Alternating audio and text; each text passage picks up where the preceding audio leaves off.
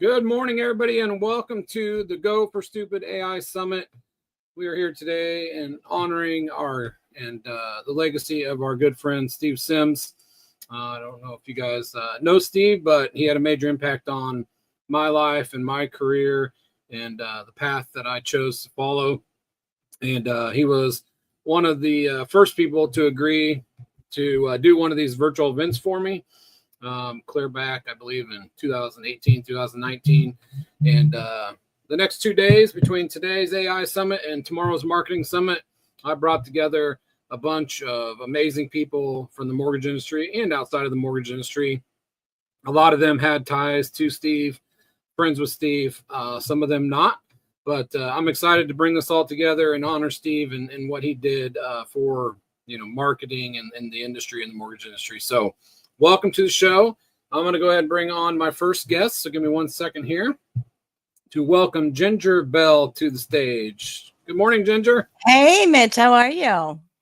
Oh, I'm doing good. I'm excited. I really am excited to do this event. We have some great people that are doing cool things with AI here in the mortgage industry and some folks that, are AI experts outside of the mortgage industry. So that's what's cool to me. We're bringing a new feel to it.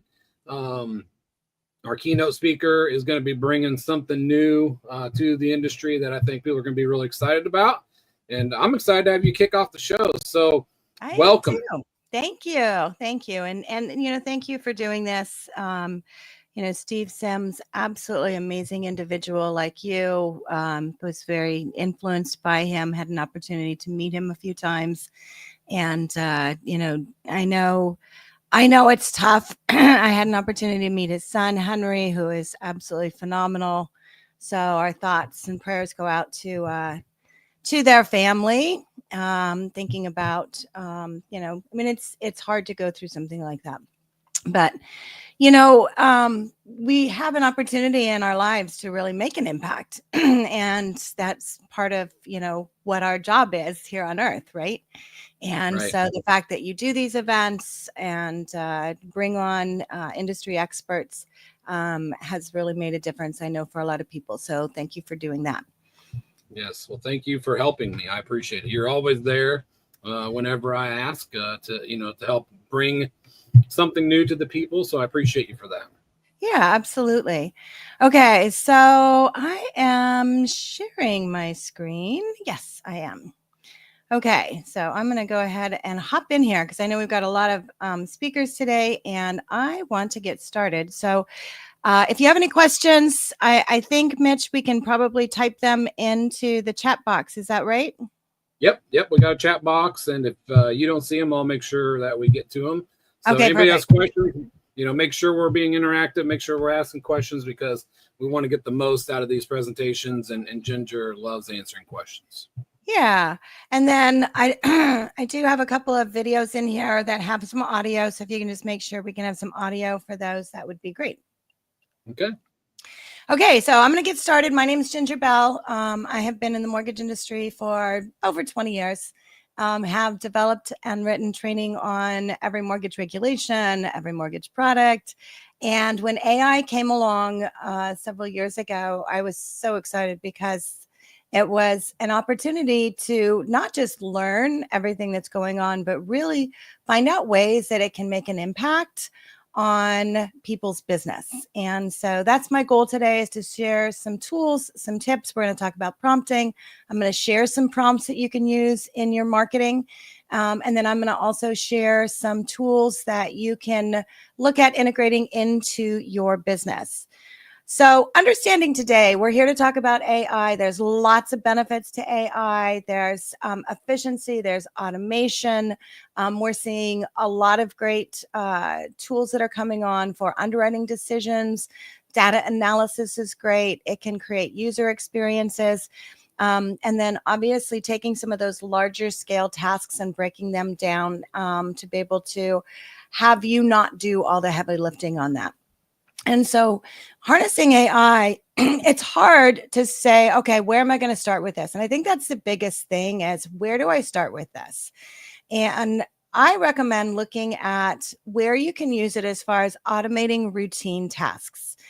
So things that you can have as far as email follow-up, marketing follow-up, any kind of data insights, numbers, analytics, things like that, customer interactions, chat bots, tools that you can use as far as making phone calls. I have some tools I'm going to share with you on that.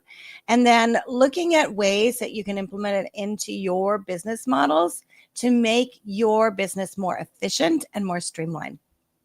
But people always ask, where do I begin? And I believe where you begin is in good prompting. And it's kind of like I equate it to having a genie in the bottle. If you're given a genie in a bottle and they give you 3 wishes, you better be pretty darn smart about how you're asking for those wishes and being specific. Because if you ask for a wish saying, hey, I'd like to fly, you could end up being a pig with wings. And you never know what that's going to be like. So it's like prompting. The better you get at prompting, excuse me, the better you're going to get as far as results. So let's look at some best practices for prompting. The first thing is be specific. And so make sure when you're putting your prompt together that you're very specific about what you want for the user, what your role is, and how you want to have the output. Also, don't be afraid to include step-by-step instructions. We don't have time today to go through a lot of different styles of prompts. There's the 1 prompt, there's a 2 prompt, there's a dual prompt, there's a tree of thought prompt. There's a lot of different types of prompting.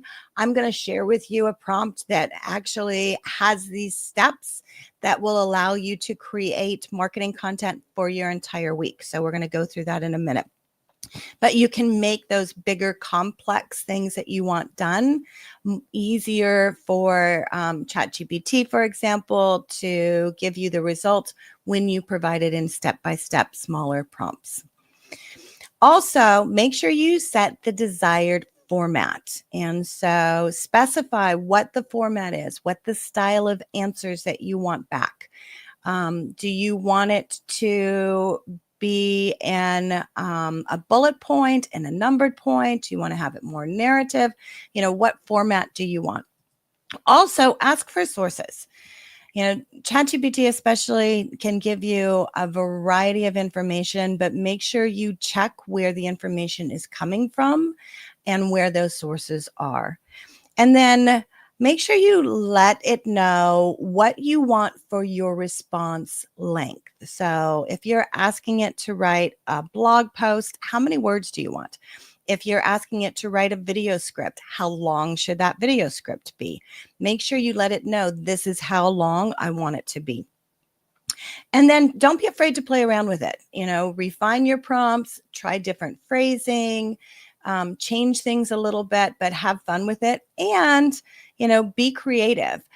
The other thing is, especially when we're getting into these ChatGPT and a lot of the large language models, AI tools, it's learning you as much as you're learning it. And so the more you use it, the better it will get. And then make sure you're identifying what your roles and your tones are. So if you want to develop a video script for first-time homebuyers, let it know this is for first-time homebuyers who have little knowledge about buying a home, as opposed to maybe you're creating a video for a non-QM mortgage product for a group of investors who are more savvy. You're not going to be having the same tone for an audience like that. So make sure you know who's the audience, what's the tone. And we all know time is money. And so using the AI, and I'm going to give you an example for ChatGPT, allows you to get your time back, but also leverage your money because you're going to be able to take a lot of the things that you're using with AI and get your time back, which is worth money. Okay, so my next example is I'm going to give you, and by the way, I have this slide deck. I also have a link where they can download these prompts and everything, Mitch, when we're done. So I'm going to share that by the end. But this is a weekly video marketing prompt. So remember, we talked about put things into steps.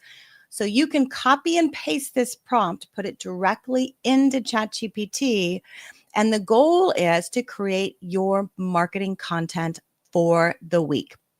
So it begins with develop my marketing content for this week. I will give you the topic and the next prompt. Once you receive the topic, I want you to create the following content in the order I have listed. I want you to include my licensing and contact information on all items except the video script. And here's the information. You can copy and paste your information in here. Now, I recommend, if you're using ChatGPT, to create custom GPTs. And you can create custom GPTs. We don't have time to go through that today, but you can create custom GPTs and you can include all of your licensing information in there so you don't have to keep putting that information in. But for this prompt, you can copy and paste and put your information in there. Save this prompt and you can just reuse it. You can also put this into a custom GPT. Although Chat has limited what you can save in your custom GPTs for your conversation starters. We used to be able to put this whole thing in, and now they've limited it to a certain number of characters. So you can just save this on your computer, copy and paste it in, and use it for the week. Okay, so here's the instructions. I want you to begin with the first item, and once I review the information, you will give me and approve it. I will type in next, and you can proceed to creating content for the next item on the list. Begin by asking for my name, company license number, website, and phone number. Now, I set it up that way, so if you don't happen to have yours in there, it's going to prompt you for that information. The video script should always begin with a hook first, and then information, and then a strong call to action with my website and phone number. So again, very specific on the information on this. And then here's the list. The first thing is a video script. Create a video script for the topic. Include a catchy opening and include an introduction to me. The script should be informative and engaging and be easy to understand. I do not need any direction or narrators in the script. It's important to put that in there because if you don't, Chat will give you, fade to sunset and the narrator comes on, slow music. You don't want that. You just want the script. So that's why it's very specific in here on what the prompt is. I only want, what I will be reading in the teleprompter, include a call to action at the end of the script. And then after you record a video, what are you going to do? You're going to put it onto YouTube. So now we're going to ask it for YouTube description. So create the YouTube description for each of the videos. You have one here. I want the description to include a catchy headline and at least 500 words for a description. So again, we're being very specific of how many words we want. I want it to include hashtags. Now you have your video description. Now you're going to post it onto social media. And so we can create social media posts for 3 videos. This is if you want to do more than the one. I want to include a short, catchy headline. And then a social media post, so you can do that. You can also do a blog post. So write a 500-word blog post on the week's topics for my website and one for LinkedIn. Create a catchy headline and be sure to include a call to action at the end. So I encourage you all to do blog posts. It increase your SEO on your website. The other thing on LinkedIn is an open source social media, which means when someone goes onto Google and searches your name, LinkedIn is probably going to be one of the first ones that come up that people are going to see. Everyone should have a LinkedIn profile. I know you're B2C, but guess what? Consumers are also on LinkedIn because they work. So they also have profiles there as well. So if you don't have a good LinkedIn profile, have a good LinkedIn profile and put blog posts on there. That's just my little tip, non-AI. And then email newsletter, write a newsletter that includes one of my videos. So you're creating a video. Why not do a newsletter as well? If you're not doing a newsletter every week, you should start doing a newsletter every week. The time to start marketing to your database is not when rates go down. It's right now. And by creating videos that are useful to them, you're going to be top of mind. So once a week is not too often. You should have 2 different lists. You should have your list in your CRM, which is your past clients and your prospects. And then you should have a separate list that is for your realtor partners and your referral partners. So whether it's financial planners, CPAs, realtors, because you're also going to send that video to them and just says, hey, don't know if you ever have an investor who's looking to, buy a home with a DSCR loan. I just shot a video on how they can do that. So those are kind of things you want to think about. So let's see what this looks like. And I actually put this together. So this is in a real estate marketing GPT that I have created in my ChatGPT. And so I just copy and paste the prompt in here. And now you see it's going to automatically say, okay, great. Before we start, I'll need your information. So I put that information in there. And now it's going to go down that list, and we have them all numbered out. So the first thing it's going to do, it's going to create that video script. So this is a video script you can upload into your phone. There's plenty of teleprompter apps that you can use on your phone. Turn your phone into a teleprompter, and you can immediately go and record that video. Once you record it, then you want to put it onto YouTube. So now it's creating a YouTube description for you. And you can copy and paste. See, it has all the information in there. I don't have to keep typing in it. It's already in there. And all I'm doing is just typing in next, and it's going on to the next prompt. So that's why I'm saying you can put one prompt that has all of these steps in here. And when you set it up with the instructions of next, then it's going to automatically go through. Now, if you see something on here that is like, oh, I don't really like that, redo that. Then you stop it and say, redo that.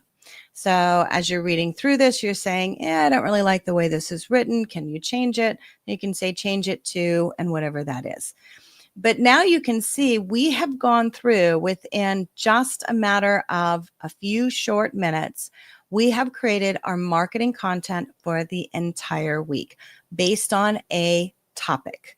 So once you choose that topic, then you can go and you can say, okay, this is what I'm going to do. Now it's gone on. There's some other things. It's automatically created a real estate marketing content calendar for me. So it will make recommendations for you as well. But that's how simple it is to be able to set something like this up. Okay, next we're going to talk about some marketing AI tools. So when I started getting into presenting on AI and teaching about AI, I share a lot of different tools you can use in your business. And as a result, I would get emails or phone calls from people saying, hey, what was that thing you talked about? That'll help me write a newsletter. So I created just an AI directory. It's called aibeehive.com. It's free to go there. We have over 200 different AI tools. We're constantly adding new AI tools there. But you can go there and get an idea. We have it separated into different segments, so you can search by different categories, things like that. But here's some recommendations of some different marketing tools that you can use. Some are for video, some are for doing, just general marketing, some are for photos, but there's an idea of some of the things you can use. And again, I'm going to share this with you. If you are a real estate agent, or if you are calling on real estate agents, there are some great tools that you can share with them to help them in their business. So we have a list of real estate AI tools. A lot of them are for listings and staging and tags and different platforms to help their customers. So there's a lot of AI tools that are out there. And it's a great phone call to make. You're calling real estate agents anyway. So instead of calling and saying, hey, do you have, a mortgage for me today? You can call and just say, hey, I was just on an AI conference, and there were some really cool AI tools that you can use in your AI business. Would you like me to share them with you? And then you can share them with them. So think about the ways that you can help them in their business as well. There's also a lot of AI tools for video. So we're seeing a lot of great development in the AI twins that are coming out, which is basically your avatar. And so it's getting like amazingly good, much better than what it used to. HeyGen is one that is really good. There are those that convert your text into animated videos. I have one, I'm going to give you an example, but there's a lot of different AI tools you can use for video. There's also a variety of AI and content creation tools. And so things that will help you create product descriptions, things that'll help you with your SEO, things that will write blog posts, things that'll write email, newsletter. So lots of different tools that are available for that. And then there's also a lot of time management tools. So things to be able to record meetings. A lot of you use Otter already in some of your Zoom meetings. CocoaNote is great if you're going to a conference. You'll just record it on your phone and it'll actually give you then a summary of the notes. It's used in a lot of universities by college students because it'll actually tell them what they need to study for. So just some great little time management AI tools. Okay, so I'm going to get a couple of deep dives into some different AI tools. This is one that I like. It's called InVideo. And in video, what you do is you put in a prompt, and whatever you put in, it's going to create a video for you. So it's going to have B-roll, which means it's going to have, if you're doing a video on buying a home in Atlanta, Georgia, then it'll pull in B-roll video about that. If you have a video for first-time home buyer, it'll pull in video for that. So it pulls in the voiceover, it puts in the music, and it also does the caption. And so by putting in one prompt, then it gives you a video that has B-roll video. So it's not you, it's not the avatar, but it can be something to use for processes, for training, for additional marketing thing. I always recommend doing some of your own videos because that's how you develop relationships, is by people seeing you on video. Same with the AI avatars. I love the AI twins. I think they're great. I don't recommend using one and like spoofing people and telling it's you because they're going to be able to tell the difference. We have a podcast, AI Beehive podcast, and we had a vendor on who has a great AI twin tool. And he's talking about, oh, they're so good. Nobody can tell the difference. Like, that's the problem. The AI is so good. They're going to tell a difference when you do the video. So what I recommend, if you're going to use the AI twins, don't use them for all your videos. Use them for some of your videos. Use them for your process videos. Use them for your explaining how like a loan estimate works or steps.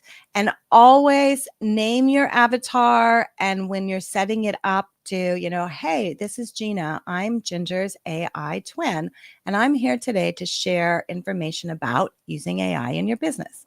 So set it up like that so people know that it's you, you're giving the information, but it's somebody else doing it. That's just my feeling about that. Okay, so I have an example here of the InVideo and what that looks like. This was for a real estate agent in Scottsdale, Arizona. Put in a prompt, make a video about buying a home and moving to Scottsdale. So let's take a look at that.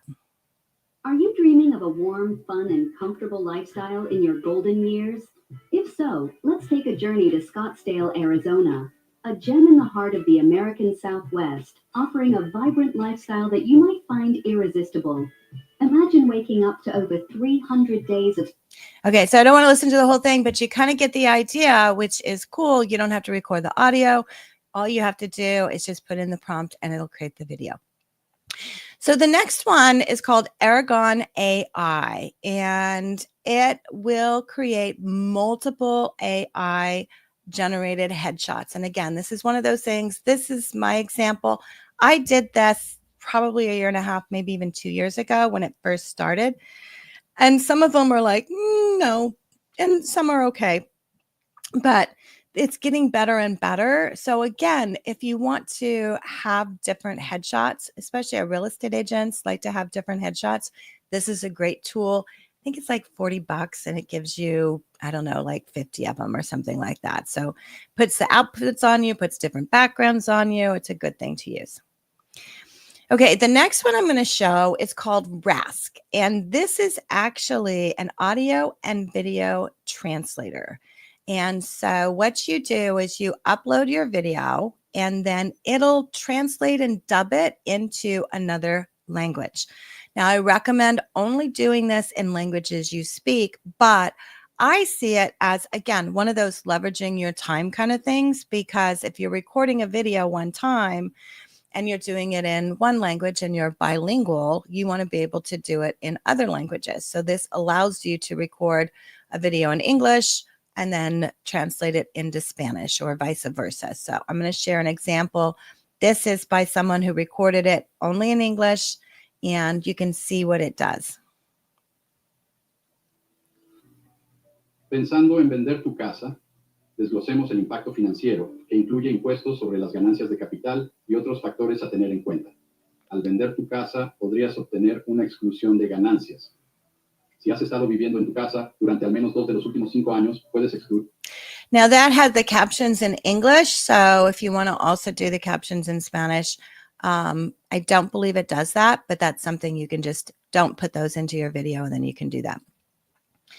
Okay, and the next app I want to tell you about, this is an amazing tool. It's called Macy 365, and it's a mortgage AI system. And what it does, Macy will follow up by voice on the phone or by text with your leads. And so you can upload your leads list in there. You can upload your CRM in there, and then she will call them.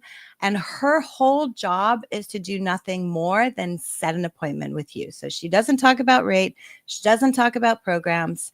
But what she does is make those phone calls for you or answer those phone calls that come in that you can't answer. And that's important because there are, and these are just industry benchmarks, missed opportunities from the lack of follow-up. And we know follow-up is king, but sometimes we don't have time for the follow-up. The reality is 2% of sales happen on the first contact, not real big. 80% of the sales require 5 to 12 follow-ups. So having that system set up, and this is one of those things that can automate your systems for you.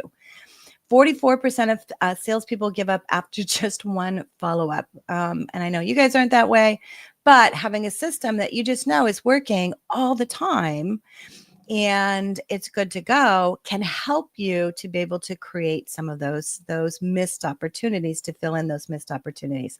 So let's take a look at what that sounds like. Hello. Hey, Catherine. This is Maisie, the AI loan coordinator from ABC Mortgage. Kieran Shaw asked me to give you a call. How's it going? Hi, it's going fine. That's great to hear. So I'm calling because home values in Atlanta have increased significantly recently. This means you might have more equity in your home that you can potentially use. Would you like to find out more about this opportunity? How do I find out what the value of my home is? That's a great question, Catherine. Kieran would be the best person to give you access. So again, the goal is to set an appointment. That's the whole goal of doing this. And they'll go through and answer the questions and things like that. The other thing it'll do is texting. So, and it also texts in multiple languages. The phone calls are only in English right now, but it will text in multiple languages. So it's one of those things, just like a bot, you can have that to where that information comes up. Another thing, and I love this, it'll follow up on an abandoned loan application. AI coordinator from Dream Team at First Option Mortgage. Lee Sykes asked me to give you a call. You started a loan application in our online portal but didn't complete it. Just so you know, this call may be recorded for. So it's going to go through that whole process, and the goal is to have them complete that application. So if you want to find out about Macy 365, there's a QR code, or it's also on the AI Beehive, so you can go there and check it out there. So I have some handouts for you. There's AI tools for mortgage and real estate professionals. I have some ChatGPT prompts for mortgage and real estate professionals. I also have Winning with AI Playbook. So if you scan the QR code, you can go there, or you can just go to my website at gototraining.com and click on the AI handout. And then we also have, as I shared earlier, the directory, which is aibeehive.com. It's available on our app store. We actually just yesterday were able to get it finally approved for Android. Android takes a little bit longer than Apple does. And so the great thing about having the AI Beehive on your phone, it's an app, And then you can actually go in and save the apps that you like, the AI apps that you have in your own dashboard. It's free to set up a login. And then as you're seeing different AI tools that you want to use, and you can go back and you can access them later on. So again, we have over 200 different AI tools on there in a lot of different categories. So you can, cruise through there. You can search by, whatever topic is. If you're looking for one particular topic to be able to go, it'll give you a list as far as the different AI tools that can help with that. This example, we're going through video. So if you're looking for that, you can do that. And then all you do then is just click on what the AI tool is, and it has information on there. And then you click out on find out more, and it'll take you to their website. So you can try it. A lot of the AI tools, there is a cost. I know I was talking to someone the other day about, okay, they're adding up. It's like, yeah, you have to be careful about which ones you're signing up for. Use the ones that you're going to use. It seems like they're running anywhere between $20 and $50 a month. There are some discounts for others, but that's kind of the general thing. Some of them are a little bit more expensive depending on what they do. But at least with the AI Beehive, you can find out what tools you want to use and be able to get an idea what those look like. Okay. Mitch, do we have questions?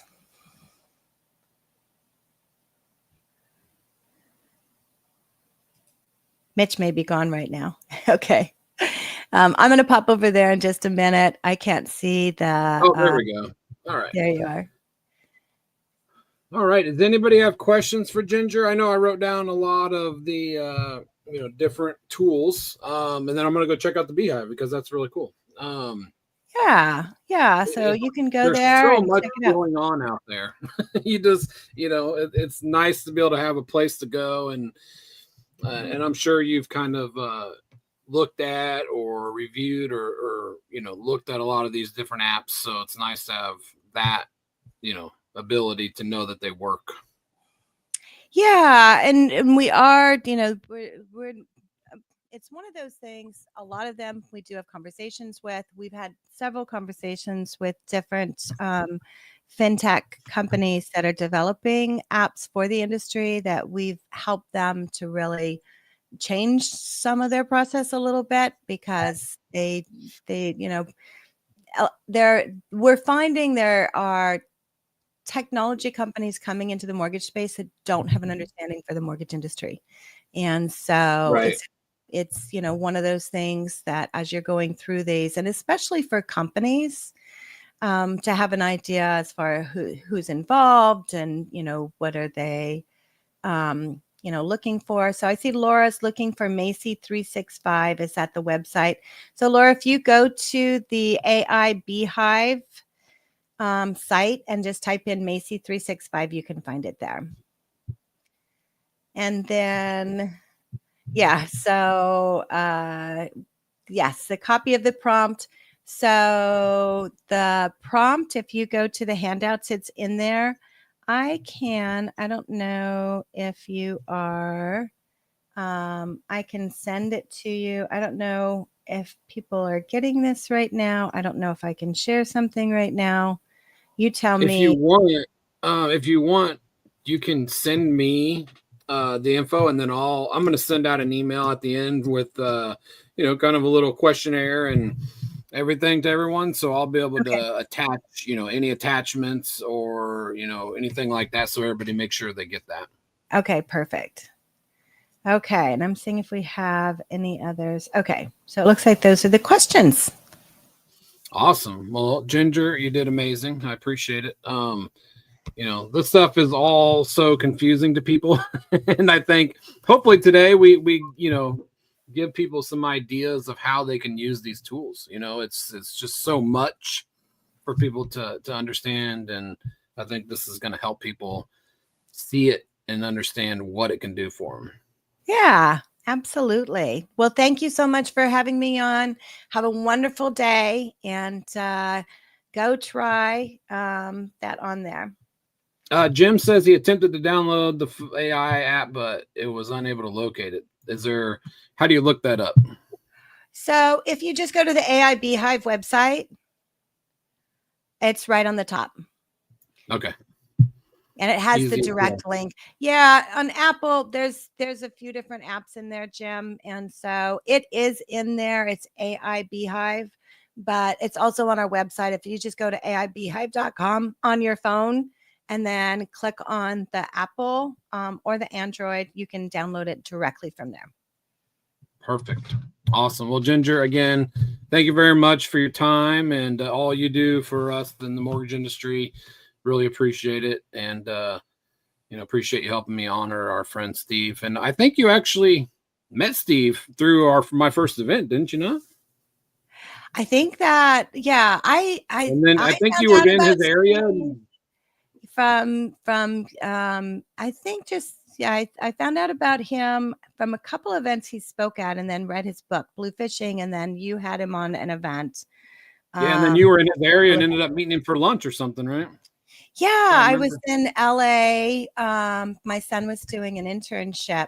And so Steve and I had been chatting, and I just said, I'm going to be in LA. And so my son happened to be with me. And so he brought Henry, and the two of them rode their motorcycles, and we went to Hamburger Mary's. Yes. Awesome. Yeah. See, that's the stories I want to hear about when when doing this event. So yeah, awesome. Phenomenal human being. He was just and so messed, made such an impact, and definitely larger than life. Just amazing person. Absolutely. Awesome, Ginger. Well, have a great day. I appreciate your time. Awesome. And you got a full day ahead of you. It's only 7:37 out there. It is. I'm on the West Coast. Yeah. All right. We'll talk to you soon. Thank you. Bye. Bye. All right, everybody. That was Ginger Bell. Go follow her on social if you're not already. Amazing lady.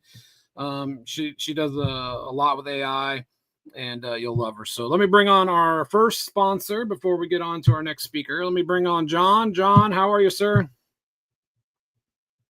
Nope, I don't have your volume.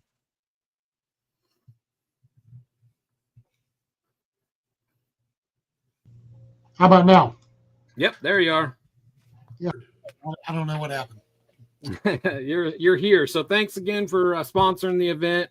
I don't know if you knew Steve or knew of Steve. If not, I suggest in your free time, go out and get the book Blue Fishing, The Art of Making Things Happen. Amazing. If you do the Audible, it's hilarious because Steve is actually the one that reads it, and his British accent and makes it all that much better. So the Audible I highly recommend. Okay, cool. Yeah, I heard you guys talking about it as I was in the back room waiting. So yeah. So guys, look, my name's Sean Rankin. I'm with Sales Platoon. We are a DoD skill bridge program. And what that means for you is that as our active duty military are getting ready to transition out of the military, the last 90 days, they can come and intern at your company. If you're, depending on what kind of mortgages you do, they can spend that 90 days to get their mortgage license and then begin to work with you and learn the trade of how to do mortgages. Or if you're a bank, then they could just come and work at the bank and begin to learn the ropes of what it means to be an LO.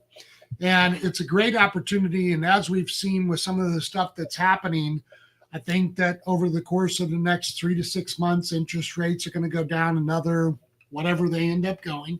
I'm not a soothsayer, so I don't know what they're going to do, but chances are they're going down. How much, I don't know. Which means that as an industry, we will begin to recover from the massive losses that we've had over the last couple of years, just in employees, right? And loan officers. And so this is a great opportunity to get people that understand discipline, understand self-management, understand what it means to go to work and work hard, and in a career field that can pay them way more than what they can make anywhere else. I'm a total believer in the industry, total believer in the effects of that industry, and would love to connect you guys with military talent that's about to transition. And so we've been supporting Mitch from pretty much the beginning. We love what he's doing. We love what he's doing with you guys. And if you're interested in getting military talent, I'm the guy to talk to. I'm going to drop my email and my website in the comments here. I know Mitch has them as well and puts it out, but we would love to talk with you guys. We're in all 50 states as well. So anywhere in the U.S. that you need lenders, we can get them to you. The military will pay for their license, so we can get that taken care of as well. And then you would have 90 days of their term of service where they're not allowed to be paid by you. So the federal government's paying them. It's a great opportunity. We'd love to talk with you guys. So I love it, man. You know, I got a soft spot for our military. My brother served for 20 years and the Army, and you know, I see him get out, and you know, people don't understand if you do serve and you do go overseas, what that has a toll on your body and your mental health. And you know, then he gets out and works in the coal mines and works in, you know, tire factory, and you know, it's like guys like that deserve better.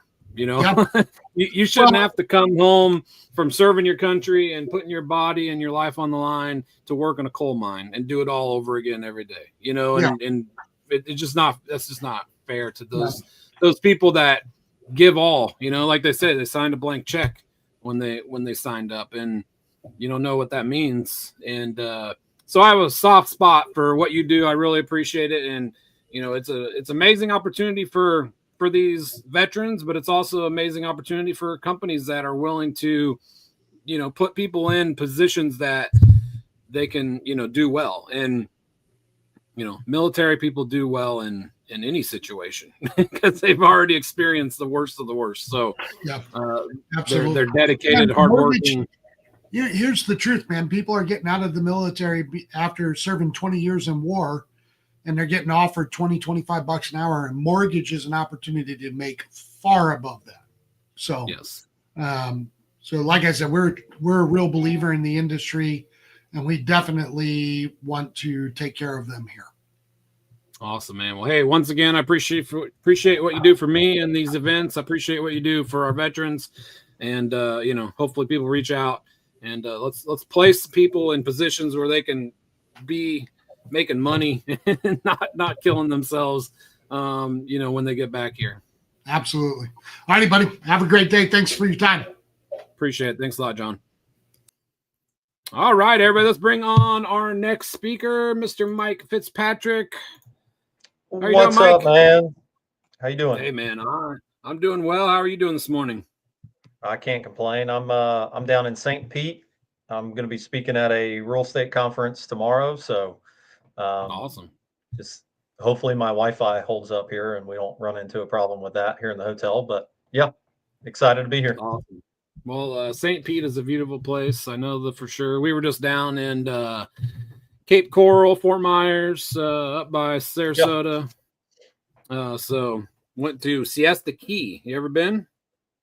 Yes, I think Siesta Key is not too far from where I'm at right now. Probably an hour and a half or so. Yeah, if that's, and it's, oh man, it's beautiful. Beautiful beaches down there. It's like powder.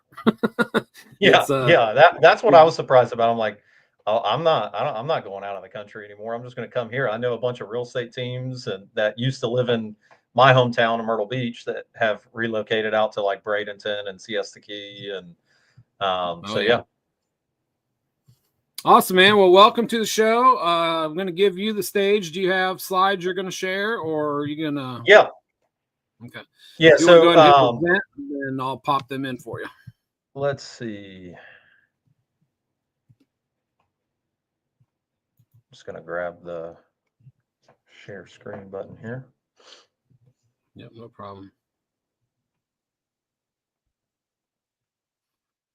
Yeah, we went down there a couple weeks ago, and it was like 110 heat index with 11 UV. So the beach was hot. Yeah. Can you see my my screen here? Yep, there you go. I got it up for you. So, all right. I will go ahead and are you in where you need to be, and I'll let you take over. Yep. Yeah. So it should take my whole screen here. So whenever I bounce around, you'll be able to see what I'm looking at.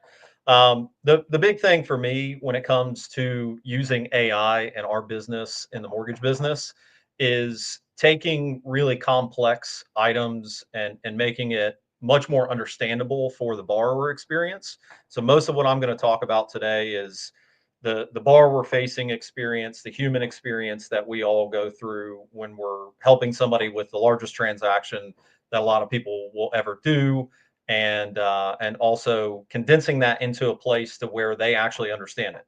What we don't understand a lot of the times as mortgage lenders is we do this every day, but we forget that the people that we're helping don't do this every single day of their lives like we do.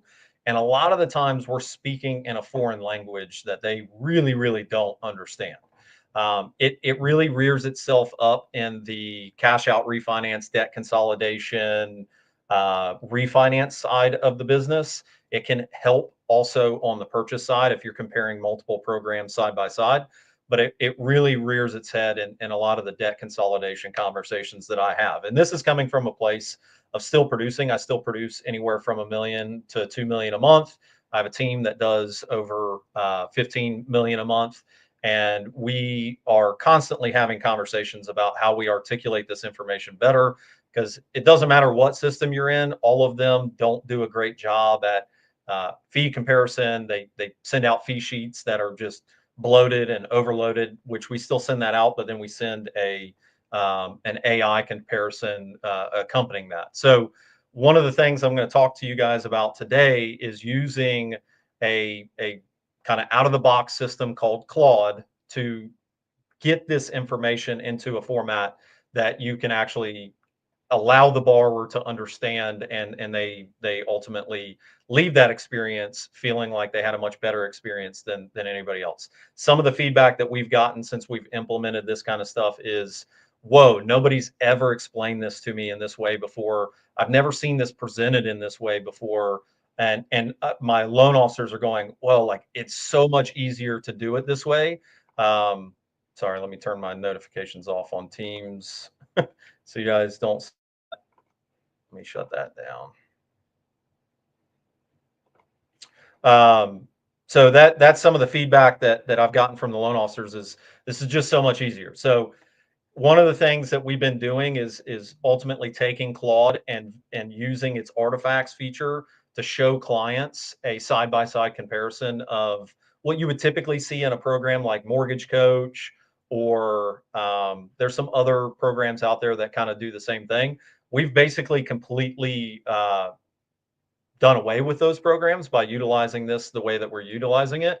And ultimately, it gives a better presentation to the client. So you can see an example of that off to the right here of their complete debt consolidation analysis. It's one of the bots that I created or custom project for my loan officer. And all they have to do, you're not sharing any PII data with this system. The only thing that you're doing is screenshotting the verification of liabilities and what's being paid off, and then uploading the terms of the new loan and the old loan. And it creates the comparison. I've coded it in a way where the math is correct, because sometimes it can hallucinate. So you have to get a really, really well-built prompt in order to get this to compare the way that it should. So overall, and if there's questions, I can't see the questions right now. I will hit those after I get off of this screen. But it gives it in a visual way. Most people, I would say 80% of people out there, are very visual people. They're not going to look at a fee sheet, and they're not going to look at things side by side. That's just a bunch of numbers that don't have key terms that they're going to understand, that they're going to be able to get anything from it. So that's why we created this custom project within Claude. That's CLAUDE. It's by Anthropic. It's backed by Bezos and some of the big guys out there. And ultimately, it helps you create this comparison. And it's the easiest thing that you can think of. You print off 3 PDF fee sheets. If there's any PII data in those fee sheets, maybe you're comparing VA, FHA, conventional, all side by side. If there's any PII data for the borrower in there, delete it and then upload it to that custom project. And I will send you guys the actual prompt that I use to create this. I'll send it to Mitchell after this. That way he can send it out to you. But ultimately, it will compare them side by side and create a visual like you see here. And it's going to help you build trust with that customer. Because my goal with AI, and a lot of people will tell you that they're like trying to replace the human experience in other industries. I think in mortgage, the people that are going to be able to harness AI to make the human experience that much better are ultimately the ones that are going to win in this new era of mortgages. Over the next decade, there's going to be a lot of noise and arbitrage out there and a lot of things happening that are going to create a lot of noise that's going to waste a lot of squirrely loan originators' time, because they're going to be going to the next thing, squirrel, squirrel, squirrel. But if you really understand AI and you can really harness it, it's going to be something that can actually get you real sales. It's going to get you repeat referral clients, because we cannot forget about the human experience that these people have. If you're going to think that you're going to offload most of your day to a bot, and you're not going to be face to face with people, and you're going to clone yourself with HeyGen and some of these platforms that are out there, you will ultimately lose in the end, in my opinion. Can you leverage some of that stuff for content, for advertising, for marketing? Yes.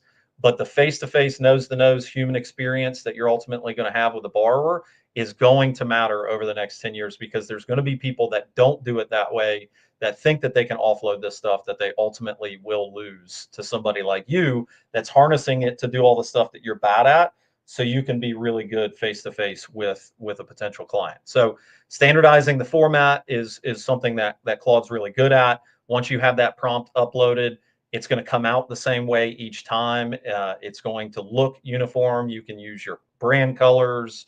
You can utilize your logos if you know how to implement those correctly.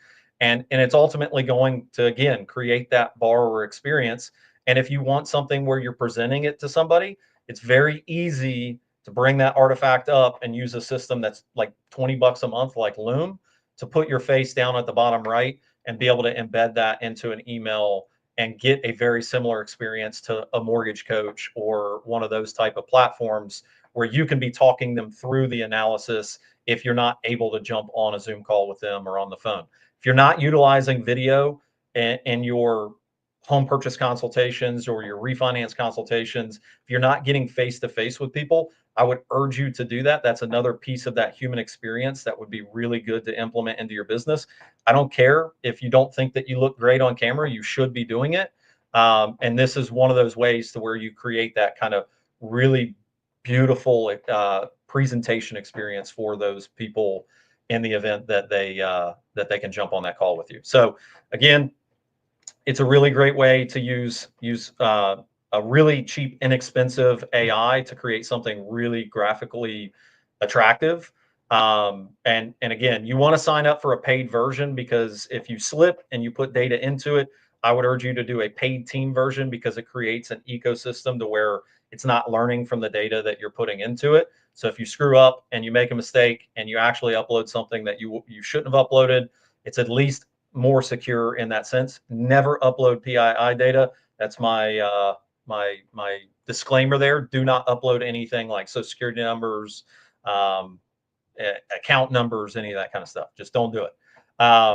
The Claude, it also has what's called OCR technology built into it. So if you send it a screenshot and it's got text in it, it's automatically going to recognize through OCR technology what that is, and then ultimately be able to articulate that data into that. So you don't have to print fancy sheets out or anything like that. If you want to print out your typical PDF fee sheet, mine, I have made one within Encompass, because we still use Encompass, that has no PII data on it, no borrower data. It just has the information that I need to get into the system that I'm using to create this.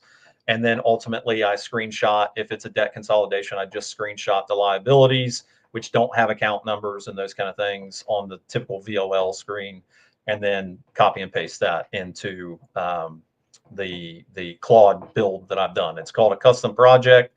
I'll show you a little bit about what that looks like once I'm done here. And then I'll get to that towards the end. I think I'm doing pretty good on time, but this is ultimately what Claude is. Can you guys still see my screen? Let me check the comments. Everybody good? Still see my screen? Okay, cool.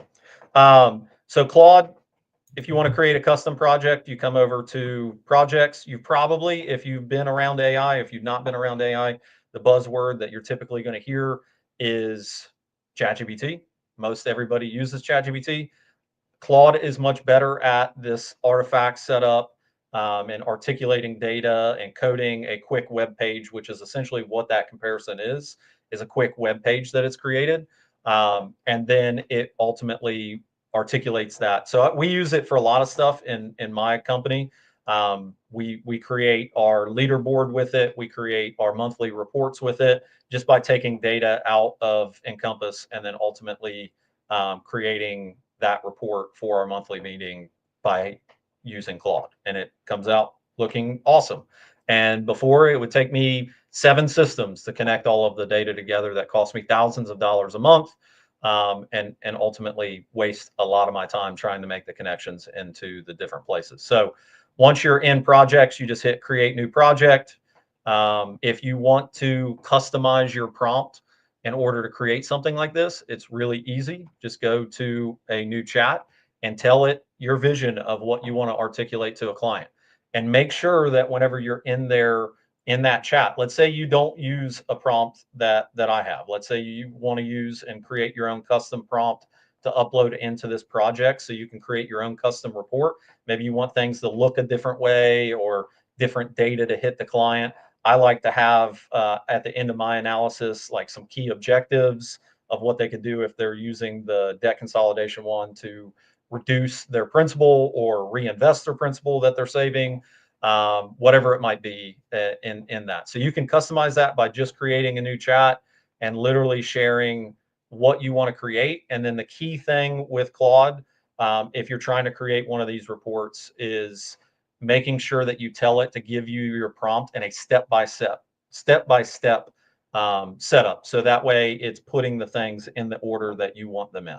If you see something's out of order, you just tell it, hey, that I want to actually be the third thing that the client sees. It'll give you a very step-by-step prompt. And that's what a lot of people don't understand about AI at this point, is you don't have to be some crazy prompt engineer. You don't have to go take this Harvard course that I keep seeing pop up in my Facebook timeline, how to become a prompt engineer in 6 weeks. You literally just have to talk to AI about how to create better prompts and how to be better at what you do from an AI perspective. And then it will help you create it. So after you've created that project, you've uploaded your prompt, you've created the custom thing, you can then go reference those projects anytime you want. They're always there. It's a lot like ChatGPT's custom assistants that you build on the left-hand side of ChatGPT, and they'll live there forever. It's not going to be the same chat every time. You're going to be able to start a new one for each borrower that you're going to work with. That way you have something to reference back to if, for whatever reason, you don't get it to anti-hallucinate and some of the math might be wrong. So then ultimately, this is what it creates. You can copy and paste this if you do create the project automatically to where it's not a private project. So if you share this artifact, you technically could share the entire artifact to a client. And then they would be able to scroll through here and see all the different comparisons, what they're paying off. And this is ultimately what I created for a recent client of mine that is doing a closed-end second and saving himself close to $4,000 a month. So the last thing that I want to leave you guys with, and then I'll open it up to questions, and you guys can ask me some questions in the chat. I can somewhat see the chat. Is the future of what AI is going to be able to do for you as a loan officer. I believe in what's called the agentic agent. The agentic agent is going to be essentially your LOA at some point. There's a lot of companies racing to create this technology, but ultimately the agentic agent is going to be something that's probably downloaded to your phone. I think a lot of CRM arbitrage will happen to where you won't get this crazy dashboard that you have to look at on CRMs all the time. You're going to have this one little app on your phone. If you've ever seen Iron Man, somewhat like Jarvis, and you literally say, hey, which of my files don't have appraisals back? Awesome. Text each one of those clients and let them know the status of their appraisal. And it will have access to all of your APIs, all of your system, and you'll ultimately be able to just talk to it like it's an assistant and like it's a human. And that's essentially the agentic agent mentality, and what's coming in the near future. There are a lot of CRMs that are working on these things, and it is going to be something that I think is going to revolutionize our industry. Because if you're an early originator or you're an OG and you've been around for 10 plus years, it's one of those things that is pretty difficult at times, where you're like, I need an answer to this, and there's 7 logins or 70 logins that you've got to remember, or you've got to wait on a processor, or you might be brokering that loan and you got to wait on a broker underwriter, or whatever it might be, that you're trying to get an answer on. And ultimately it takes you 30, 45 minutes to go look up the answer on these different topics that you might be looking for. Whereas an agentic agent that's interconnected to these things might be able to get you that question answered in 30 seconds,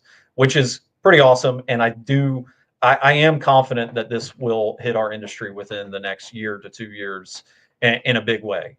Whether it's one company that can connect into multiple CRM platforms, so therefore it's got all the information that it needs through the CRM, or maybe it makes webhooks and calls out to things like Regora appraisal management, VA API to check on VA appraisals, and those kind of things. So the sky's the limit there. And just a taste, because I did connect my email through ChatGPT, and this is ultimately it scraping Outlook. So this is like the smallest minute version of what this looks like, which is it's just connected to my email, and I go, what's the status of this file? And it ultimately gives me the status of that file just by scraping my email box and coming up with key items that it's going to tell me that I need to follow up on. Or I utilize it for my pipeline reviews for my loan officers. So I'll scrape my email box for all the recent emails on their pipeline, use Encompass's Excel export, and then create a pipeline review for them. So you're not stuck on those crazy 2-hour-long pipeline reviews that really don't benefit anybody other than the top producer a lot of the times. And it's a huge time suck on ops and those kind of things. So I know I've thrown a lot at you. I know there's a lot to unpack here. I'm going to stop sharing my screen and start answering some questions and see what you guys might have questions about. I know I flew through that probably in too fast of time, but yeah, that's what I've embarked on and created so far. And I think it can help a lot of loan officers articulate information in a much quicker way. Yeah, we got 10 minutes. So anybody have questions for Mike? And hopefully there's no executives for Mortgage Coach on here, because I'm pretty sure I probably pissed somebody off with that. What do you do? Mortgage Coach still has a lot of features that like just Claude's not going to be able to do. So if some of those features that it does are important to you, then you should probably keep it. But I'm always on the fly trying to make sure that I am being fast. Right. Smooth operation. Yeah. Anybody have questions? I know we have quite a few of you out there watching. So who has questions for Mike while we got him on the line here? And you did say you had something that you wanted me to send out as well, right? Yeah, I'll send you a sample beginning of a prompt. And ultimately, like, that'll help people start asking Claude the right questions to be able to build their prompt to articulate this data to their clients in the way that they want. Like my setup's not going to necessarily be the way that you want to show things to your client. And yeah, so. Marcin wants to know, do you sell your project guides? Marcin, sell my project guides? No, I mean, I'm a giver's gain guy right now. So if I can help you in any way, just reach out and I'm happy to share that with you. You can find me on Facebook, Instagram, those kind of things. Yes. Once again, when you're listening to these people throughout the day, always go follow them on social, because, you know, the reason that we choose the people we choose is because they are industry leaders, for one, and for two, they're willing to share. They're willing to give to help others. It's not about them. You know, it's about helping. And obviously that's what we do. You know, why we do these events is to, you know, and why we don't charge, you know, for this information. So make sure you go out and, you know, add Mike on Facebook or Instagram or whatever, and follow him. Yeah. And I think honestly, man, like the next 3 to 5 years in the mortgage business are going to be a wild ride. I think we're going to be in a declining rate environment, and speed is going to be the key. Because I mean, ultimately, like what John said before, there's far less loan officers in the business than there ever have been. So if the industry overall starts to get really, really busy really fast, there's going to be a lot more volume for the people that are still in the game. The reality is you can't license an AI bot like that. We're insulated from that happening. So if you're a licensed loan officer, and we don't see 30,000 more loan officers jump into the game real fast, there's going to be a lot of opportunity for people out there that are still in the game. And that's why I think you've got to harness some of this AI stuff to be faster, because it's going to be an onslaught. If we see rates go down into the 5s, it's going to be a complete onslaught that you're going to have really good systems and speed to win, or you're just not going to capture the kind of business that is going to be out there to capture long term. And the key is, you know, unfortunately in our business, there are a lot of lazy people. So, you know, the key is not to allow AI to make you lazier. You know what I mean? Like, there are guys out there probably doing 2-3 loans a month, and they may take on some of this stuff that we're teaching them, and it's going to allow them to continue to do 2 or 3 loans a month and work 10 hours less a week. You know, it's almost like, don't let that become the trend.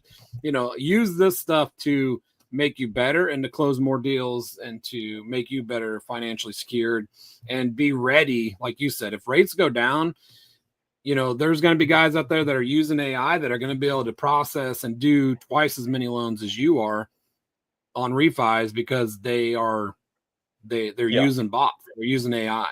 And if you're not ready, you're gonna win, but you know, there's gonna be guys out there winning 2-3 times the business that you are, because you're just not fast enough.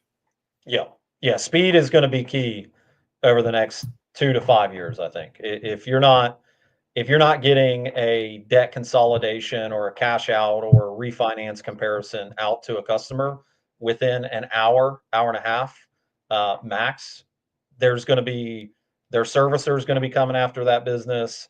There's going to be chop shops. There's going to be all kinds of stuff happening once that initial rate reprieve happens. And if you're not primed and ready with some technology that can help you articulate this data in a better way than they're going to, because they're going to try to get somebody on the phone and just slam them.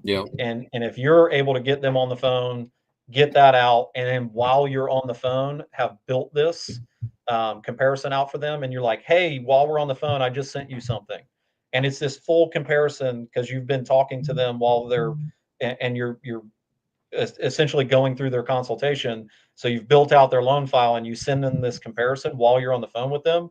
In the 20-30 minutes that you're having this consultation, you're going to, that it's the wow factor that I think that we've lost sight of in the digital social media type of age. I just don't see a lot of wow factor out there in the business, and you can create that wow factor, and it doesn't have to take you hours to create these presentations. It can take you seconds.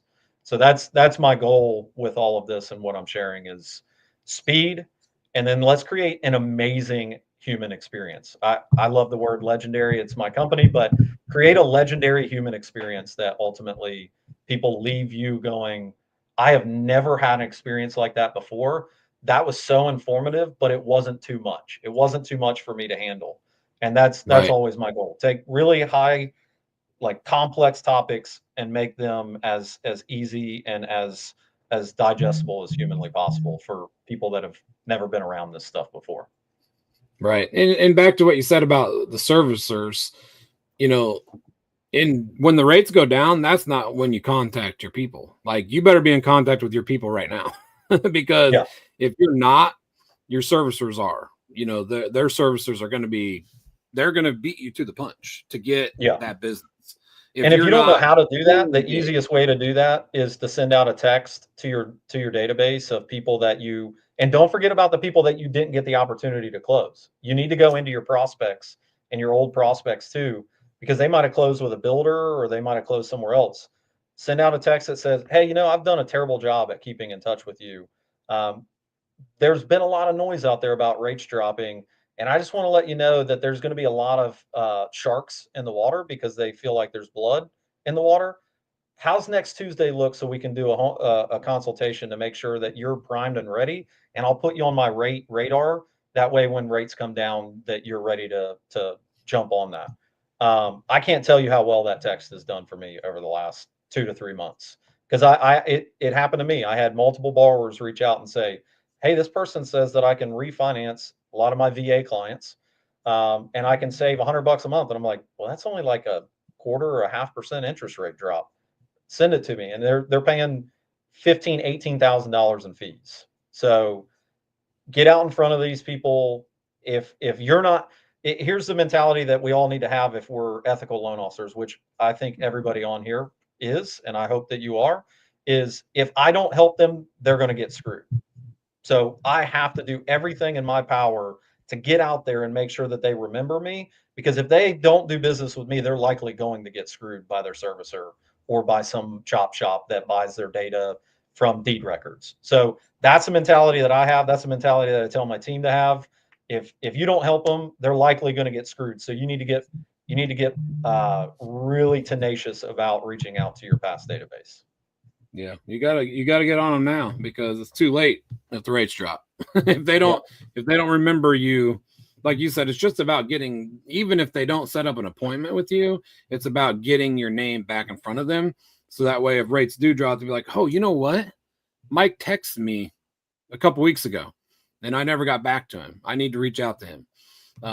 Or else, like you said, the servicer is going to do it. And, some guy in a call center is going to get 25 bips for getting them. Yeah. I mean, I'm not hating on anybody's business model, but the reality is like most of the time they are not taking the time to really look at somebody's situation and ask some deeper qualifying questions. And you could change somebody's life. I think we all lose sight of that because we get busy at times. We have the ability to create and change generations through what we do and create generational wealth. It's not just a flippant thing. Like, you need to be doing a little bit deeper dive on these people, because if you do and you're utilizing AI to hear that stuff and remember it, you can use that later to ultimately say, hey, I know you had another kid. Is there another one in the future when you bought last time? Oh, crap, I didn't stay in touch. You had another kid.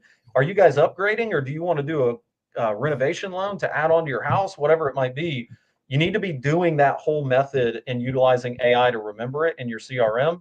That way you can hit it later whenever you ultimately reach out to that client again. And again, don't forget, every single dead or old prospect is an opportunity. I see people too much just going after their closed book of business, and they never go back to their prospects that are dead and buried and actually hit them and go, hey, I know you bought with another lender. How was that experience?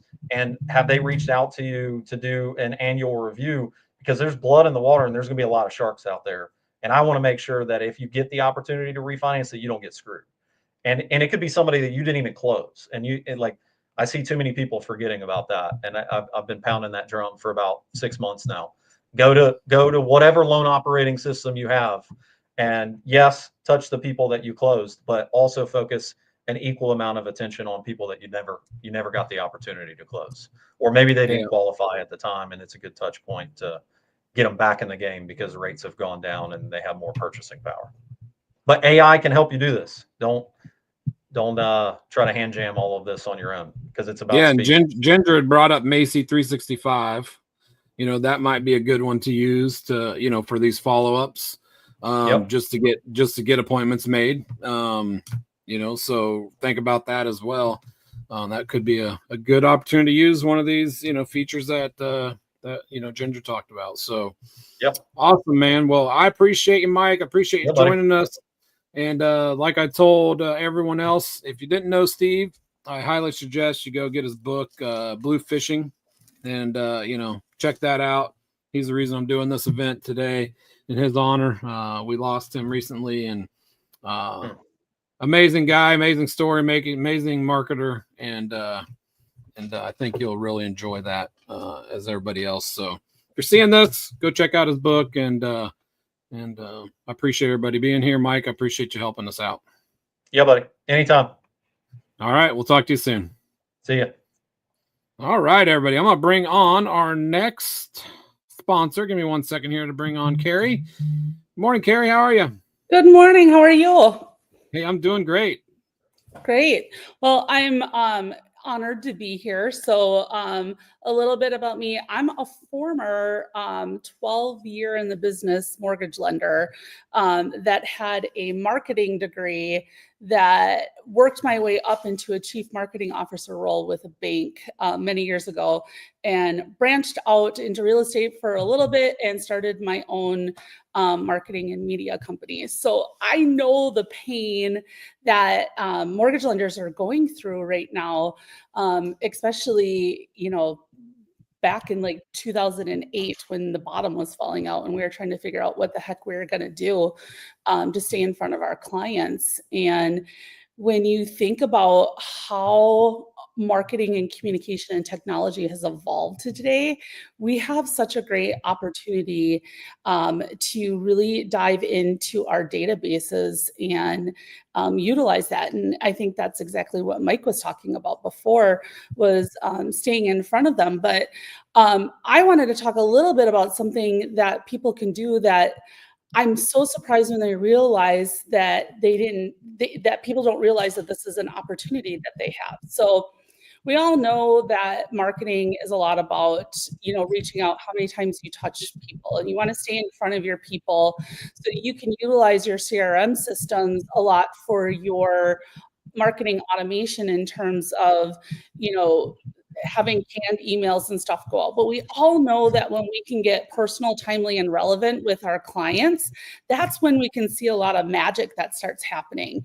And if you've got a database, you can actually take your database and download that customer list, and you can actually upload that to Facebook and run specific ads directly to those clients. And why is this important?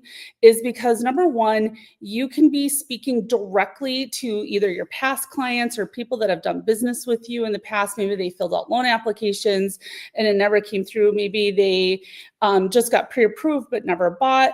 Maybe you got them from somewhere and they never reached out to you.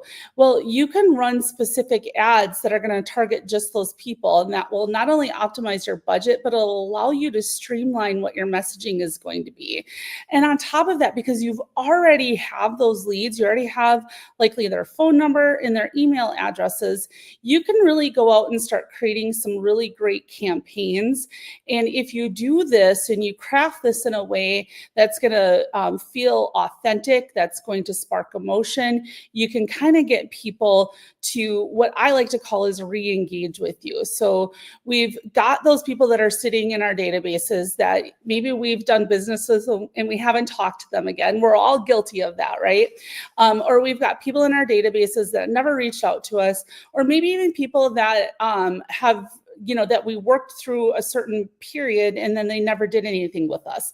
Well, as Mike kind of said before, there are no dead opportunities that are out there. And I like to call these kind of re-engagement campaigns. And the way that and the best part about this is obviously you have your CRM systems where you're sending out text messages and emails are either free or for a really fraction of the cost. But now you can run targeted Facebook ads specifically to those people. So not only are they getting maybe a text message and an email from you and a phone call, because you should be calling those people, but you also can get a a targeted ad that's going to go directly to those people. And that will help you optimize your budget because you don't have to spend a ton of money knowing who your audience is because you've already identified that audience and you can take that and push that out there. So there's such there's such an opportunity, especially when we know that there's a lot of chatter out there about rates. And here's the thing that's really cool and something to think about too. These people may not even be interested in making a move right now, but do they know someone who is? Do they know someone who's buying a house? Do they know someone who might need to refinance? So you might not get the business from those people, but you might actually get referral business from them too. So if you really start to think about the way that you could put a strategy together and say, here's all the problems that consumers have in the market right now when it comes to my product, and you can show up and say, hey, I'm a solution to your problem, or hey, you might not even known that you had this problem, and here's some ways that I can help you. And you do this in a very personal and authentic way, and a way that's going to kind of, touch their heart a little bit, because that's the key to things right now is, getting that emotional connection with the people. And especially if you've already done business with them, they're going to be like, oh yeah, I remember you, and you've come back. You've got a great opportunity for that, especially in today's world. I remember being a loan officer and going to the courthouse with a yellow legal pad and writing down people's names, addresses, and where their mortgage was filed. So, and then grabbing a yellow page and looking up those phone numbers and trying to do something with that. So the way that we can leverage our databases and our technology today is so great. And this is what the big guys are going to be doing, right? They're going to be looking at a lot of this stuff with their, analyzing their databases and looking to see what they can do to push that out. So you've got a great opportunity with those custom audiences for Facebook ads. And you only have to run them for you can run them for $2 or $3 a day and run them for 4 days and spend $15. So it's not expensive. It's really easy to do. And it is something that you can stack on top of the communication that you're already putting out there through your CRM systems and the way that you're doing some outreach out there. So it's pretty cool stuff that we've got going on in the digital marketing world. That's awesome. And how do people do that? How do they run the ads? Do you guys help them with that? We can certainly help them with that. We can either we could do it for them, or we can do just a one-time consultation, sit down and run them through. Or you could go to YouTube and look up videos. There's tons of videos out there on it. But it's really about finding that custom audience. It's not hard once you do it once. You kind of have that blueprint to show you how to do it over and over again, and it's a great way to leverage your database. And it works so well. It works awesome. So how do the people get a hold of you if they do want to maybe have a sit down consultation or help with that? Sure. The best thing to do would be to go to my Facebook page and send me a direct message, and it's Brandcast Rocks. That's what you would look for. And send me a message, and I would love to sit down with anyone and help them come up with a distribution strategy. Awesome. Well, I appreciate you, Carrie. I appreciate you helping out and sponsoring the event and joining us. If anybody has any questions, make sure you find Carrie on Facebook, and also find, you said Brandcast Rocks. I put that in there. So make sure you guys look that up and find her. Thank you so much. Awesome. Thank you very much, Carrie. Yeah, thank you. Have a great day. All right, everybody. I'm going to bring on our next speaker here. Give me 1 second here to bring on Scott Shang. How are you, Scott? Hey, I'm good, Mitch. How are you? Hey, doing well, man. It's been a while. I appreciate you joining us and helping us honor the great Steve Sims today. And I know you've kind of pulled away from the mortgage industry a little bit the last few years and have really dug into AI, which is very interesting to me. I was excited you said yes to joining us because, there's so much more to AI than just what people will see in our little tunnel of the mortgage industry. And by, diving into it from outside of that, I think we get more perspective on, things that maybe we should be doing or can be doing that we're not. Yeah, no, I agree. I think the majority of people still, they're processing the concept of AI through what we've always known, which is Google or apps. And it really is none of those things. It's like electricity, and it can power anything we can possibly imagine. It's like an external hard drive, but it's an external neural processing unit, like for your brain. So right, it's actually not intelligent, but if you can ask it intelligent questions and approach it in an intelligent way, you can get results that are exponentially greater than you could ever do just as a person. And so I'm going to talk about agentic AI today, which is kind of cool, which is you just kind of have to come up with the idea, and then you give the AI the idea, and it's going to figure out the best way to approach that problem. Awesome. Well, I'm looking forward to it. So do you have a screen share or slide you want to share? I do have a screen share. Let me see if it's going to work. Let me see. Let's see. I want to do an entire.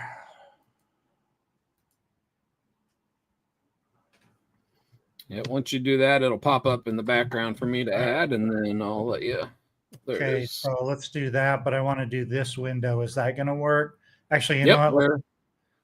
Let's maybe do this a different way, because I'm not going to see. So give me just a second. Yeah, this is all going to be. This is going to be kind of live. We're going to be doing stuff real time here. Okay. So if I do it that way, it's going to cover up. I'm not going to be able to see questions. Oh, gotcha. So if we do this right, people have questions. So, okay, how do I get back to the screen share piece? Okay. All right, guys, this is technology. We'll get this figured out. Yeah, like what you said, like a lot of people think about AI as just a search engine or an app, and it's there's so much more depth to it than that. Yeah. Okay. There you go. You should be able to see it. There you go. Yep. Okay. All right. Cool. So, yeah. So my premise and the way that I approach AI is as a collaborator and a co-creator, and as kind of an amplifier of ideas. And I also like to refer to it as a Socratic sidekick, because I think a lot of times what happened with the internet was great, but what it also taught us is that the answer is outside of us. So we have a question, we type it into Google, it gives us a stack of books and says, read these books and you're going to learn whatever this thing is.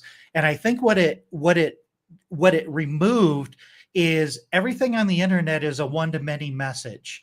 It's, hey, everybody should do this. And we should know by now, everybody shouldn't do everything.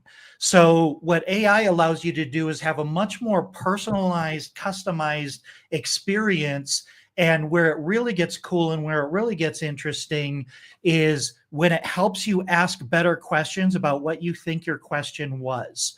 So this is going to be kind of a play along adventure that we're going to do today. So if you go to this bit.ly link, you're going to have all of the prompts and the sample chats that I'm going to show you today. And basically, we're going to use agentic AI to do several things. The first thing we're going to do is we're going to have it do some research in our market and figure out where the best areas to find buyers are based on current data and current information.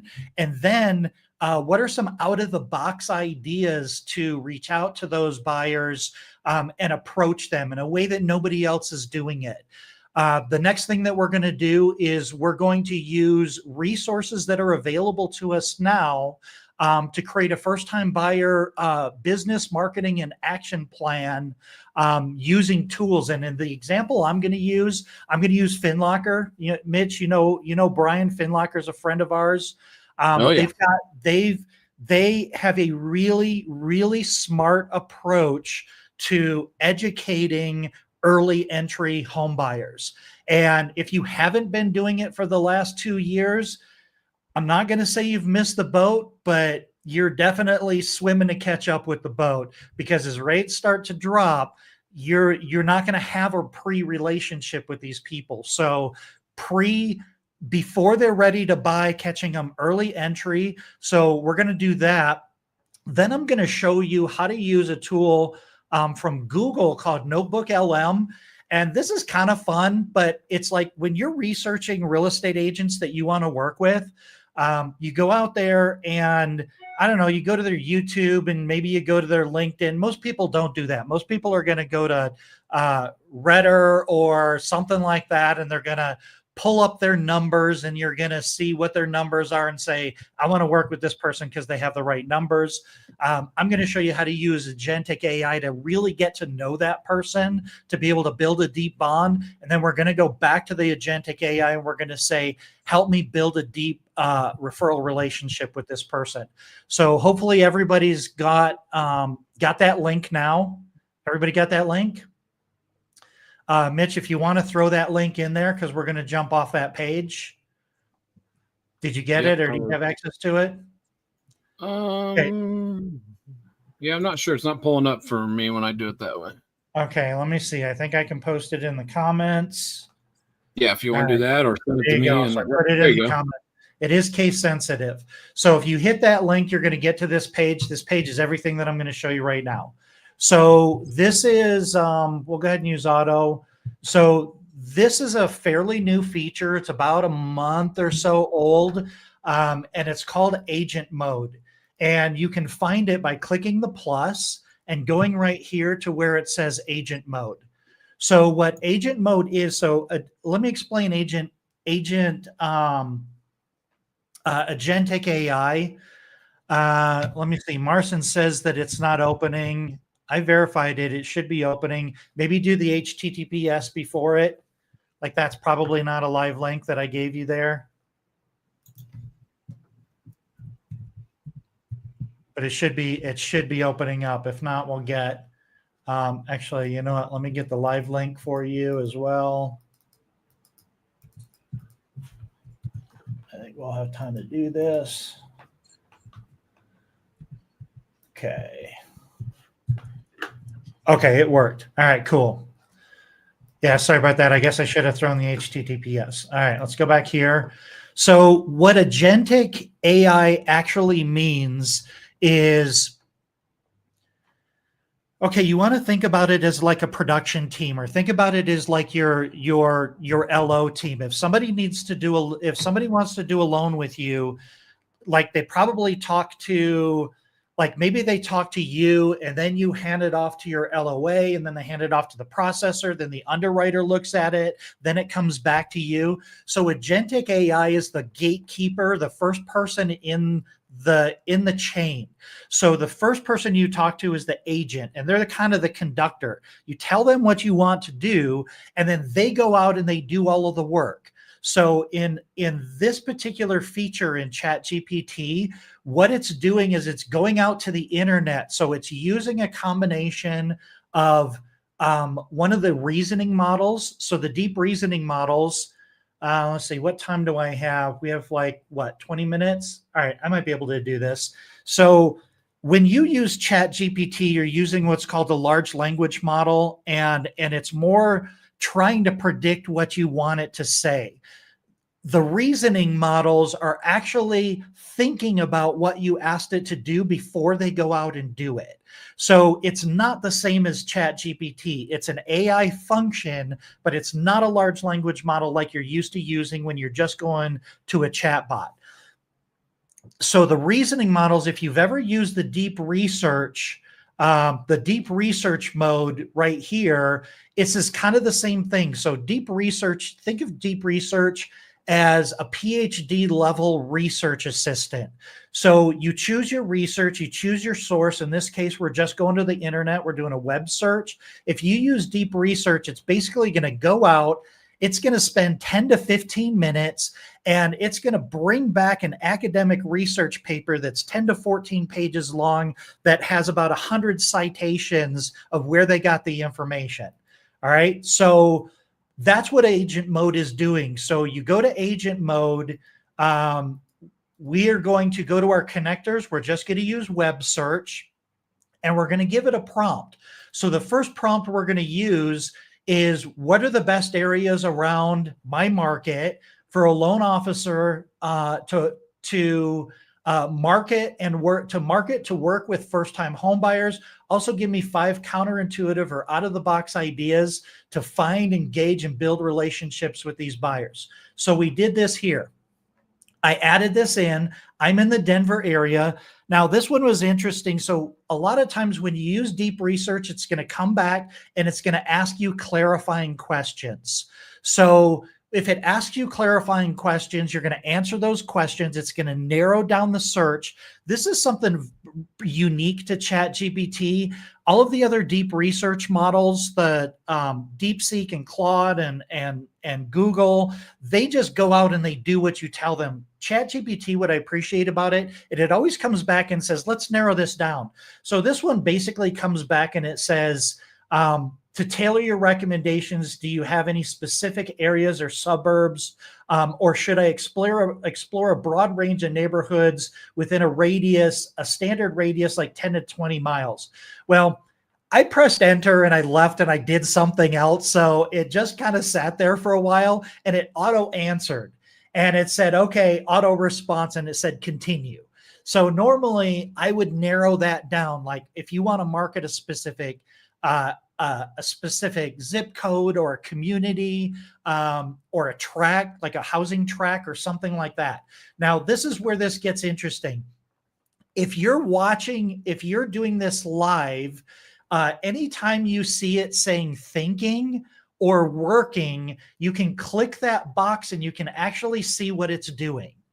So on the document that I gave you, you have a link to this chat. So you're going to be able to see exactly what this chat is. So this particular effort took 10 minutes. So for 10 minutes, it went out to the internet and it just started doing researching.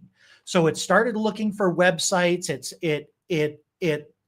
It crossed different references. It saw which resources were on those websites and went and checked those websites. And it did that for 10 minutes. So you can watch this whole thing if you want to, but you don't have to. This is kind of interesting though. So this particular one, it tells you what the source is. So this is jasonfox.me. So this is somebody named Jason Fox, which one of the cool things, and I've been hearing this a lot from loan officers, is they're being found on AI. They're being found on ChatGPT. Now, the reason they're being found is because they publish stuff. That's the first reason, is because they put stuff out there and they're publishing content, they're publishing information. So if you've been doing that for a long time, if you've been writing blog posts, anything that gets indexed in a search engine, it's going to be very, very easy for you to be found. The second thing that I found, and this is where this gets interesting and maybe a little geeky, and yeah, I got time to talk about this. So, okay, so AI is not actually intelligent, but it is a replica of the neural processing unit that we call our brain. So our brain, when we have an idea, where do ideas come from? That's an existential question that we don't have time to cover. But when we get this idea, we have this idea and then our brain starts to work, right? It goes into the different areas of our brain and it starts saying, okay, now where have I heard that before? What do I know about that? Now, the challenge with the human brain is once we create those synapses, like once we decide this is what the answer to that question is, sometimes it gets stuck in our brain. So we start to develop these assumptions and these biases around the way that we think about information. It's called the Einstellung effect. And the Einstellung effect actually describes a process where we have this unconscious cognitive bias that basically creativity and innovation suffers at the expense of our past successes. So if it worked in the past, it must work now. And then it prevents us from seeing any new opportunities. Well, the cool thing about AI is you have a very limited experience, just whatever path you've taken in your life, whatever experiences you've had, whatever things have worked and haven't worked in your life, that creates basically the data set that your brain accesses to determine, how do I make the next choice, the next decision in this process that I'm trying to do? Well, here's where AI gets super cool. Just like an external hard drive is extra storage space, AI is an external neural processing unit. And guess what? It has all of human civilization's published knowledge in its database. So you're not just going to what experiences you've had in the past. It has all of humanity's information. So it's looking for connections and building bridges and connecting dots and finding opportunities that you would never think of, because AI is not only not intelligent, it also has no assumptions and it has no bias. It doesn't care what happened before. It doesn't care what's going to happen next if it makes this decision. It is simply accessing trillions and trillions of data points, and it's looking for patterns to bring it back to you. So that said, neurons or paths through the AI models are not created until you ask the question. So while we do not know where our ideas come from, we do know where AI's ideas come from. They come from us. So if you start doing research, hey, tell me about this mortgage company. Tell me about this loan officer.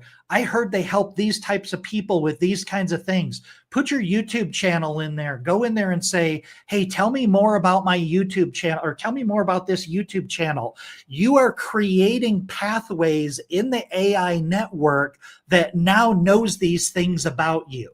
And I had a really interesting, so those of you that know me, I had a website called findmywayhome.com. It got like 30,000 unique organic visitors from Google every single month because I wrote blog posts like a madman. So I was out there writing for 10 or 15 years, generated hundreds of leads a month. And so when AI came out, I started talking about AI to the mortgage industry. And so my example would always be, who is Scott Sheng in the mortgage industry? Tell me about Find My Way Home. And I would use it for that. So that was 2 years ago. A friend of mine was using AI and he sends me this screenshot and he says, hey, who does business in this certain way where they educate consumers? And it said Scott Sheng does. And it popped up in his AI. And I'm hearing more and more of that. So I encourage you to search yourself, look at your YouTube videos, this kind of thing. All right. That was that. So this is what it came back with. So after 10 minutes, it did all of this research. So you notice you've got citations here.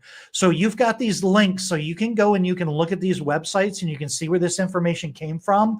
So this came back and it basically said, these areas are offering this. So this particular one says on this website, it spotlights this as an up and coming area with a strong Latino culture, local murals and food trucks, and affordable housing.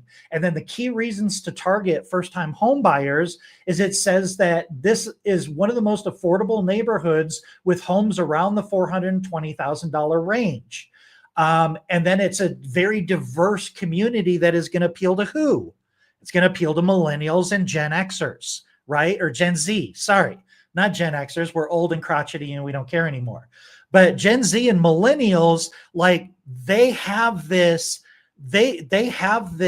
this entirely new approach. If you haven't been studying and if you haven't been focusing on these demographics, go to ChatGPT and say, do a demographic and psychographic profile. I would do deep research on this. This is what I did.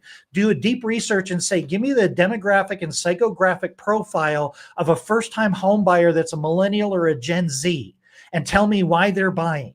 And you'll get 10 to 14 pages of stuff that will absolutely blow your mind, and it'll help you resonate, and it'll help you get your marketing message and connect. So this is pretty cool. So it gave me a bunch of neighborhoods, and then counterintuitive, out of the box ways to engage with these first-time home buyers. Host a neighborhood immersion bus tour. Rent a bus and go around the neighborhood and invite people. That's pretty out of the box, right? Like, that's pretty cool. I'm digging that. Partner with local businesses for lifestyle-driven events. And this actually says a Freddie Mac article emphasizes being visible and suggests hosting lunch and learns at a church, holding cocktail hour at a small business. Mortgage brokers could go further by co-sponsoring events with breweries, food trucks, and art galleries. Homeownership and hops, or art and mortgages. I like homeownership and hops. Like, that's cool. Like, you get to toss back a couple of brews and you go up and you do like a 5-minute review about how this neighborhood is like an amazing opportunity because it has all of this culture and all of this coolness, or whatever the case is. Create authentic lifestyle content instead of sales pitches. This has basically been the mantra for the last 10 years. If you guys aren't listening to this, you need to, both ears. Lifestyle is what your millennials and your Zs are interested in. They're not into hustle culture. They don't care about getting ahead. They care about making an impact. They care about the environment. They care about things that are much different than, I don't know, if they're Xers and our boomers. Like, we're a little set in our ways. We're kind of hardened. And so our kids are like, I need to be way more chill than my dad. And so this is how they're coming into the marketplace. Completely different mindset than you. That's another important thing to remember. You are not your client. So this gives a bunch of cool ideas. So that's that one. Okay, so here's the next one. Is this one is using resources. So this could be a first-time homebuyer course. This could be Freddie Mac or Fannie Mae. I used FinLocker resources for the FinLocker tool, because the FinLocker tool is an amazing way to capture and nurture, to convert early entry homebuyers, for them to get homeownership education, create budgets, and convert over time with their high-touch processes. Highly encourage you, if you're not using FinLocker, look into this. So I basically said, in today's market, it's challenging for first-time home buyers. There are many home buyers waiting for rates to drop. Again, this prompt is in the document I gave you. Can you analyze this resource for me and help me devise a business plan, a marketing strategy, and an action plan for launching an early entry first-time home buyer effort in my mortgage business? So it goes and it does all of this research. When you get this research, you can download this research. So it says, here's the marketing conditions. Here's a bunch of statistics that it pulled from Newsweek, Money Digest, Fortune, all kinds of places. And then it starts to go and it says, okay, here's some of the resources that FinLocker has and how you can use those. And then here's a mission, here's a business plan for early entry first-time homebuyer initiative. Here's your mission, your target market, your value proposition, holistic finance guides, preparation without pressure, right? No sales pitches. That's these demographics of first-time buyers, they're not into that. Your revenue model, here's your operations, risk management, here's a marketing strategy, here's different ways to do your marketing strategies, here's your channels, your email marketing, your social media, your workshops and webinars, real estate co-branding, community partnerships, lead segmentation. And then it gives us an action plan. In August, I want you to do this. In September, I want you to do this. And it goes through, boom, boom, boom. Okay, super cool. You have this prompt, modify it, make it your own. Here's the next thing I want to show you. We got 5 minutes. We can do this. Notebook LM. So Notebook LM from Google. I have a super love-hate relationship with Google. They come out with really good ideas and then they absolutely just tank them, or they just stop developing them, or they don't listen. I think Google is kind of one of those, like, that's the Titanic, and you're not going to turn that sucker anytime soon. Like, it's become way too politicized, but they're building some very cool. So Google AI on the whole is not great, but their individual tools are spectacular. So Notebook LM is one of those, but it's a very curated experience. So if you have a Google One account, you get access to Notebook LM. It's notebook lm.google. Let me put this in the chat. If you haven't already played with this, definitely play with this on the link that I gave you, because this is absolutely mind-blowing. So you create these notebooks, and when you create a notebook is like an experience. Let me kind of show you what a blank one looks like. So you can connect it to a Google Drive. You can add links. You can add YouTube videos. You can paste text, or you can upload files. So what I did is I did a, let me see, how do I get back to my notebooks? Okay, so I looked up a local real estate team. So I basically Googled, I used Perplexity Comet browser, and I said, who's the best real estate agent in my team? And it said, these guys are. And I didn't really do any more research, but what I did is I got the link to their YouTube video, I got the link to their website, I got the link to their LinkedIn, and then I got a link to their Yelp page. And I put all of those in there, and then look over here.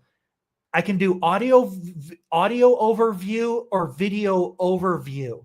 So let me first show you very quickly what the audio overview, or I think this is the video overview.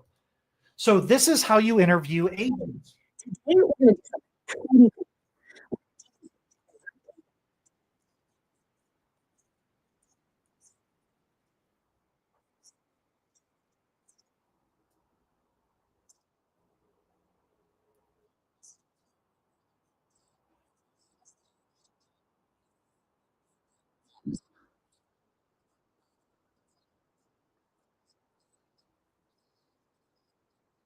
Okay, so that's a 5-minute video that is essentially everything you're going to want to know about this team. All right, my camera froze. Let me just fix that. So not only do you have that, you also have a deep dive podcast.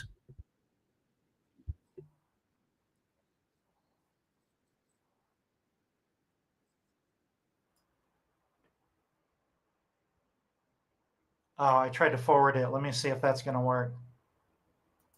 Okay, we don't have time to go through that because I got one more thing to show, and then I'm going to bail early and keep Mitch on track. So go to this link and listen to this. So this is a 16-minute deep dive podcast where 2 AI hosts are having a conversation about everything they learned from their YouTube channel, their website, their LinkedIn channel, and their Yelp reviews. So if you listen to those things, you're going to have an amazing idea of who these people are, why they are what they are, based on what they say about themselves.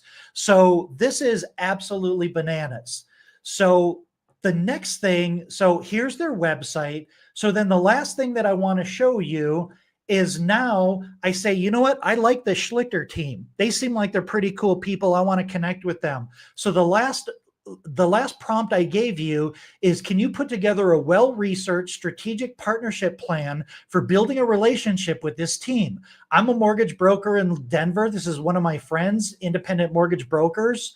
And here's my website and here's their website.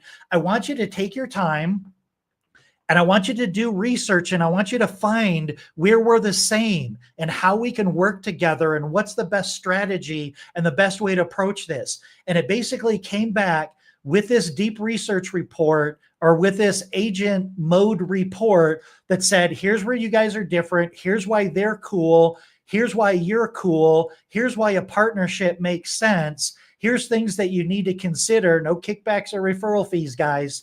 Here's some affiliate business arrangements. Here's a proposed strategy. Here's some co-marketing and lead generation ideas. So here's all of these different ways that you can reach out to them after you've put their contents into Notebook LM, listen to a podcast about them, watch a video about them, and then you can approach them with a completely different approach or perspective than I guarantee anybody else is doing out there.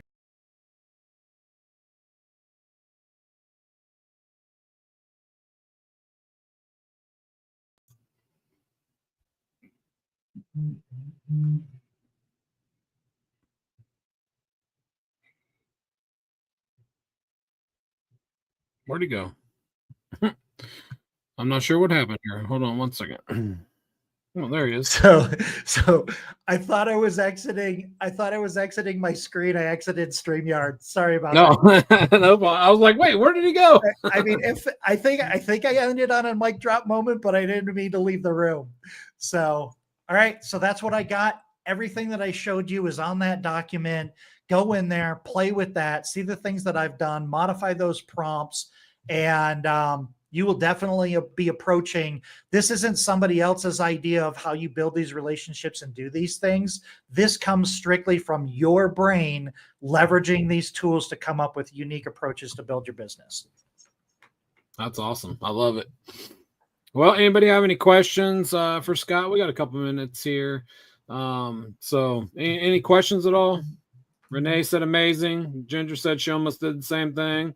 It's not hard to do. It's a big red button. Right. Marion said certainly a mic drop.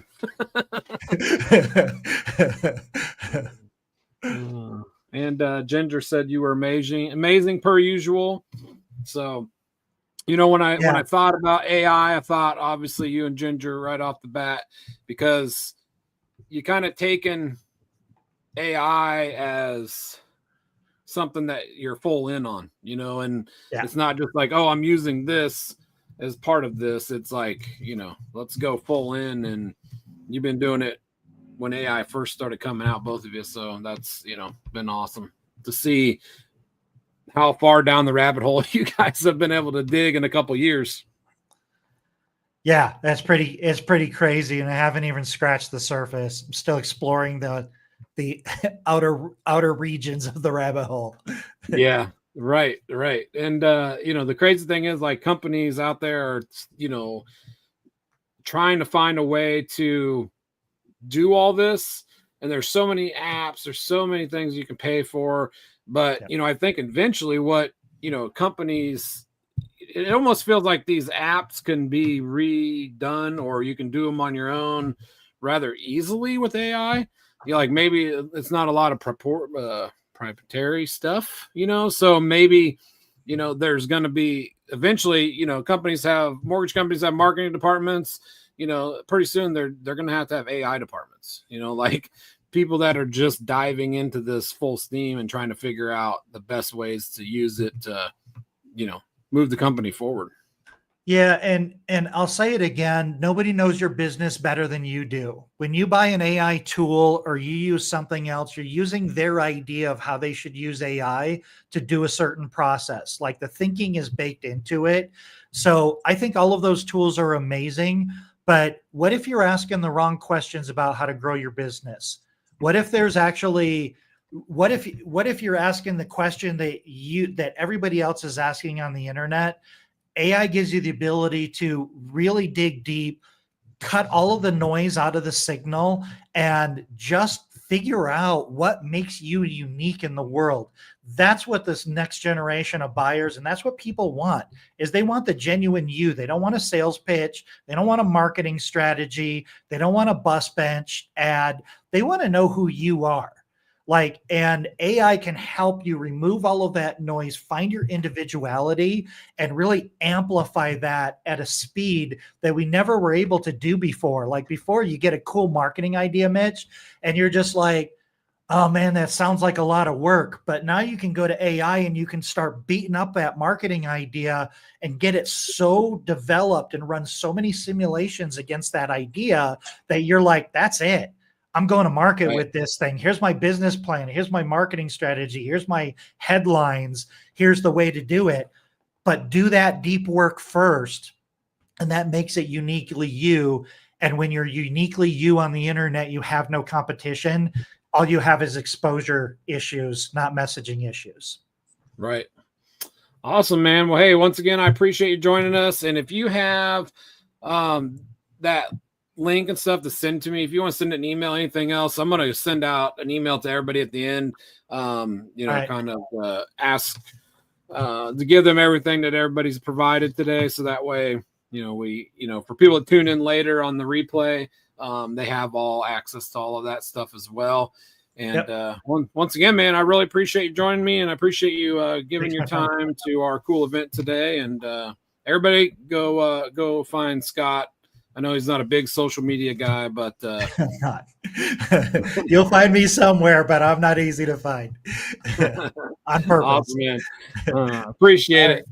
All right. Thanks for having me. Have a good one. Yep. Bye.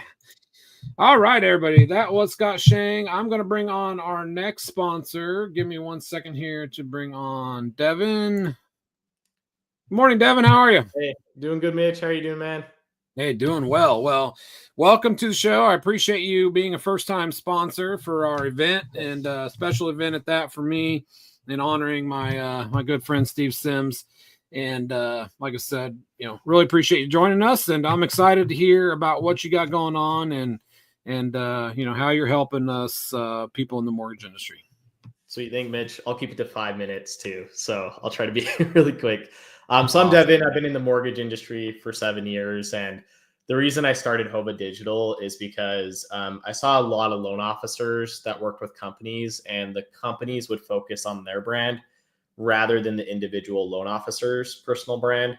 So what I've built is I'm trying to help loan officers build their personal brand. So if they ever leave a mortgage company, or if they just want to start building their own brand because people focus on personal brands rather than company brands, that's what I'm trying to do for the mortgage industry without charging like thousands of dollars to set up a single funnel. I've really tried to think of everything a loan officer needs to just compete in this market compared to other people. You guys are probably thinking right now, I can already imagine this is the worst because I'm just straight pitching. Maybe there'll be a time in the future I can like show strategies and stuff, but I have to keep it to 5 minutes. So I'll get straight to the pitch. So I'll share my screen with you guys. Would love to, if you guys have any questions, hop on an individual call with you, and I'll put that in the link right after this as well. So there's a lot of CRMs out there. Go High Level, Shape, Total Expert, Surefire, Jungo, you name it. I've managed every single one of them that you can think of. Everything that I feel is built on Go High Level, but that doesn't mean you have to use Go High Level to work with me. What I'm trying to do is I'm trying to build your personal brand and leverage the CRM that you currently have. So I'm just going to run through everything that I do. And then if you'd like to schedule a call with me, let's do it and see if there's a way we can work with each other. So inside of here, first thing that I do is I build you a custom website. So instead of it being like mortgagecompany.com/Devin Gillen, it's going to be devingillen.com. Like we're going to build your personal brand so it's easier for people to find you rather than them looking for the company. So that's the first thing that I do is I build you a custom website. We have videos on there. We can customize it to whatever you like. Every week I'm sending out weekly realtor market updates. So this is different from sending the stock stuff or with rates and everything. I script a video for you to record. I edit the video. I post the video on your social media accounts, and I send it to all of your real estate agents from the CRM that we utilize, whether that's Go High Level or your own that you want to use inside of there. So we do that every week. Every 2 weeks, we look up what's trending currently inside of the mortgage industry. Good question that's actually relates to this webinar was, why should I work with a loan officer when I can just use AI? So I help you stay in front of those questions. That way you rank higher. I script the video, I edit the video, I post the video on all your social media accounts, and I add it to a blog on your website as well.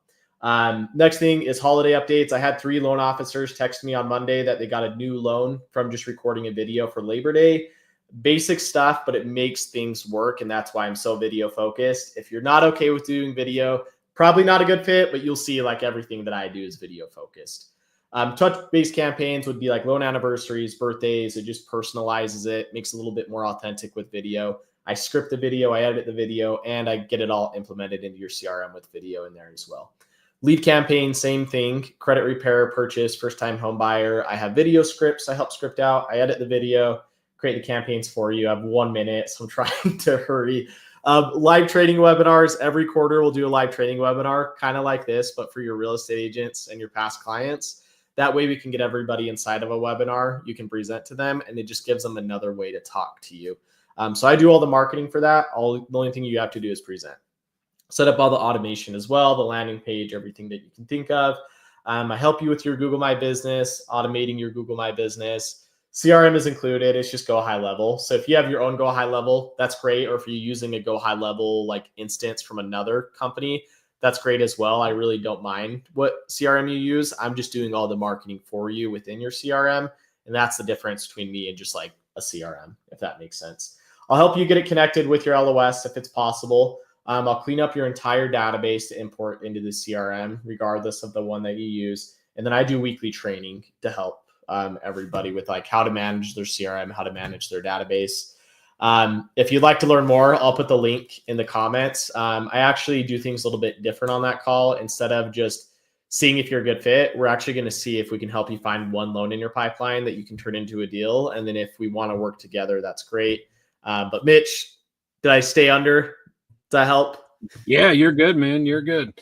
Okay. Appreciate it very much. Like I said, for joining us and for sponsoring the event. Everybody make sure you reach out to our sponsors because they are the reason that these events are free. If it wasn't for our sponsors, then we would have to charge you what this value is worth to people. So appreciate you sponsoring. Make sure you reach out to them and Devin and see if he is a good fit for what you're trying to do with your business. Sweet. Thanks, Mitch. Thanks, everyone. Awesome. Appreciate it. Thanks a lot, Devin.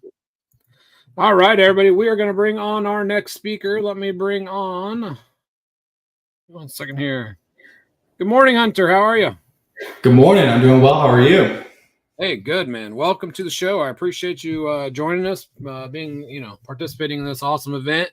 And I'm excited to hear what you have to say. I know there's a lot of people out there that, referred you as someone that is really doing cool things with AI in this industry. So I'm excited to have you. No, thank you for having me, Mitch. And thanks for putting on this event. And hello, everybody. Nice to meet you. If you don't know me, I am Hunter Bowling. Would love to connect with you, which will kind of go further. But I'm with Edge Home Finance. Been with us for about 4 years now. And all good things. I've somehow got this agenda of getting into AI. And I think all of us now are going, well, how can we use this to grow our business? So, from lead generation, all the things, and, listening to Scott and everyone else speak this morning, it's been great. So I'm excited to get going. How about you? Awesome, man. I'm excited for you. So do you have slides or anything? I'm going to share a little bit and then I'll share my screen too, if that's okay. Just a few minutes. Yep. Cool. Yeah, go ahead. If you want to share your screen, I'll have it in the background here and then I can just pop it in whenever you're ready. You got it. That sounds good. So let me see my computer if I can get it to. Sorry, Mitch. Hang on. Let's see. No, you're fine. You're fine.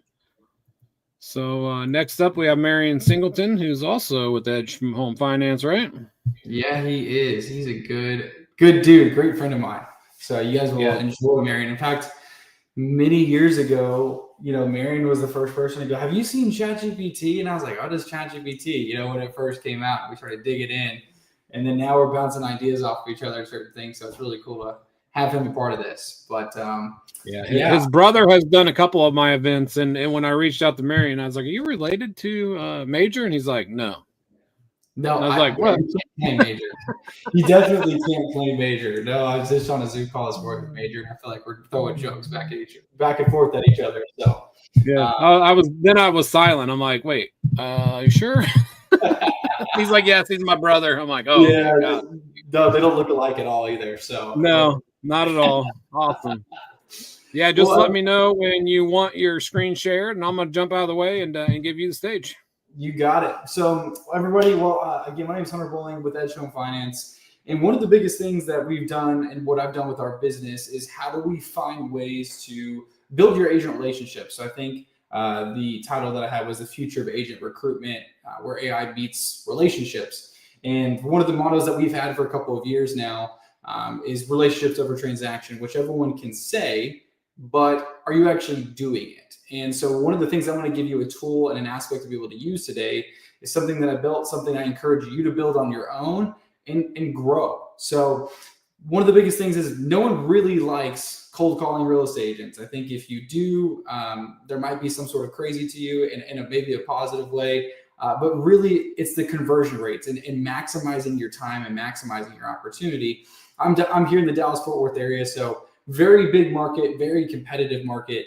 You know, I don't even know how many real estate agents we actually have, but it's a lot, right? And it's how do you find ways to get creative and get in front of them without just picking up the phone and saying, I have great rates, fast, all the loan programs and fast closings. You know, a lot of us do, but again, where's your actual value that maybe one of their other loan officers that they work with has, right? And so this is a way that you can bring AI into your business and help you do that. So what I'm going to show you today is something that I built called Realtor Buddy 2.0. It's very simple. And if you've ever created a custom GPT, it's the best way to do it. One of the reasons I did it in ChatGPT is number one, the amount of users and the knowledge that it has. But number two is it's free. And so you can build it on all different platforms. I use ChatGPT because I speak pretty consistently once or twice a quarter at United Wholesale Mortgage at our big realtor events. We've got 300, 400, 500 people there. Speaking at Fuse here in a couple of weeks. And every time you ask the question of who has ChatGPT, 95% of the room is going to raise their hand and say, hey, I have ChatGPT. So it's a very simple introduction of saying they're already familiar with it, but how can you grow it? So what I did was I built something called Realtor Buddy. I had Realtor Buddy I launched last year, and I built Realtor Buddy 2.0 earlier this year, and it just enhanced the user relationship. So what I do is we promote it. It's free. And we say, hey, if you are a team or if you're a high producing agent and you're wanting to learn how to use AI or you're already using AI and don't know how to use it better for yourself, let us come in and teach a class. And that's what we do. So we go into these classes and then it's the follow-up that's really big. And I think that's the key word where, you know, if you're looking at originators who do 15 to 30 million a year, the biggest word everyone that says is what's keeping you from going over 15 to 30 million? And 90% of the time you can hear the word consistency. I'm not consistent enough. I'm not in my database. I'm not, getting in touch with my referral partners. And I think that's a piece of how are you, number one, who is your accountability partner? But number two is how do you become an accountability partner for realtors? And I think that is the piece that we're all missing on the originating side of how can you expedite the growth? So Mitch, if you wouldn't mind, if you'll go ahead and share my screen, I am going to move this over.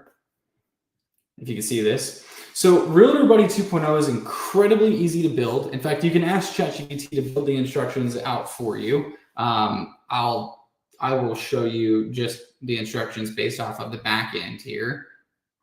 But essentially it does several different things. I've got it listed out as a couple different things. In fact, there's an appraisal piece to this too that needs to be added, but Mortgage Buddy, Lead Buddy, Write My Listing, Role Play, Summarize My Showings, Let's Market and Offer Buddy.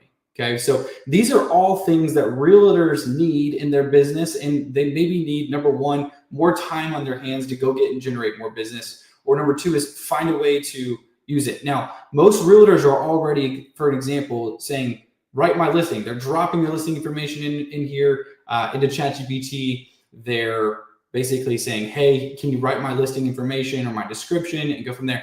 Realtor Buddy, what it's doing is it's giving a simplified way and prompts for them to use the business. So for me, whenever a realtor opens up and they see Realtor Buddy 2.0, they're instantly going to think Hunter Bowling. Who's Hunter Bowling? Who built Realtor Buddy 2.0? Well, I did, right? So it automatically creates that trigger in their brain of, hey, Hunter built this for me. How can I get back?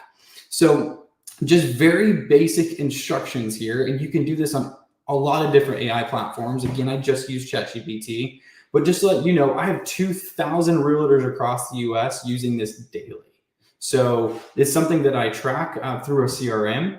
And whenever we send the link out, we say, hey, here it is. I can watch the signups. I can watch who gets in and gets out of it. Now we can't see anything past of, what questions are asked or what data is being provided. I can't see anything along those lines. But that's 2,000 real estate agents now across the US that are in our database. Now, some of those are the loan officers that are with us at Edge. They're agents. So of course we're not poaching that or doing anything there. But now it's saying is we're building a brand around Realtor Buddy 2.0. And one of the biggest things that I really enjoy with one of the things that the reason I built it, for example, I'm going to give you Mortgage Buddy. Okay, so Mortgage Buddy, I think a lot of us say, hey, we're going to send out weekly market updates and do certain things. But what I've done is I've prompted to say, hey, which loan officer do you work with? Now, if you build this out on your own, of course, just put your own name there. I built this to where all of our Edge loan officers actually use it. I'm going to give you guys access to it too. So if you'd like it, you can have it. But we'll just say Hunter Bowling. So that's the first questions it asked is, which loan officer are you working with? It's going to pull our data. It's going to have, my name, email, contact information. And then it's going to jump into, hey, how can I help you today? You want a quick snapshot of the market. So it's going to pull live market updates. So instead of the agent calling you and saying, hey, Hunter, where's mortgage rates today? They can ask the question right here in Mortgage Buddy. Yeah, let's do a market update today for mortgage rates. And now it's going to pull that live data, and it's already prompting them and creating ideas in their mind based off where mortgage rates are today. And it'll even build them a script for their social media. Now, one of the things I personally, I don't think real estate agents should be posting about interest rates. But the thing is, we can't stop them. And so if we're going to have a place, then we might as well have something where they can actually source real life actionable things that are live in the market and reaching out to you. And every time they ask a mortgage question, mortgage related question, it's going to prompt them to go back to me. So if they're saying, hey, maybe they're working with an online lender and that online lender is telling them something that seems a little bit off about a VA buyer. Well, they can jump into Mortgage Buddy, maybe verify that information because it's been prompted to pull the VA handbook and FHA guidelines and conventional guidelines all across the board. It's going to verify the information. Say, hey, if you're wanting to work or if you're having questions about the online lender, maybe reach out to Hunter Bowling, your loan officer that you work with or who built this AI bot for you. And then now it's prompting them back into my business, and I can help give them accurate information, maybe based off of something that they found out on here. It does multiple different things, lending questions, need help with figuring out seller concessions. If they need fast answers and you're not available, they can jump in here and say, hey, what are the maximum seller concessions on a $500,000 purchase price with the buyer putting 10% down for a conventional loan? And it's going to prompt them right there without having to contact you every time. It's also going to say, hey, reach out to your loan officer just to verify the information too. So very simple, but most importantly, it's effective. It's effective in getting your name back in front of them over and over again. Lead Buddy, right? Getting you some of their database into it and saying, hey, here's my leads, help me source it. So one of the things that we tell every real estate agent is 82% of realtors do over 90% of their business in 3 zip codes. If we're doing it within 3 zip codes, why are we focusing on, I'm going to use Fort Worth, Texas here as an example, but if we're doing business in the Fort Worth area, why are we trying to go to East Dallas? That's an hour and a half away, 2 hours with traffic, right? To focus on business growth there. There would need to be a reason. So by clicking on Lead Buddy, it's now saying, hey, how can I help you get back into your database? How can I build scripts? How can I do daily engagement? How can I do follow-up optimization? A weekly action plan. It's building something for them in their business daily. So say, build me an action plan for this week to get 5 new buyers. And I think I have a fake Excel sheet of fake clientele lined up in here. But now it's saying, here's scripting, right? Here's a database gold mine. Here's social media proof. If you can build a prompt in an Excel sheet or their CRM data that tracks where they got their leads from. So here's their database. Here's their buyer versus sellers. Here's their zip codes. And it's going to hone in on where they should be marketing. It's also going to pull live events that are going on in the area. Maybe, hey, they should be a sponsor for this event. Maybe they have a trunk or treat coming up that they didn't know about, 20 minutes down the road. let's get into those things. So now it's becoming an accountability partner. Like, here's, look at this, day 3, connect with your Edge Home Finance loan officer, right? And let's build a Facebook and Instagram post. Let's run a poll. Who do you know that wants to stop renting in 2025 and start prepping for, you know, an end of the year home? It's now your biggest referral partner right here for you. And that's why we built it out to do this. So just a couple different things on it. But what I want you to realize is we have 2,000 real estate agents. And I'll give you an example. Last month, we taught 3 different classes to 3 different real estate teams. Let's say average number of people in the room was like 15 or 16. Now I have 15 or 16 people that I can build action follow-up plans with them. So every week I have about 80 real estate agents that I'm saying, hey, let's go in and generate leads this week. Let's build an action plan out together. And then let's go in and I'm going to hold you accountable. Hey, did you make your phone calls? Did you get into your database? Did we make a video together? Did we do an open house together this weekend? All certain things that Realtor Buddy built an action plan for them, and now you're their follow-up. So as a loan officer, what better way to do that than you're giving them a free tool to enhance their business, but now you're following up with them and holding them accountable to help their business grow. Now you're saying, I have an opportunity for rates. One of the things that we pitch, my wife's a veteran, she's a loan officer with me, her name's Shelby. And you know, one of the things that we talk about is every time we go into a real estate office, our focus and drive is VA loans, right? Because we believe we can help veterans better than a lot of the, you know, majority of the lenders that are out there. We're going to do them faster, cheaper, and better for the veteran, most importantly. So when we're tiering our conversation, I'm not going in and saying, hey, I have 160 different mortgage lenders I work with and blah, blah, blah, blah, and have great rates. It's saying, no, hey, we do VA loans focused better than everybody else. And let us help you create action plans to help your sellers and get more buyers in the market. But at the same time is when you have those VA buyers come in the door, or your W-2 conventional, whatever it is, whatever your niche is, that then drives your business growth for the future. And I think that's important, where a lot of loan officers feel like they need to take in every single loan because times are tough for a lot of people, and I totally get it. But if you're driving to what you do best, what do you think is going to be fed back to you? It's what you do well. And that's the aspect of what Realtor Buddy can do for your business for referral partners. So let me keep jumping in here. The Write My Listing, again, they can do this in ChatGPT, but now they're having a simplified way where they can click a button. It's going to pull all live data from Zillow, Redfin. In fact, we're working on getting it connected to MLS as well.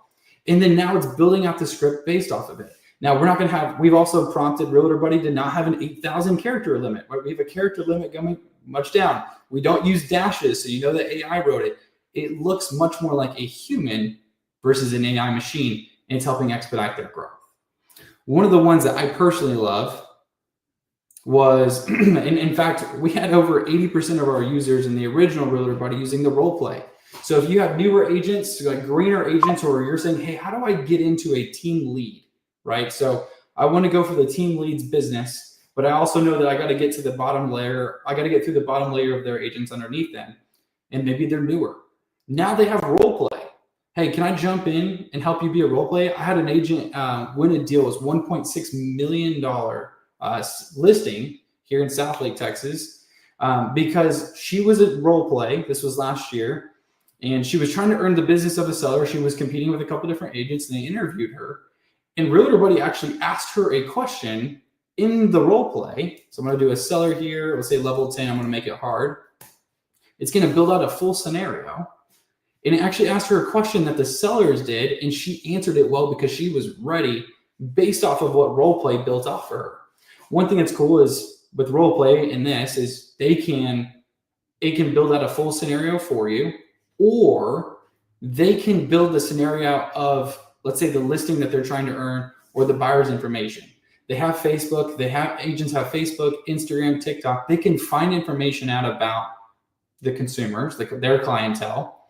They can build the scenario and then go back and forth with it and say, hey, help me get better. Help me think of things that maybe I wouldn't be prepared for in a conversation. And now they can role play back and forth as a real estate agent.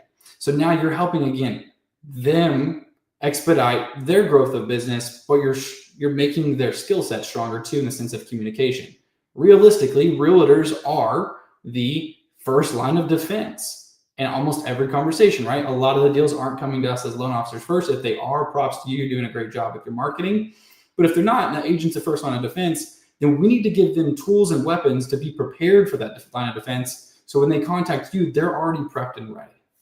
And this is a great way to do it. One of the ones here, and you're not going to see it because ChatGPT is silly and only gives you 4 prompts, is summarize my showing. So they can search on their computer. This is also accessible on their phone, which is very simple and easy to use here. And Mitch, I know I'm coming up on time, so I'll move pretty quickly. But summarize my showing is great because what they can do is they can take their phone, they can ask to record the conversation as they're walking through the buyer's homes this weekend. So let's say I'm showing clients of mine 5 homes this weekend on Saturday. I can record the conversation as we walk through the home. I can upload it to the Summarize My Showings, and it's going to take out the positives and the negatives from the conversation. It's going to build out an email, a text, and notes based off of the things that they heard in the conversation with those buyers, and then build out a very quick summary so they can copy and send the text message out to the clients before they even get to the next property. The agent is looking really good because it looks like they're on top of it. So instead of them trying to take notes, it's saying, hey, do you care if I just record the conversation? I want to make sure I don't miss anything.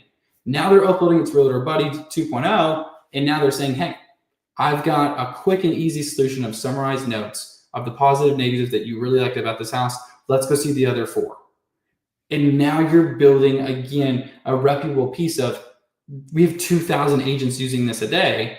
And really, we haven't had to push it because the agents are then sharing this over and over and over again with their agents. And then they're calling me and saying, hey, Hunter, how do I get educated on Realtor Buddy 2.0? Can you come into our office? Can you educate us? We've had 2 this week, 2 teams are like, hey, can you come in September?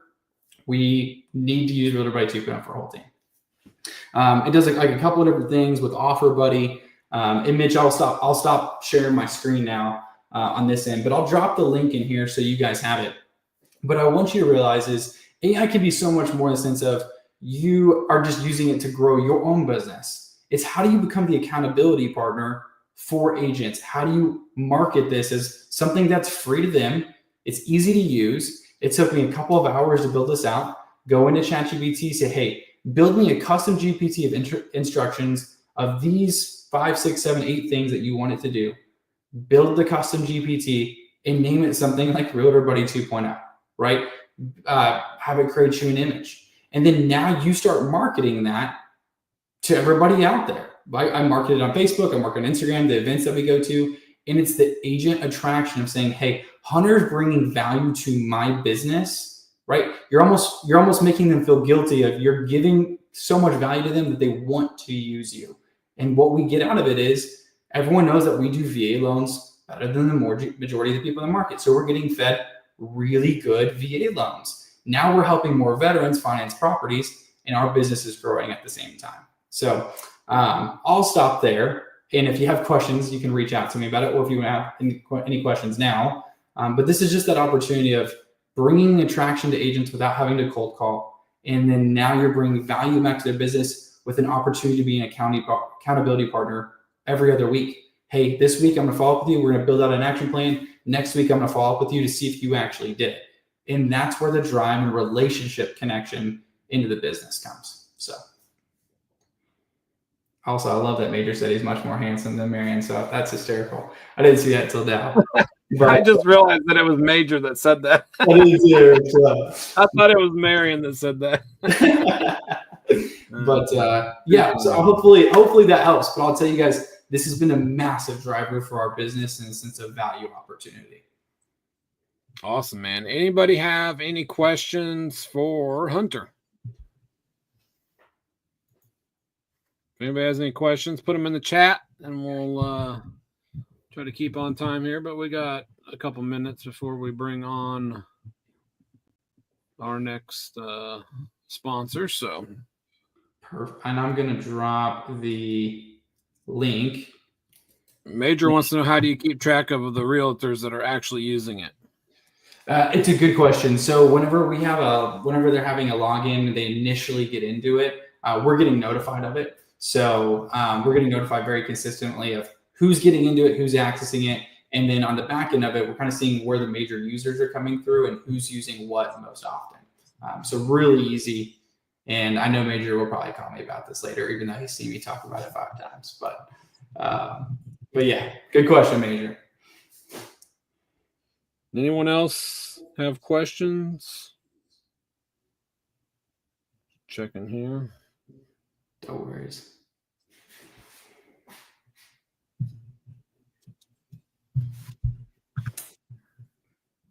No, I think we are. I got your. Let's see. But yes, one of the things to tell everybody is create a survey where it sends an email link out. So we have people fill it out, and then it sends an email link out to their email, and it gives them access. So real simple. Awesome. All right. Well, let me take a look here. I don't see any more questions. You guys are awful quiet out there. You're learning too much. You don't have time for questions, or what's going on out there? Or it was really bad. Which one of the two? So no, I think it's just too good that you didn't leave them with any questions. You know, there's always that. I love it. Marion wants to know if you've been asked to build other tools. That is, I have. In fact, we are getting ready to make a big announcement in the next couple of weeks for a really big project. So if you're in the mortgage industry and you want to see what we're building out for the future, I'll be on Facebook. We'll be making some big announcements here in the next couple of weeks into the month. So, but yeah, some big tools coming. And then we'll launch into the community. Like, this is one of the things that I launched the community for free. And the real reason is I just love people. I don't get anything out of it other than a cool reputation tag. That's about it. So, right. But awesome, Mitch. Awesome. Super. Hey, great event, and thank you so much for having me. Yeah, I appreciate you joining us. And if you guys have any questions for Hunter, he is easily found on social media and always willing to help, as he said, with anyone in the industry. So reach out and contact him. And I appreciate you joining us. And we're going to bring on our next sponsor here in a moment when he gets in. Thanks. And then our next speaker is going to be Marion Singleton. And then after that will be our keynote speaker. So stay tuned for that. If you guys, our keynote speaker is bringing something, from outside of the mortgage industry to the mortgage industry. That's going to be pretty incredible when it comes to AI. It's basically almost the ability to clone oneself when it comes to your thought processes, your emotions, or even, a company. Being able to clone a company's, based on how they run businesses and help, eliminate all the stuff that bogs companies down, like arguments over direction and things like that. So pretty crazy stuff that this world is AI is bringing us. And I think this is, from what I've read and seen from the peer reviews and things like that, is actually pretty wild. So stay tuned for that, Hunter. If you are available for that, kicks off. I'll be here. Awesome, man. I appreciate it. Excited, man. Thank you. Thank you. All right, everybody. I'm going to wait just a minute here, get our next sponsor on. Scott will be joining us here shortly, so give me a minute, and we may run a couple minutes behind here, but not too bad. So I just want to, share with you why I have you here, why we're waiting, that, I said that Steve was a good friend of mine and that he had, first joined and done one of my events, 2019, I think it was. I'd reached out to Steve because he was going to be speaking as a keynote speaker at Mastermind in Vegas. And I just reached out to him and said, hey, I'm doing stuff in the mortgage industry, and it looks like you're trying to, get involved in that. And asked him if he'd be interested in participating in an event like this, which was a lot less technical then. It was just in a Facebook group with about 30 people. And, he was obviously, not real excited about that opportunity because, you know, he's a guy that gets paid big money to do big stages.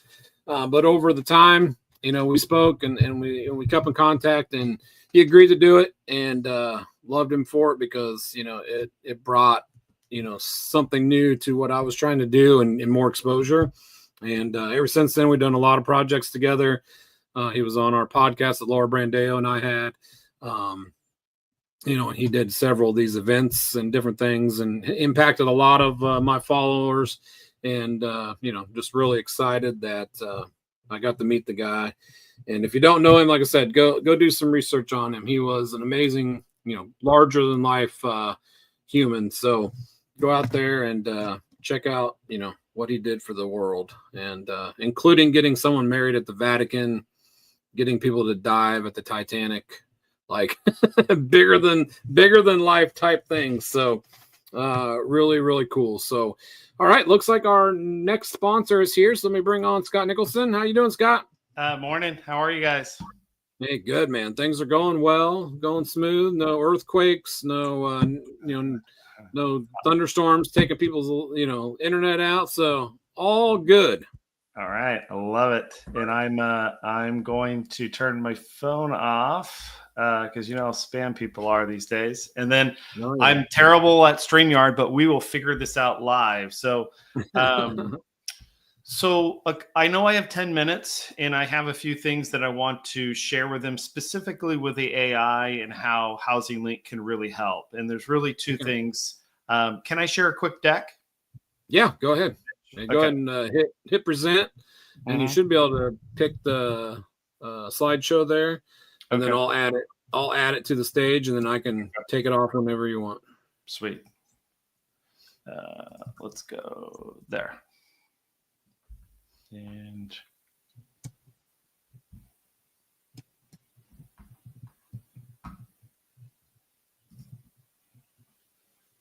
there it is.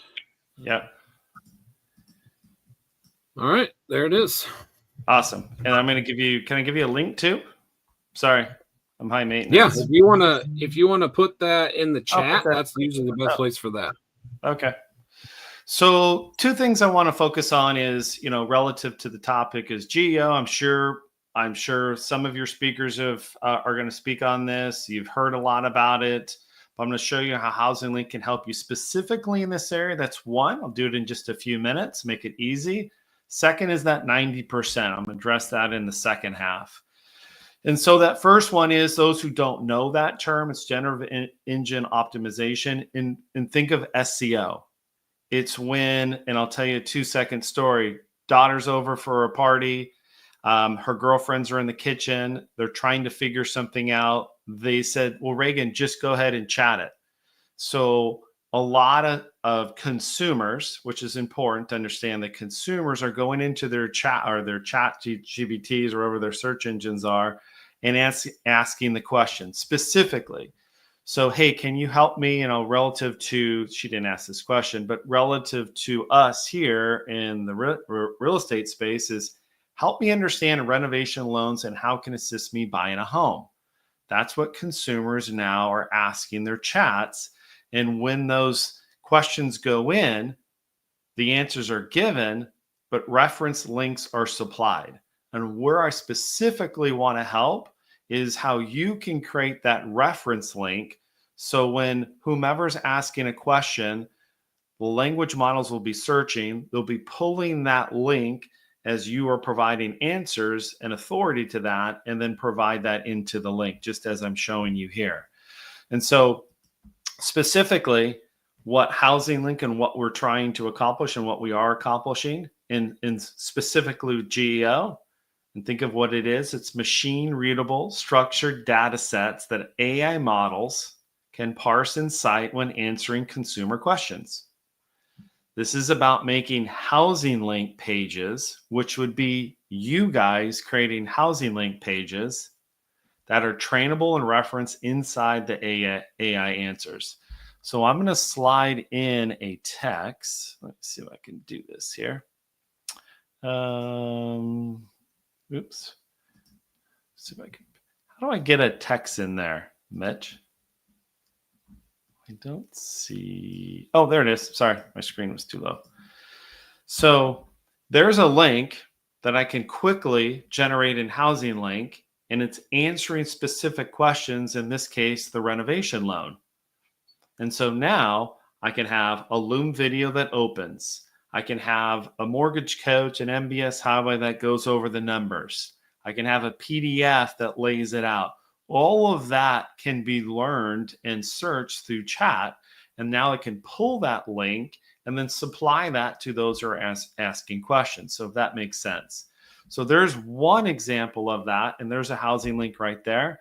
They're really easy to make without showing my screen, just for time's sake. The second thing I want to show you in this, I think it's really important, because we can go down a rabbit hole, if you guys know, with AI and chat and all that stuff. This is a stat that JD Powers just put out recently that pulled 90% of consumers want their LO walking them through every step of the mortgage process. So my thing to you, and how Housing Link can help you, how are you walking your consumer, right? Because they don't give a rat's rear end about your Chat GPT and what you can do as far as scheduling appointments and all that. They just want to buy a home. They want to make it simple. I've worked for two of the largest banks that I think are forefront leaders in AI. One is SunWest, the other one is Better. And it doesn't really do, it does a lot, but reducing the cost of the origination or the cost of manufacturing the loan, that's great, because they've laid off some human bodies.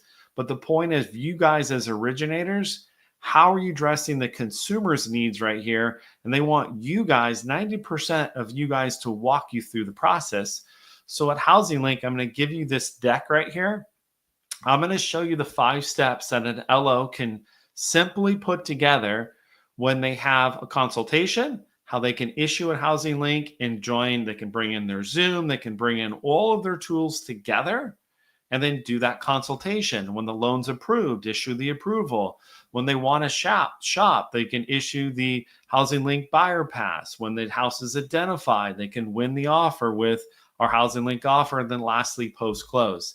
I think this is important. AI works in these functions. It can create copy. It can create a lot of different things in here, which can go into your Housing Links. But where I think a big part here, it's about blending. It's about blending your AI without getting more automation and further away from the client. It's a blend of the technology and the human interaction of the LO with the consumers. And that data point just basically is telling you what they want. So I encourage you not to go down the rabbit hole, right, and get further disconnected from the consumer. And I want to help you stay connected, but also stay relevant with technology, which you need to understand and learn. So if you pull your phones out right now, I'm going to put this presentation with all 5 Housing Links on there that you can go through. I'll give you an example of one. Actually, no, I can't on this PDF. So you can go through all 5, and I'll stay put on this one. All 5 are going to be on this QR code. So if you scan it, and I'll give you a few seconds. If you scan that, then what's going to help you is to lay out how easy it is to create a Housing Link, right? That you can blend your technology, right? And not be moving away from the client, really lean into the client. So with that, I know that's super fast, but into summary here, I want you to really understand, if you never heard of the term GEO, you will probably in this event. And if not, you need to pay attention to it. You need to create content now that is searchable. You need to answer questions that consumers are asking in their chat so they can have a link that's referenceable to you. That's number 1. Number 2, you need to stay with your clients, not a move away from your clients. And I'm not saying don't use chat. You need to understand the blend of technology and you, that guide. Turn that video on. Use technology like Loom and BombBomb in your YouTube and Canva and Mortgage Coach, MBS Highway. All these tools work on our platform. So we're going to give you complete freedom to create that buyer experience, which the consumer wants, so you can guide them from getting initially qualified all the way through home ownership and post-close. Because if you don't move, big, large tech formations like you read about, literally it seems like once a week or once a month, are forming, aka Quicken, Redfin, Mr. Cooper. They are taking that entire funnel over. We have a few Quicken loan officers on our platform that are doing really well. And the reason they're doing well is because they're leaning into this right here. They have a bad reputation, right? Well, it's just a kid, on a call center. But when they can come alive and they can be seen and heard, that's a game changer. And so if you allow something like that, a big entity, to leverage like stuff like this and make it human, you guys are in trouble. So you need to adapt. This is a great event. So I'm excited for being part of this and sponsoring it. I wanted to be part of this, and hopefully you guys can find some reference of these. 2 points here. GEO need to be found on chat now, and Housing Link will help you. Number 2, and my time has ended. Number 2, use this QR code. I'm going to give you all 5 milestones that you can create in Housing Link and be part of that 90% and guiding your consumer. Plus, you have information on Housing Link. So there you go.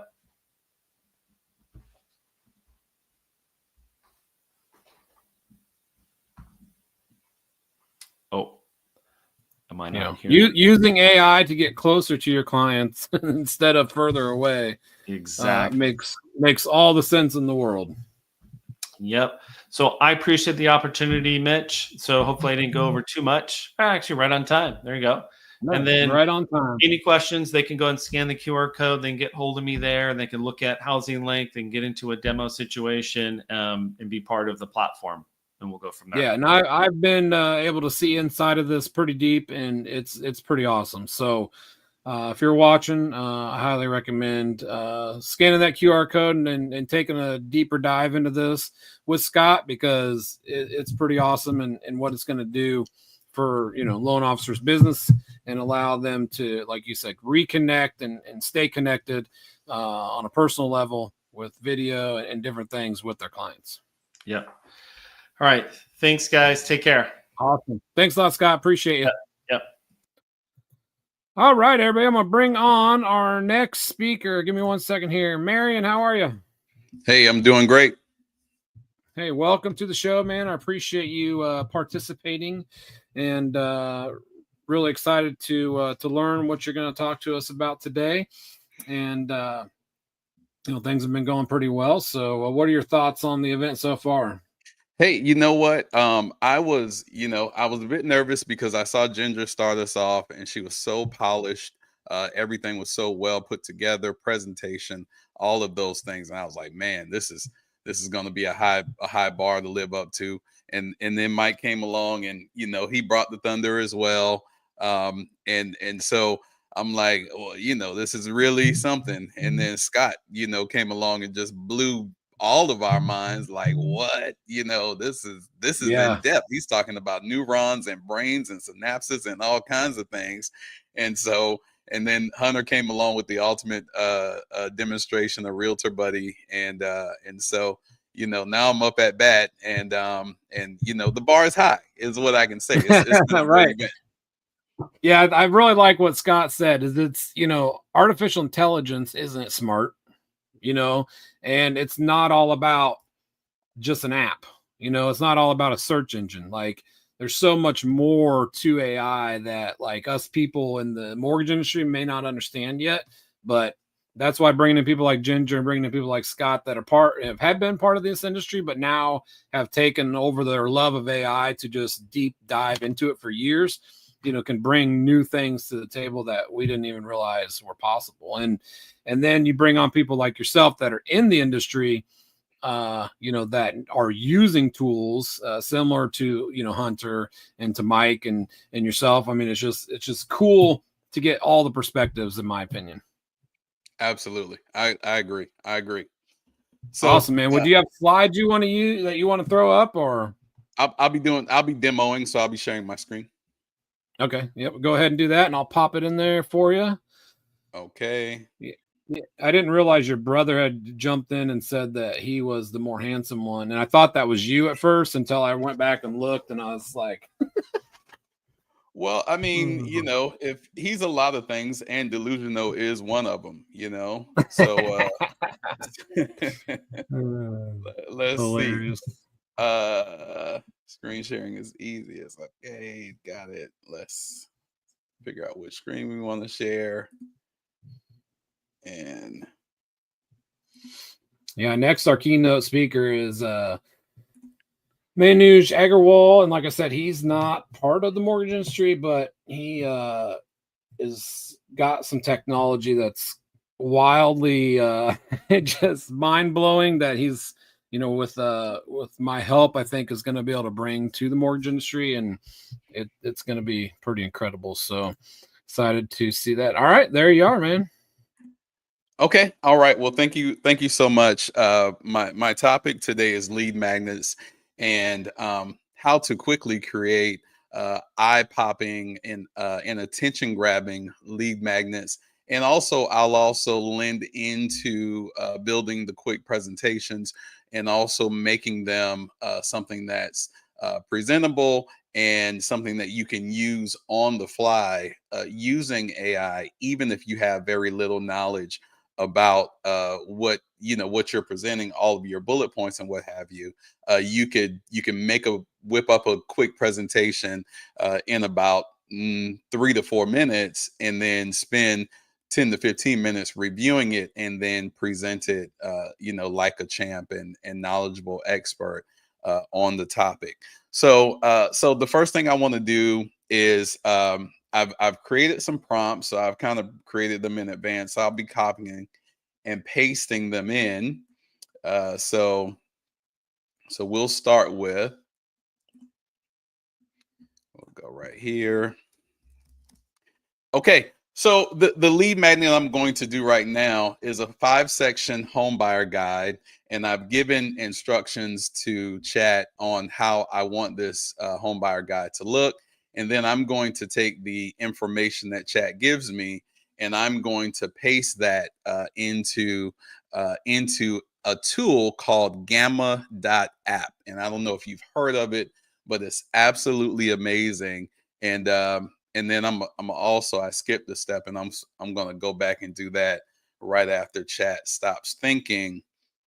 I'll go back because I really want to show you in order to get the best out of chat, there are some things that you're going to need to do to it individually.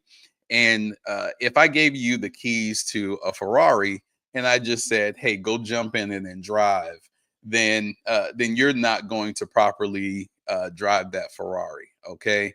So I want to just show some things off the top. We'll come back to that prompt, but I want to go into the settings. Okay. And I want you to see, I'm down in the left-hand corner. I hope you can see that, but I'm going to customize ChatGPT. And as you can see, I'm in ChatGPT 5. But when you go to customize ChatGPT, this is how, when you see people communicating with chat and it's giving them something and you say, well, my chat never gives me that.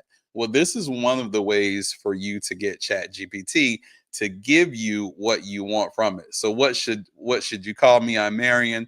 What do you do? I'm an AI consultant, mortgage broker.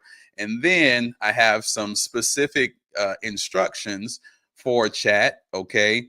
And you can kind of customize those things for yourself. But I just say, take a forward thinking view, use quick and clever humor when appropriate, use an encouraging tone, never use M dashes in any responses, use commas, colons, or semicolons instead. So that way it doesn't look like AI wrote something for me. And then there are times when it gives me an M dash and I have to go back and remind it, never use M dashes, and then it'll update its memory and say, got it, going forward. Avoid buzzwords like streamline or sounding like a press release. Be clear, direct, and natural, like you're writing to a smart friend. Okay. So those are just some things that I've put into my customized ChatGPT. So when I'm asking for these things, it's going to give me natural sounding responses. And I also want to go to the settings just to show you something very quickly. And I will go to personalization. Okay. And then you can just see the options and how you treat memory. So I want chat to reference the things that we've talked about before when it's responding to me again. So it knows I'm a mortgage broker. It knows that I'm experienced with AI. So when it's giving me my responses, it's going to tell me those things in accordance to who it knows that I am. Also, enable the connectors. You can connect it to Canva, your Gmail, your calendar, your Google Drive, and some other options that you can connect chat to. I have some tasks that are scheduled. And then I just want to show one more thing in data controls. So when you're working on something that you don't want everybody else to have the privilege of accessing, improve model for everyone. I have that turned off because I don't want to improve the model for everyone when I'm working on something that's proprietary. If I'm working on something for a client, I don't want that information to teach the large learning model.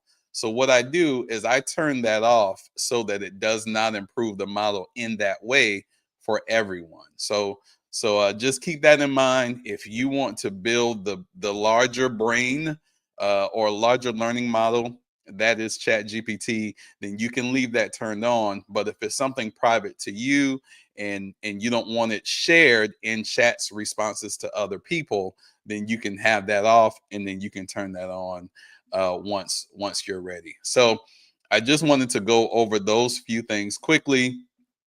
And then ultimately, if you really want to search chat for something that is private and you don't want chat to remember it, then you can always go to the temporary browse, and you can do a temporary as well. Okay, so now that I've covered those things, all right, we are going to go to our lead magnet. I told it what to do. Write a 5-section home buyer guide, clear and simple. And this is my prompt. So it's giving me these things. So what I'm going to do, and I love to have these suggestions on down here, but you don't have to follow the suggestions. Do you want me to turn this into a print ready 1-pager PDF you can hand out for first time home buyer seminars? Not right now, but chat is going to recommend some really useful and helpful things. Okay. But I'm going to copy this, and then I'm going to go to Gamma, and I'm going to, this is gamma.app. So this is the tool. All right. GAMMA.app. Okay. So I'm going to go to Gamma and I'm going to create a new tool. Okay. Or a new guide. I'm sorry. Gamma is the tool. So I'm going to paste in text. You can go to generate. I'll show you that in just a moment. And then you can also import files with Gamma, but I'm going to paste in text. Okay. And I am just going to paste what I took from chat. And then I'm going to ask it to preserve my actual text. You can see that it can generate from your notes or an outline. It can also summarize a long text or a document. But I'm chatting in, or I'm bringing my prompt in from chat. So I'm just going to preserve what I'm bringing in. And then I'm going to continue to the prompt editor. Here, okay, I'm preserving what I brought in. And I can choose a particular color style that I might like. Just depends on what your particular style or flair is.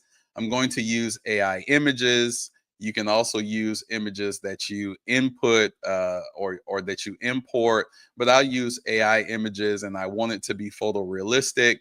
And so I can review my what's called cards in Gamma, but I can review my cards here, and then I will go to generate. So what have we done so far? We asked chat to create a prompt. We took that prompt and we pasted it into Gamma. And now Gamma is going to create, based on our prompt, is going to create the guide for our buyers. Okay. And I need to check back in on the chat just to make sure while that's working that I'm not missing anyone.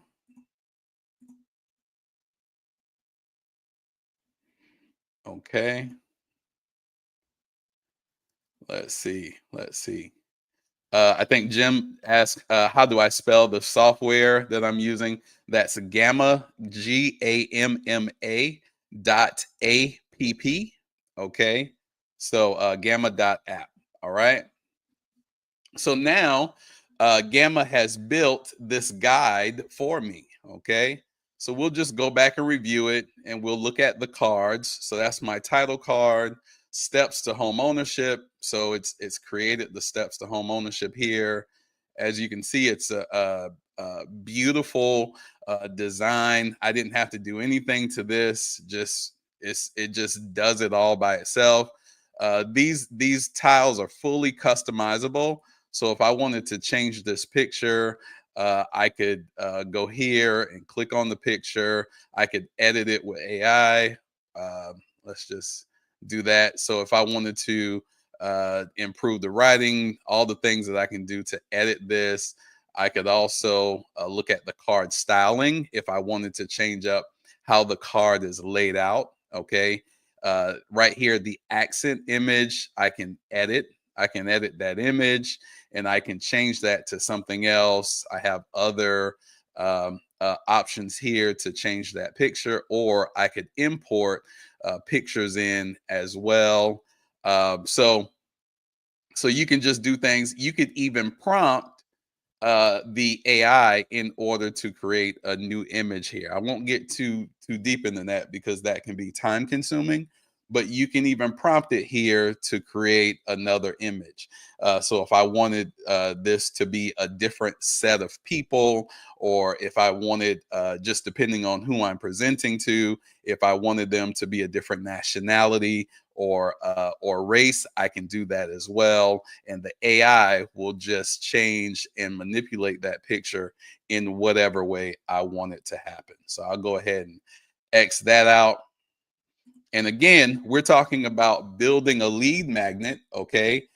So you can see here, you've already created a home buying guide in no time that can be used for buyers, for realtors. You can even import the realtor's picture for a collaboration slide as well. So I'm going to go back. I'm going to go back to chat. Oh man, I forgot about one other thing I wanted to look at as well. I think I'm trying to cram too much into 30 minutes. But when you are, this prompt generator comes from OpenAI. All right. And I'll put this in the chat. But this actually helps you write better prompts for ChatGPT. So I'll just do a quick demonstration and say, write a prompt for home buyers, for new home buyers. I'll just say that.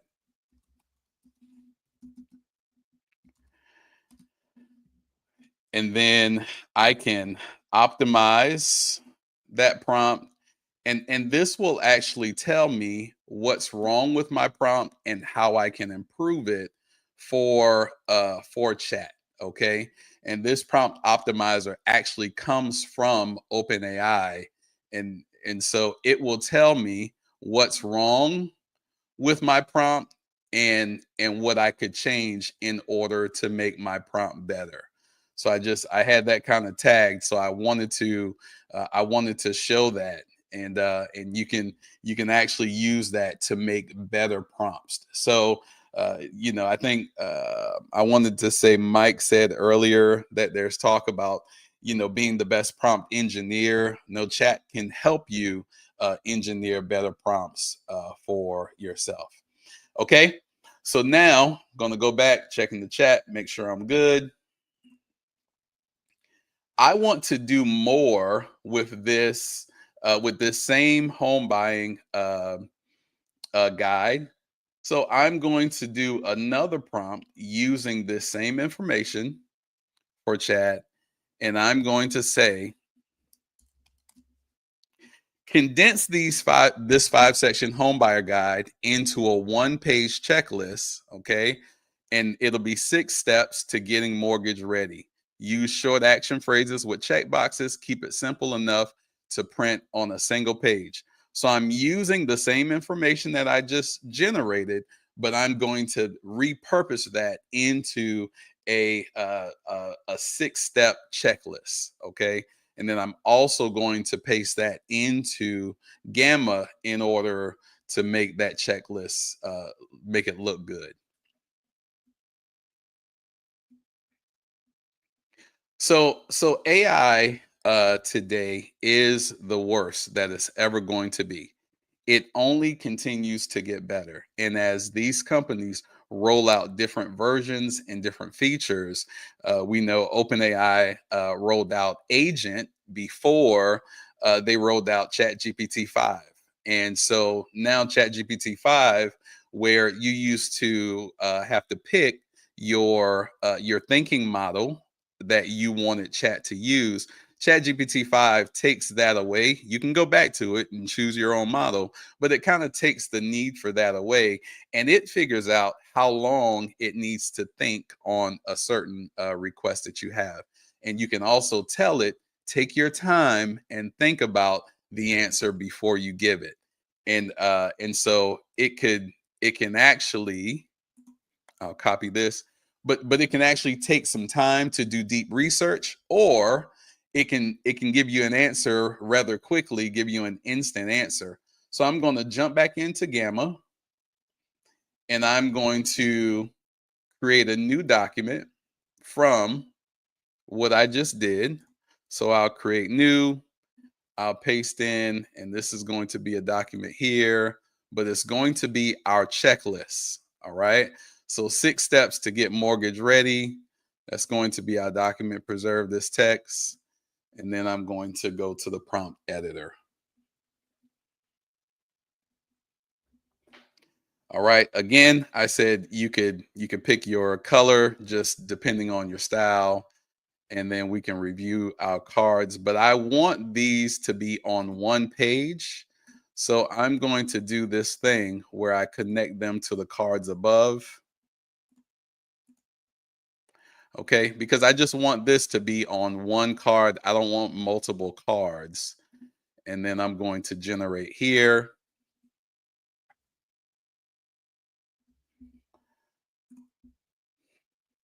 Okay, and I can check the chat while I'm doing that. Okay.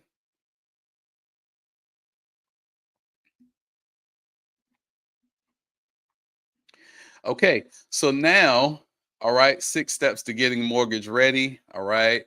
I have these here. I can go back in. I can add check marks to it. If I want these to have check marks, then I can do things here to add an icon to it, and I can put a check mark box on the block. I can do that. But what I just did is I used what we've already created as a home buying guide that you can share with realtors, with buyers, and now I've created a checklist from that information. Now, one other thing I can show you: when you're ready to share, you can export and you can make it into a PDF. You can export to PowerPoint, and you can export to Google Slides. So I can just export that to PDF just to give a picture of what it will look like. This is what you can attach an email. You can create a landing page, okay? And you can also put this information on a landing page, but this is the PDF. I can send out this checklist just with very little time invested in creating it. Is something that's already presentable and it's ready to go out in order to serve as a lead magnet for me. Okay, so I'll come back to chat. No questions while I'm running along. Okay, now I'm going to say use this information to create a short and interactive quiz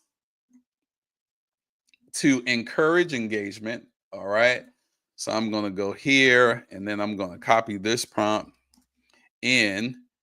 All right, what's your best loan option? And then you can use this information to put into a Google Sheet that a buyer would interact with.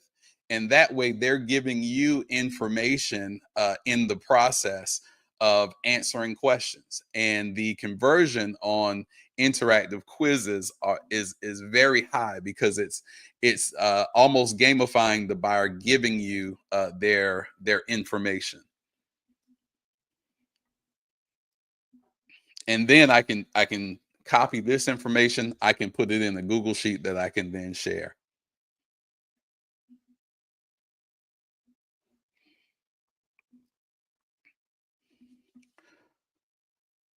So like I said before, this is going to take its time to think, to give the best response to what I'm asking for. But this is repurposing the home buyer guide that we created in the first place and getting multiple uses out of it. So we create a quiz there, and in order to speed along, all right, I want to take this a step further. And what I'm going to ask now, turn this home buyer guide into 3 Instagram captions that attract first-time buyers. Each should be under 100 words, with a hook, a tip, and a call to action to download the guide. So now, as you can see in the prompt, I'm milking this same content that I just created, but I'm using it in multiple different ways in order to increase interaction with it, to make it the best lead magnet that it can be, by putting it on Instagram, having it ready to be emailed. And I'm checking in on the time.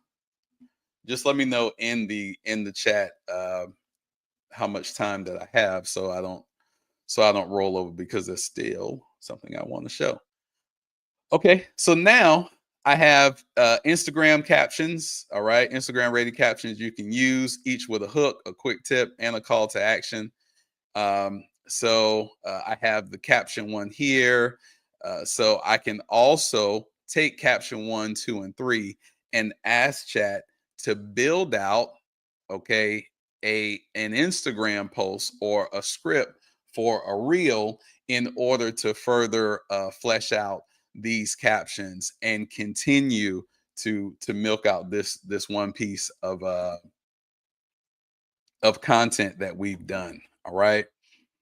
Now I want to say to chat, I want to, and typing live is always nerve-wracking for me, but create a prompt.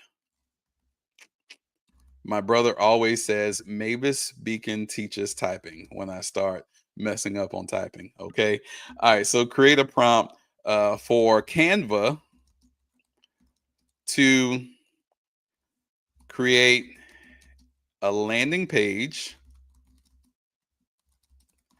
for my lead magnet for this content. Okay. So chat can create the prompt. I'm then going to go over to Canva, and Canva can build out the landing page for you. And I'm just going to demonstrate that for you right here.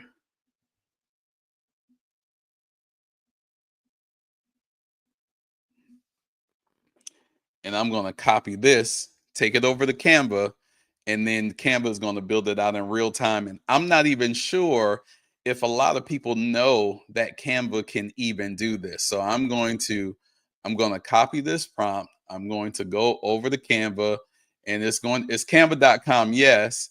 But when I click Canva AI, the web page turns into canva.com/AI. All right. And I want it to code for me. Okay. So I'm going to hit code for me.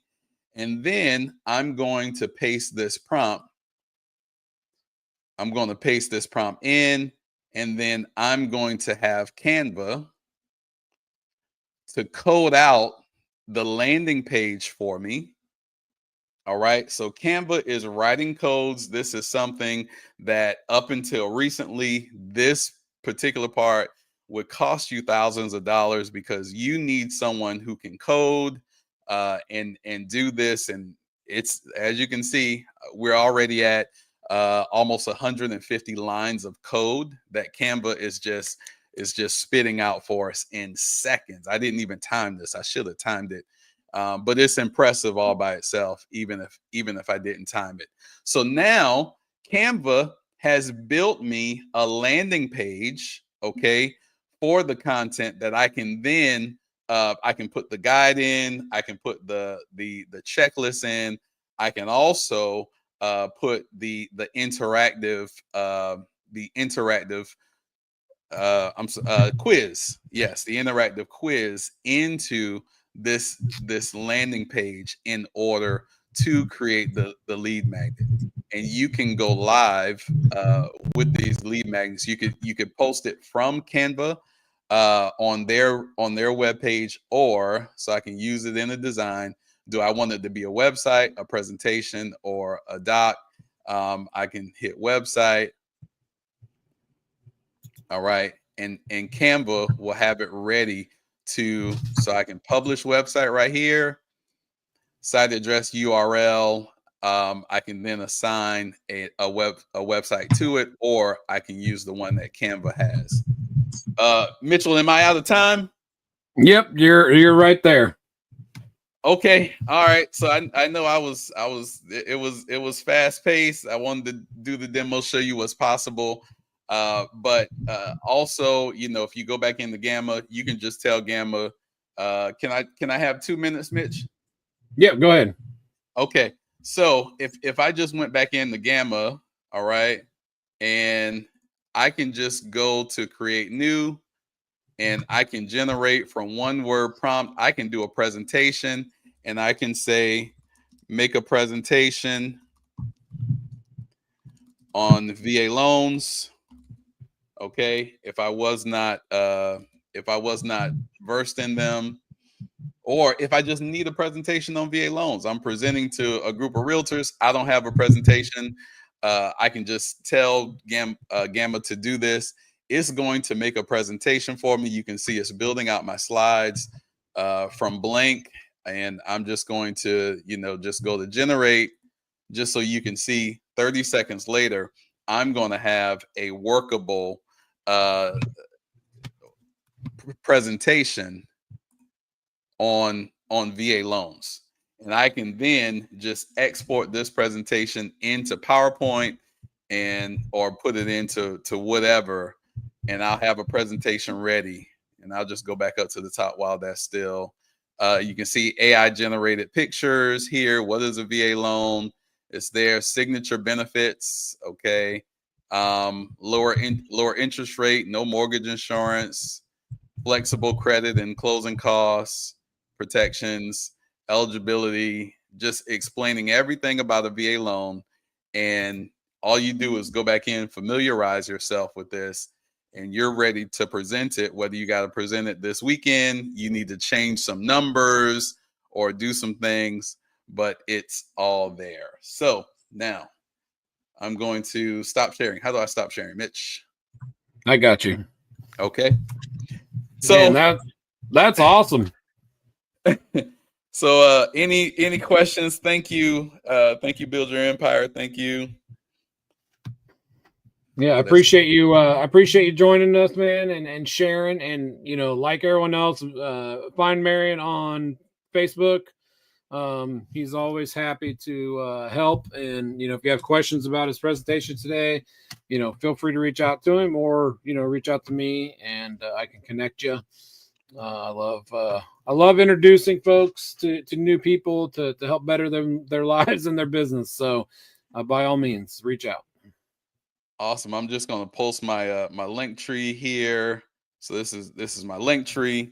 And me and Major do a visual podcast. We put out YouTube videos, just educating the industry and buyers alike on just all things mortgages.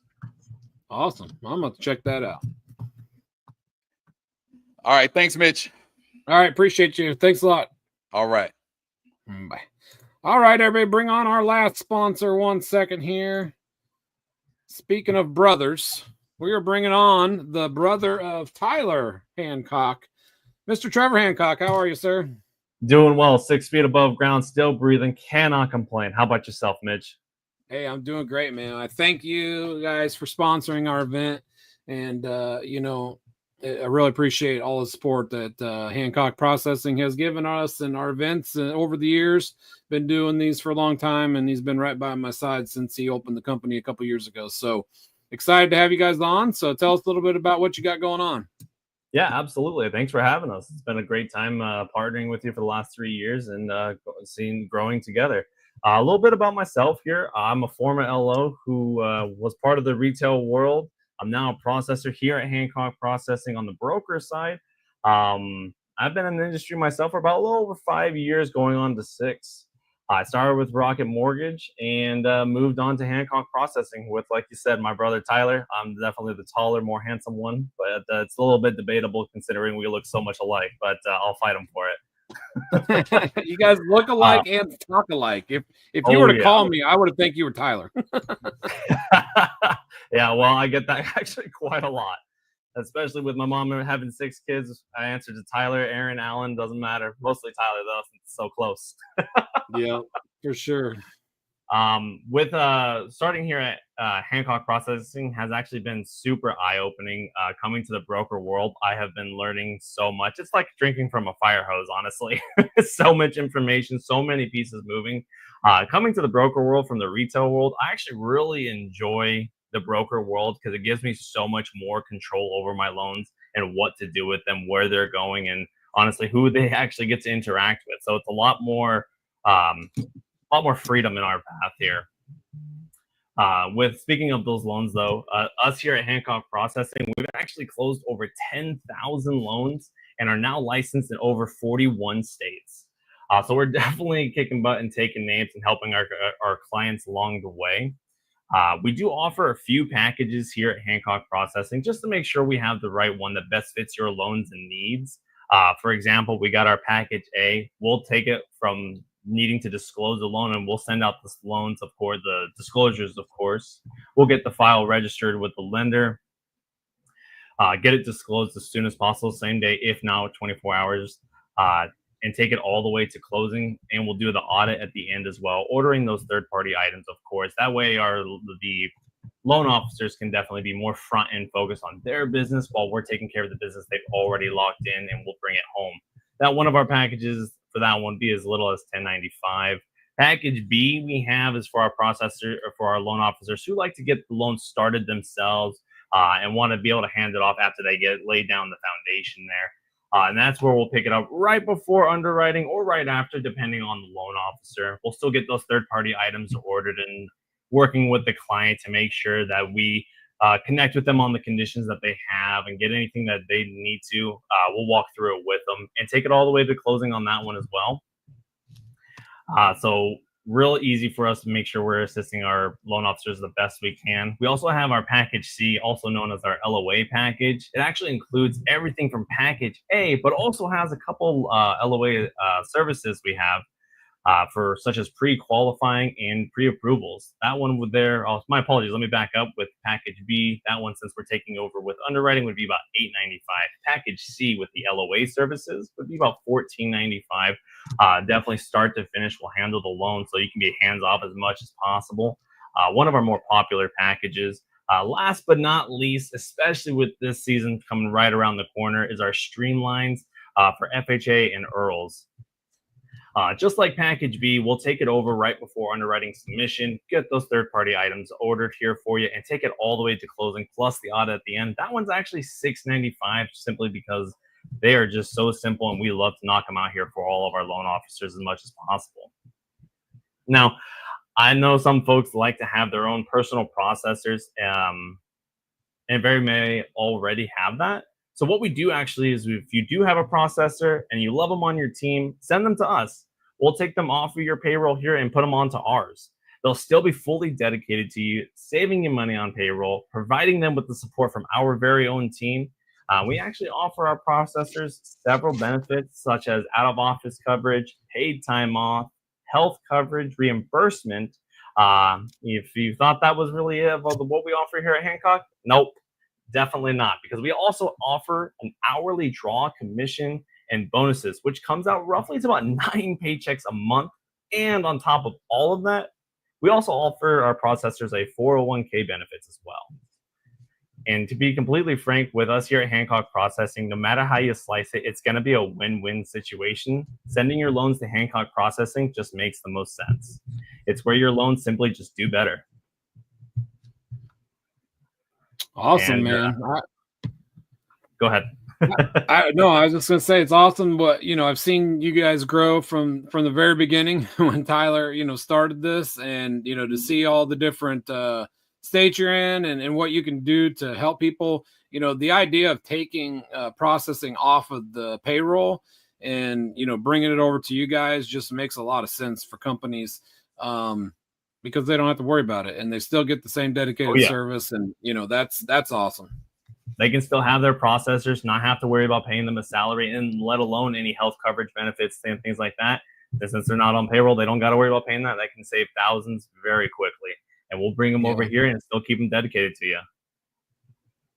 Love it, man. Well, everybody, make sure you reach out to Trevor and Tyler. I put the website there also, so you guys can reach out to them via the website. Go check out what they got going on, because like he said, 3 years in this business, and they're kicking ass and taking names. So if you want things done right, go reach out to these guys. I appreciate you, Mitch. Thank you so much for having me. Awesome. Thanks a lot. Thanks a lot, Trevor. Have a good one. You as well. Bye. All right, everybody. We are going to bring on our keynote speaker. Give me 1 second here to bring on Manoj. Good afternoon. How are you? Good. How are you? Hey, I'm doing well, man. Doing well. Awesome. Thank you so much for having me. So, yeah, should we just jump in or? Yeah, you know what? You had a close relationship, with our good friend Steve. So give me a little background on you and Steve, and maybe something fun that you guys shared. Yeah, Steve and I met in 2019, and immediately he was a podcast guest on my podcast. And then as soon as he came up, that was a unique conversation that I've never had a guy like Steve. And he was talking about how he worked with Richard Branson, he worked with the Pope, all of that. And I was like, man, who's this guy? And he started talking about, how he builds relationship with these kind of people. So he was telling me, some billionaire, he said, I sent him some whiskey he likes. So I'm like, okay, so how did you connect with Pope? Because I'm sure the Pope doesn't drink whiskey. They're like, no. I didn't go to the Pope directly. I went to some other Italian family who has a connection with the Pope, and then I worked it out. But something, he's been a mentor. He's been a really close friend. He played a big role in my life. Since I met him in 2019, and he changed the way that everybody in his circle is heavily influenced by him, and he changes the way you look at life, and he changes the way that you set your goals. Because I think Go for Stupid is his brand, meaning go for the biggest goal that you can not even imagine yet, and it scares you. And that's what he was all about. And one memory, in LA, I used to attend his speakeasy events. And so he had this company which manufactures motorcycle jackets and protective gear and helmets and things like that. So they had a new jacket where if it detects that you're falling off the motorcycle, it will blow up those airbags in the car, so it Yeah. goes up so they were looking for they wanted to demonstrate it, like how it works, and there were 40 people in the group, and they're like, hey, who should we try this on? And then without me telling me, Steve was like, I know who we should try it on, and he put that jacket on me, and then they just pressed the remote control. It went off like a bomb, and I was like so that was me in front of everyone getting blown up. So that was there's a video of that on my Instagram as well. But that was a pretty memorable moment for me. Yeah, Steve is he was a unique guy, like you said. I met him in 2019 also, and he was a no BS guy. And like you said, his story was incredible. Came from being a bricklayer in London to just being able to get someone married at the Vatican. Exactly. That's what's crazy to me. Like you said, the whole point of this is go for stupid. Like, there's nothing you can't accomplish if you know the right people, and if you know how to network, you'll get to know the right people. Hang out with Elton John and Elon Musk and all these people, and it's like incredible. My favorite story of Steve. I called him one day, and it was like Saturday, and he was like irritated. I'm like, "What's going on?" He's like, "I swear." He's like, "People just don't use their brains." He said, "I live next to Chris Brown here in the Hollywood Hills." And he's like, the freaking guy decided to have a yard sale. Like, what kind of pop star, the biggest pop star in the world, has a garage sale and blocks traffic for the whole freaking community? He was so mad because Chris Brown, the famous R&B singer, wanted to have a garage sale and sell his clothes. And he's like, I can't even get out of my house. There's so many cars everywhere. I don't know whether he would like to say that I think it's the same Chris Brown. I won't say anything, but that's interesting guy for sure. I think he lives on in many conversations. Like, we are talking about him, and I think we'll continue to talk about him. Whoever came in touch with him, he's an unforgettable person, right? Yeah, absolutely. This is with his accent, his piercing bald head, goatee, he's memorable in that way. But then when you start to speak to him and learn from him, then it's just, it gets even better. And like I told everybody, if you can, go download his Audible of his Blue Fishing book, because he's the one that does the reading of the book, which makes it even more great. To listen to his story from his perspective and from his mouth is awesome. So, but yeah, man, I'm excited to have you. Appreciate you joining us. And I think you have something incredible to bring, to this mortgage industry that, a lot of people are going to be blown away by. So please, if you have slides, go ahead and share those, and I'll throw those in. Okay, sounds good. I'll share my screen, and hopefully that will be okay. I will run through it like quickly, because I have quite a few slides, and I will skip a few so that how much time do we have? I mean, you're the last guy, so you can normally end at like between 1:15, so you got plenty of time. Okay, so, sounds good. Okay, so what we are going to talk about, guys, is how to explode in a good way your mortgage business or any other financial services that you're providing. So I'm going to share quite a bit of information. There's a barcode that leads you to my LinkedIn. So if you want a copy of the slides or the prompts that I'm using or anything like that, just scan this. So everything that I'm going to share with you, first of all, is peer-reviewed science. Peer-reviewed means like when you make a new discovery, new invention, it needs to be reviewed by other scientists, and they have to validate it that what you're saying is correct, because that's the scientific process. And it was published in a science journal. So science journal are also a part of the scientific process, where people have to submit it to a science journal, they get peer reviewed, and now it's a proven science. So whatever I'm sharing with you is a proven science published in the Mensa Research Journal. So Mensa, if you don't know, is the organization behind the IQ test. So They are the organization that researches human intelligence. Okay, so very, very prestigious organization. So everything that I'm sharing with you has been validated by them. So beyond spreadsheets, how mortgage advisors win in the age of AI. So I have 4 patents in AI. I'm a student of neuroscience. Everything that I'm sharing with you has been implemented in companies like Microsoft, IBM, T-Mobile, and also smaller companies, many startups, solopreneur businesses and whatnot. Okay. So this system will help you stay trusted and visible when AI drives every decision. So once again, scan this barcode and then we'll move on to the next slide. So I'll skip over some of these things, but I'm speaking to you as financial experts, but trust me, I cannot even find my way out in a spreadsheet. So when I told my family that I'm speaking to to a bunch of financial experts, then they were quite surprised actually, because as I said, like I can't even fill a form properly.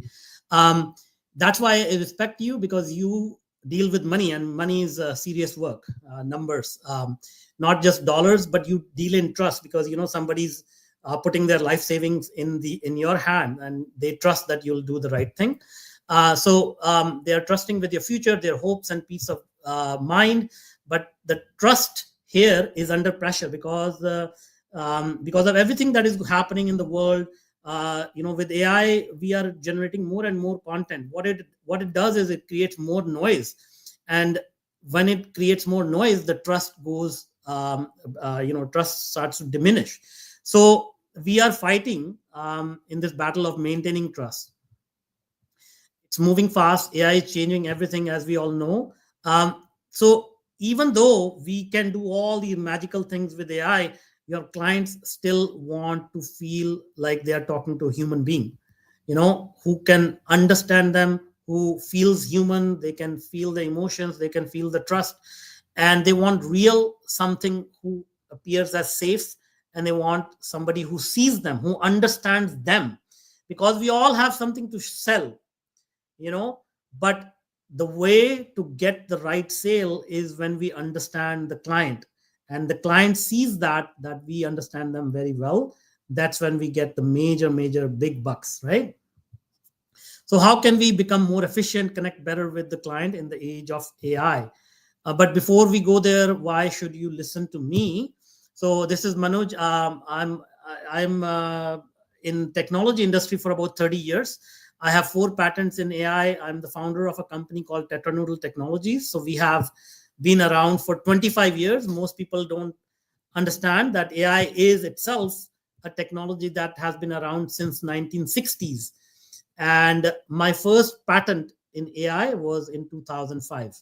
All right. So we also publish a lot of courses. So we are teaching about 225,000, I think it's up to 250,000 students online about various technologies. I have published 2 books on technology, and I have a top rated podcast. It's one of the top 1% podcasts in the world. It's called Bootstrapping Your Dreams. Check it out. And one of my patented technology was actually mentioned by President Obama and Bill Gates. And Bill Gates Foundation actually invested in that technology. And these are some of the logos of the companies that you may recognize that were that are or were my clients. So this is my company, Tetranoodle Technologies, one-stop shop for any technology or AI product. And we work with major corporations, but also help new innovators realize their dream of building some technology. So we were founded in 2001, impacted over 10 million lives, generated over $500 million in value. Okay, but I didn't start there. Okay, so you see all the accolades, all the awards, all the big names, but this is where I started. At age 15 in India, I started working in a factory for $2 a day. Then I enrolled in a local community college. I had to drop out in the first 3 months because I fell in wrong company, started doing drugs and whatnot. Then came over to Canada in 1998, got a job, but lost 4 jobs in 2 years because of .com bust. So I have gone through the ringer multiple times. So I, I have learned all these lessons through life. These are some of the major players in the industry. Senior Vice President at T-Mobile, CTO of IBM. By the way, I host another podcast with CTO of IBM. Neil Moore, another member of Steve Sims Group, amazing musician, and he's teaching about, I think, 50,000 students globally music. So these are some of the people that we have collaborated with. And as I said, when I started, I was an invisible engineer sitting in the basements, fixing systems. Nobody noticed. And then in 2018, my life was ripped away.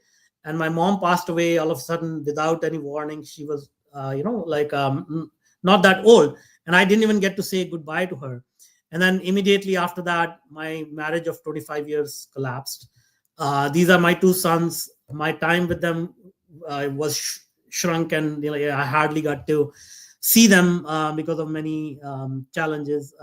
So basically, my whole identity was getting erased. I was just getting invisible, and my life was just falling apart. Okay, so I needed to figure out what the hell was going on, and I needed to do that fast. So why do some people dominate life, and even the ones who are brilliant, they are forgotten? Okay, so you may be like the top person who's the best in the best, but somehow you see other people doing better than you, and they are not even as good as you. Why is that? So I started diving into a lot of different modalities, different areas of study, ancient wisdom, neuroscience, psychology, and I started to understand how this world truly works. What is the definition of success? What are the ingredients of success? And so patterns started to emerge, systems started to emerge. And I started to test it out on myself, on some of my clients. I failed, rebuilt, failed again, continued to rebuild until my name appeared next to a Nobel Prize winner. So this is Muhammad Yunus. And I was invited to speak at a United Nations event, and they put me next to a Nobel Prize winner, who is, by the way, now the Prime Minister of Bangladesh. And this on top is the Secretary General of United Nations, Ban Ki-moon. Okay, so this is what happened in my life. And then whatever I said to you earlier, the research that I did over these 30 years was published in the Mensa Research Journal. And I saw something powerful, that we don't need more information. We are all busy creating more social media posts, sending out emails. That's information. What we need more is connection, deep, human, meaningful connection. That's what works. And that's what clients buy from you. When they're applying for a mortgage, they want to build a relationship. They want to trust you. They want to know that you are going to take care of them and their family. That's why that's what the advisors are built for, right? So, but most advisors are now stuck reacting to the change, not leading it. So what we created was something really, really powerful. It's built to help you grow your trust, your team, and get your time back. Because even if you are a multi-millionaire, if you don't have your time to spend with the loved ones and do whatever you want to do at where you want to do it, what is the point of that wealth, right? So what we call it is, it's called AI Merge. And this is cutting edge science based on decades of research, deep thinking and meditation. So I've been meditating for about 15 years. I understand how the mind works, how the neuroscience, how our neurons work inside our mind. Again, peer reviewed and published in the Mensa Research Journal. What it does is it merges your subconscious mind with AI. Okay, so we all have our logical part of the mind and the subconscious part of the mind. The logical part of the mind is about 5 to 10% of what we experience in life, but 90 to 95% is our subconscious mind. So how do we elevate that? This is the process. So it creates a super intelligent version of your mind, and it supercharges your natural neuroplasticity, meaning you start to increase your memory, your decision making, your problem solving. So how people say that we only access about 10% of our mind. This is a way to access the rest of the 90%. So what happens? So this is Manoj Pillai. He's based in Australia. He's also in financial industry. runs a large organization with 125 advisors. Within 2 weeks, his stress level went down. He was making more money and making better decisions. Now he's asking me to help train his 125 advisors. So we have a meeting later this evening. Tressa is also part of Steve Sims Group, Relationship Mastro. Gained humongous visibility, made fantastic connections within 4 weeks, and she's working with me directly. Diane, she's from the real estate world. She's actually a real estate broker, has $300 million worth of transactions under her belt. She's 60 years old and did not have any background in technology. Okay. And within 6 months, she increased her revenue by 40%, 40% within 6 months. Okay. This is Michelle, financial strategist, same, reduced her overhead by 30%. And all these guys, like, you can go check out my LinkedIn. I have some other video testimonials. So I have tons and tons of case studies. So check it out. This is my real sister. She lives in rural India. She's a teacher.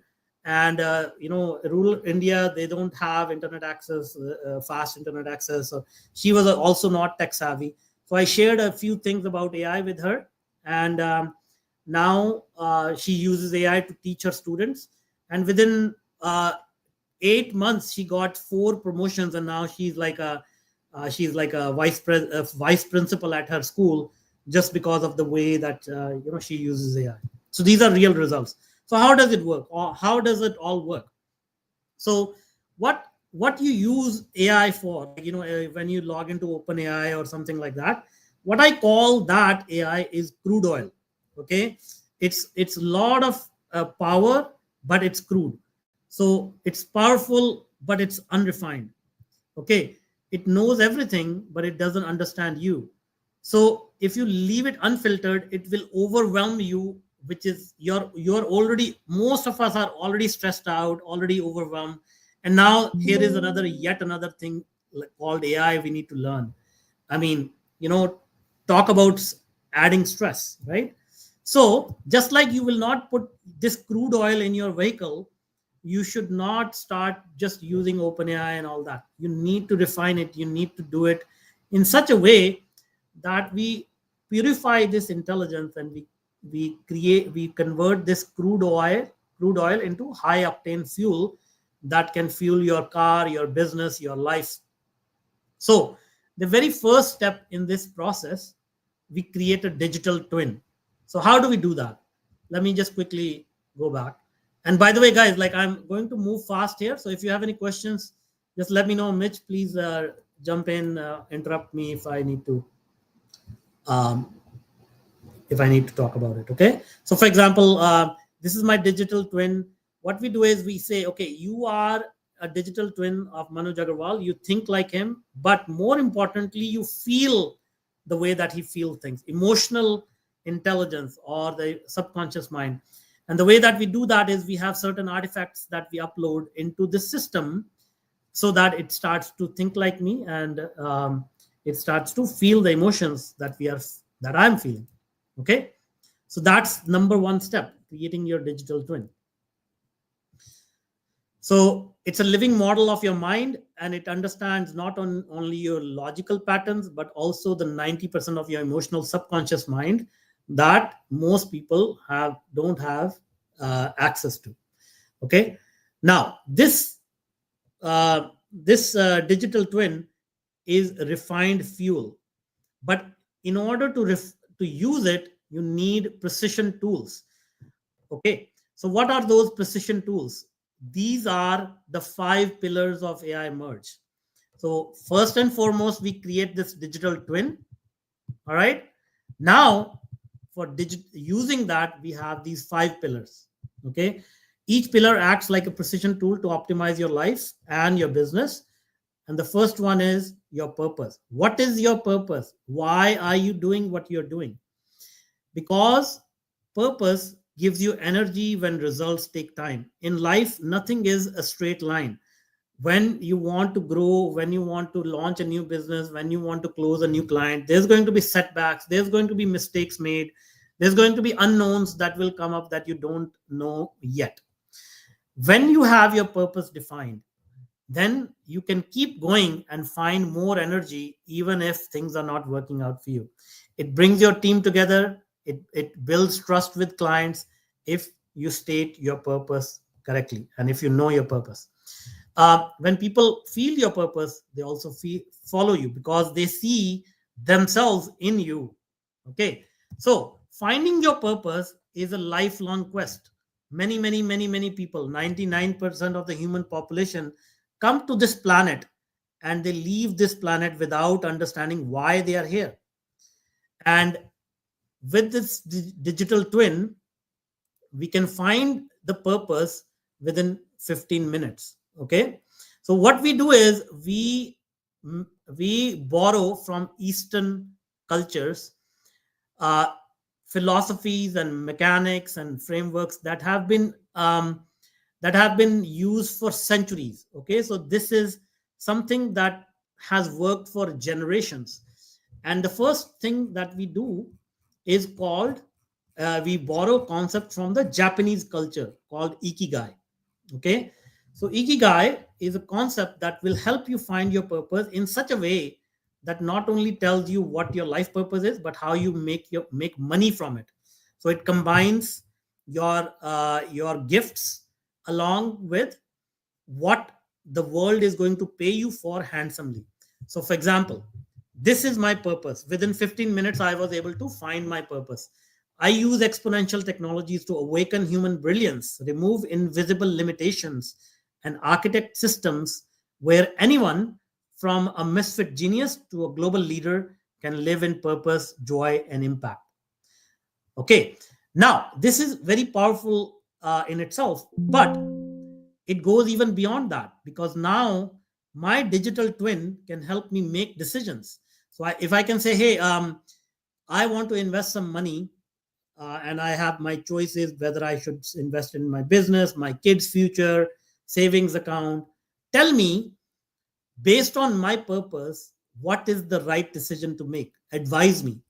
And then it will advise me based on my long-term goals and my purpose, what is the right thing to do here? So that gets rid of a lot of decision fatigue, a lot of confusion, a lot of anxiety, a lot of stress that we have in our life. Does that make sense? This is important concept. So I'll pause here to see if there's any question on this concept. Mitch, please help me if there is any question. Yeah, I don't see any questions yet. Anybody have any questions yet? Yeah, I think we're good for right now. I'll let you know. I'll pop them up on the screen too. Sure.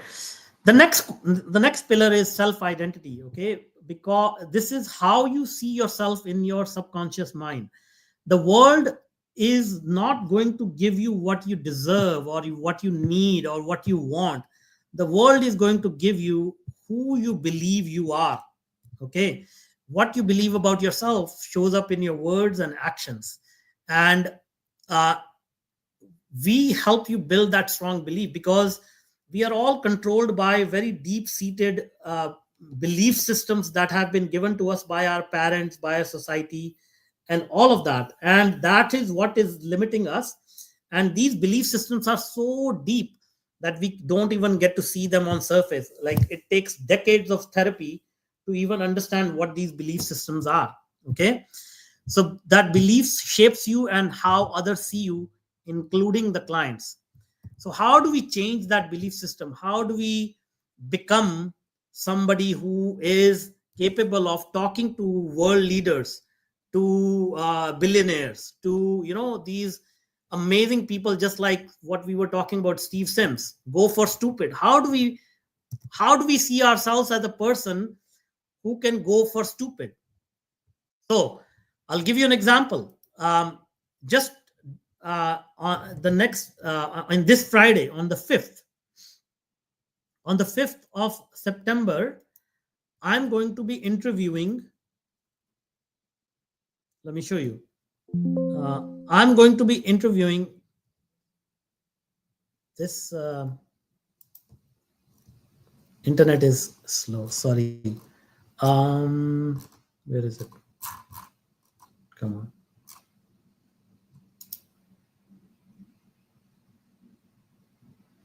I'm going to be interviewing this lady.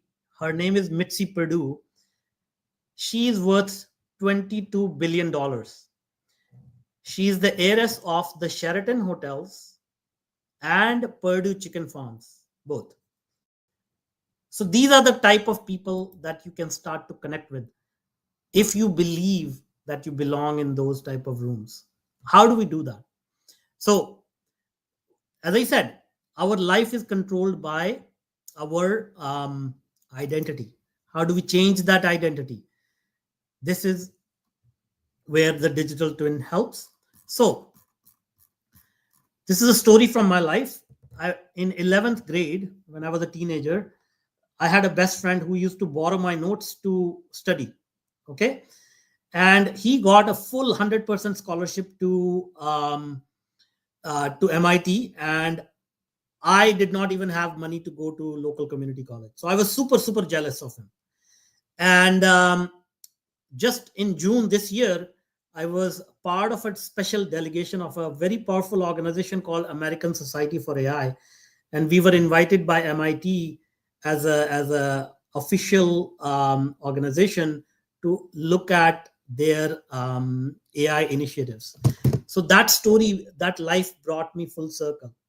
And so what we do is we use something called Hero's Journey Framework to reframe our belief systems, to plant these ideas that life is not happening to me, life is happening for me.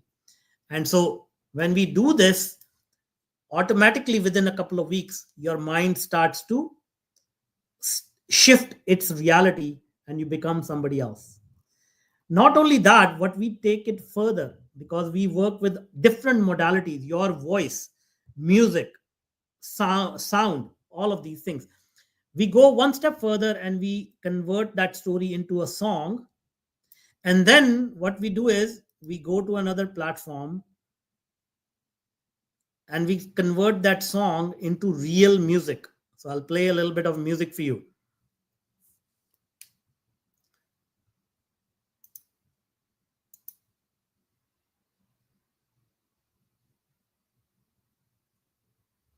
Full circle.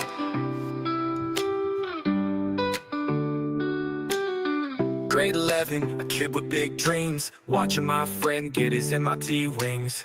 Smiles outside, but inside I'm torn. Jealousy burning, a quiet storm. Couldn't afford to spread my own. Stayed back, local college all alone. Told myself something's better than none, but I dropped out before the year was done. Oh, that was it. Thought I lost my fight, but the stars were wrong. They were just rewriting my life. Now I'm standing in the halls of MIT. So the idea is that when we create these modalities, music and all of that, you could be going to the gym, you could be driving your car, commuting, whatever, and you could be playing this album of your life stories in the background.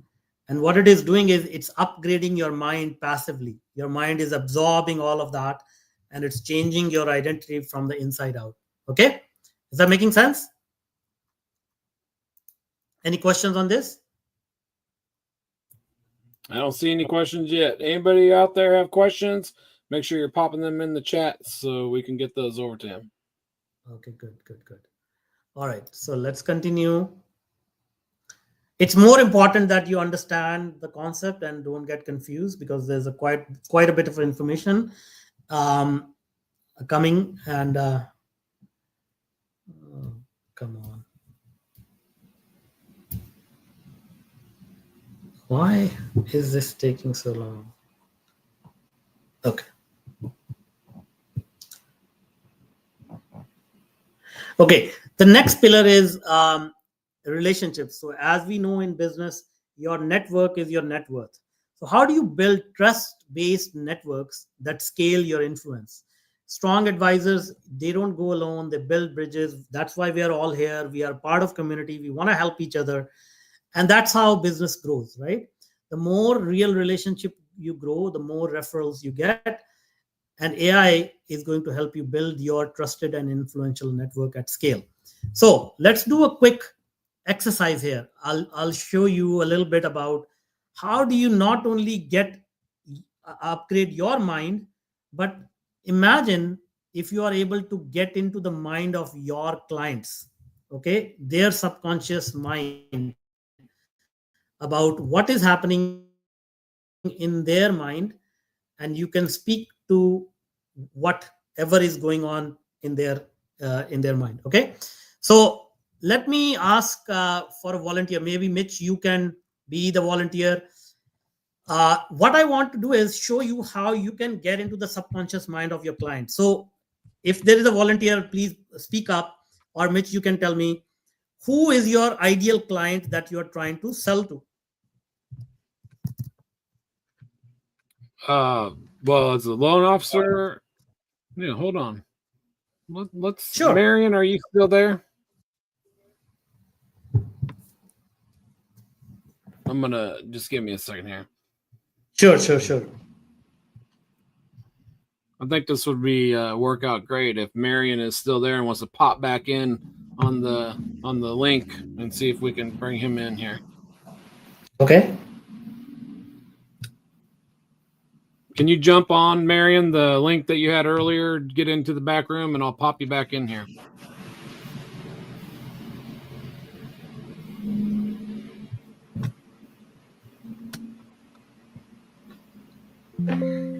Just a second.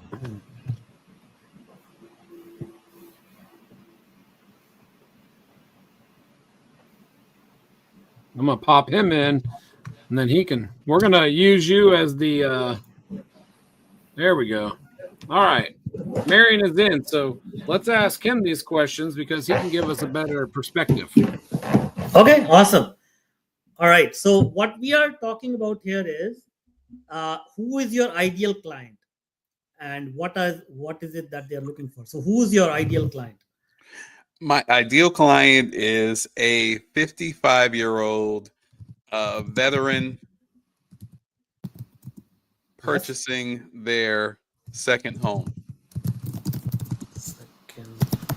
Okay. So what is their goal? What do they want? The goal is to utilize their VA benefits. Yeah. To purchase a home with no money down. Okay. Very little closing cost and save their money. Okay, good. So now what we are going to do is we are going to use our digital twin to peek inside their subconscious mind. And what happens is, as humans, we take action faster to relieve our pain points rather than, increase our pleasure. So what we are going to do is we are going to say to our digital mind, hey, tell me what is causing anxiety in the mind of this 55-year-old veteran about purchasing a home? Because once we understand that, then we can start to talk about that in our marketing, in our sales, in our language, in such a way that the 55-year-old veteran will say, how are you in my head right now? Like, you know me better than I do. How is this happening? Okay. So I'll demonstrate that to you right now.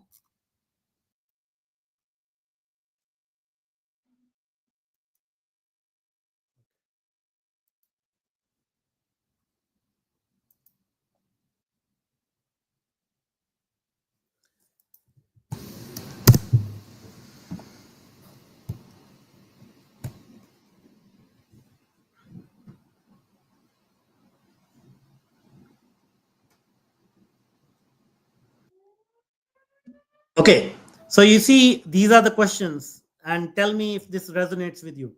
What if I don't actually qualify for the VA loan benefits I've been counting on? What if my age works against me? Will lenders see me as too old for this? What if my credit score or past financial mistakes disqualify me at the last minute? Does this resonate with you? Yes, yes, it does. So you see, we can like peek inside their mind now. But more importantly, our actions are controlled by our belief systems. So we can also get into their negative beliefs. I'm too old to be buying another house. This is for younger vets. I'm just not good with money or paperwork. I have never been good at negotiating, so I'll probably get taken advantage of. I don't deserve this benefit as much as other veterans who serve differently. Lenders don't really want to work with VA loans. So you see, this is an invisible belief that they don't even speak about.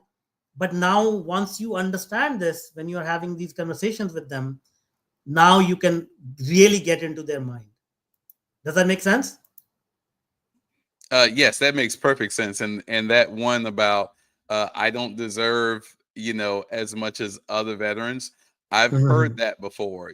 I've heard veterans say, well, I wasn't injured in war. I'm fine. I'm fine. I don't deserve that. You know what I mean? Yeah. So I've actually heard that. So you see, no matter what you say, okay, I'll give you a better, better deal. I will give you lower interest rate. I will give you better service. If their belief is that they don't even deserve it, then how is it going to help you make them their client, right? But if you speak to that and you say, hey, I know you are in service of your country, and I know you want to put others before you, but you deserve it, and this is the reason why. And now you can present your offer to them. Is that making sense? Yes, makes perfect sense. Good. So this is the way that we develop relationships. Okay.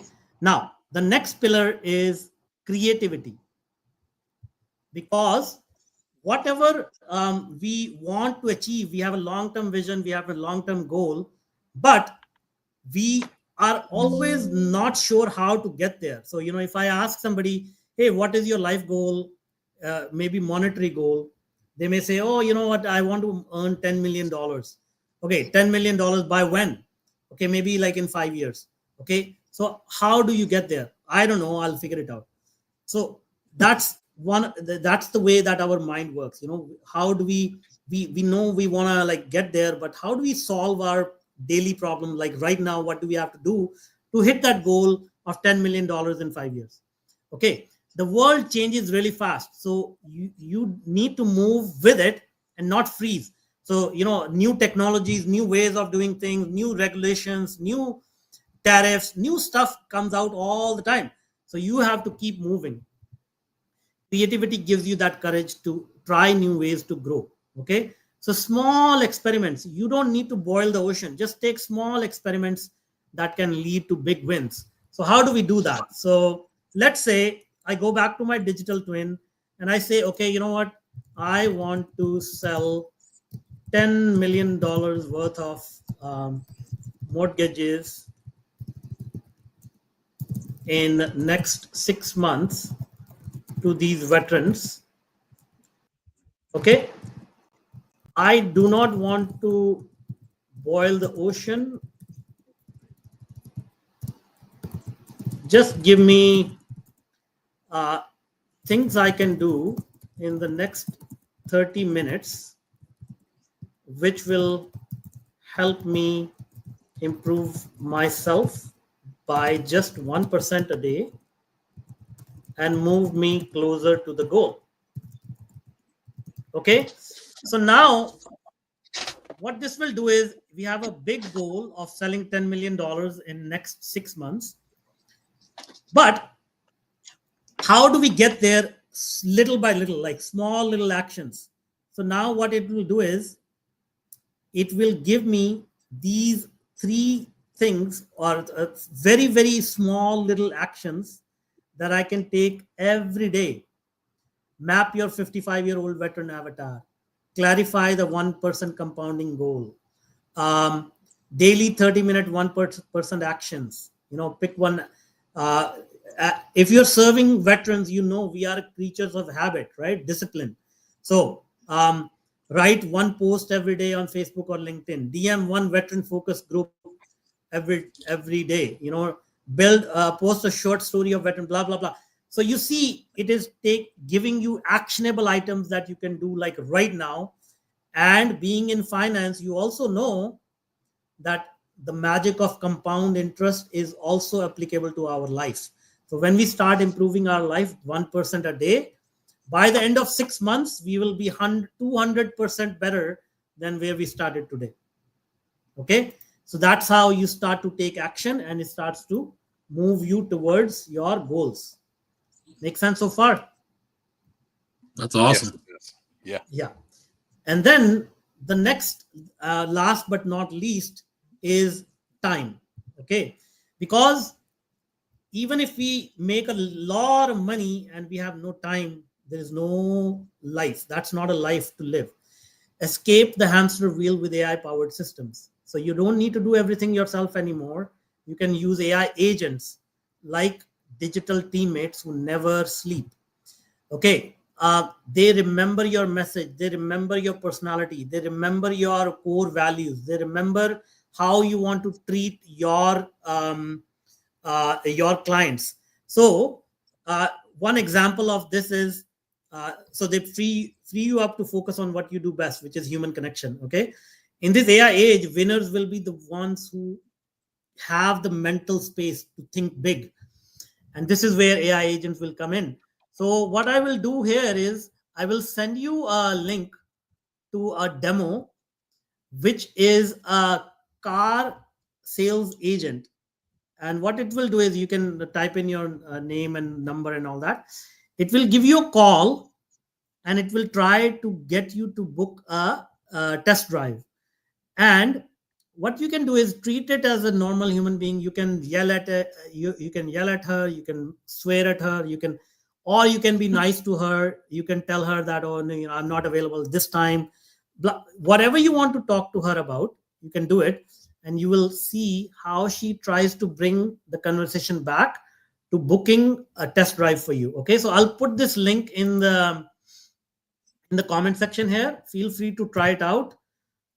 You can try it now, you can try it later, but you will get a sense of how far the technology has already come. But this is still just the beginning. But you can imagine how we will be able to transform lives as these AI agents take over. Okay, and in the meantime, let me share one more demo for you, because this is applicable to this industry.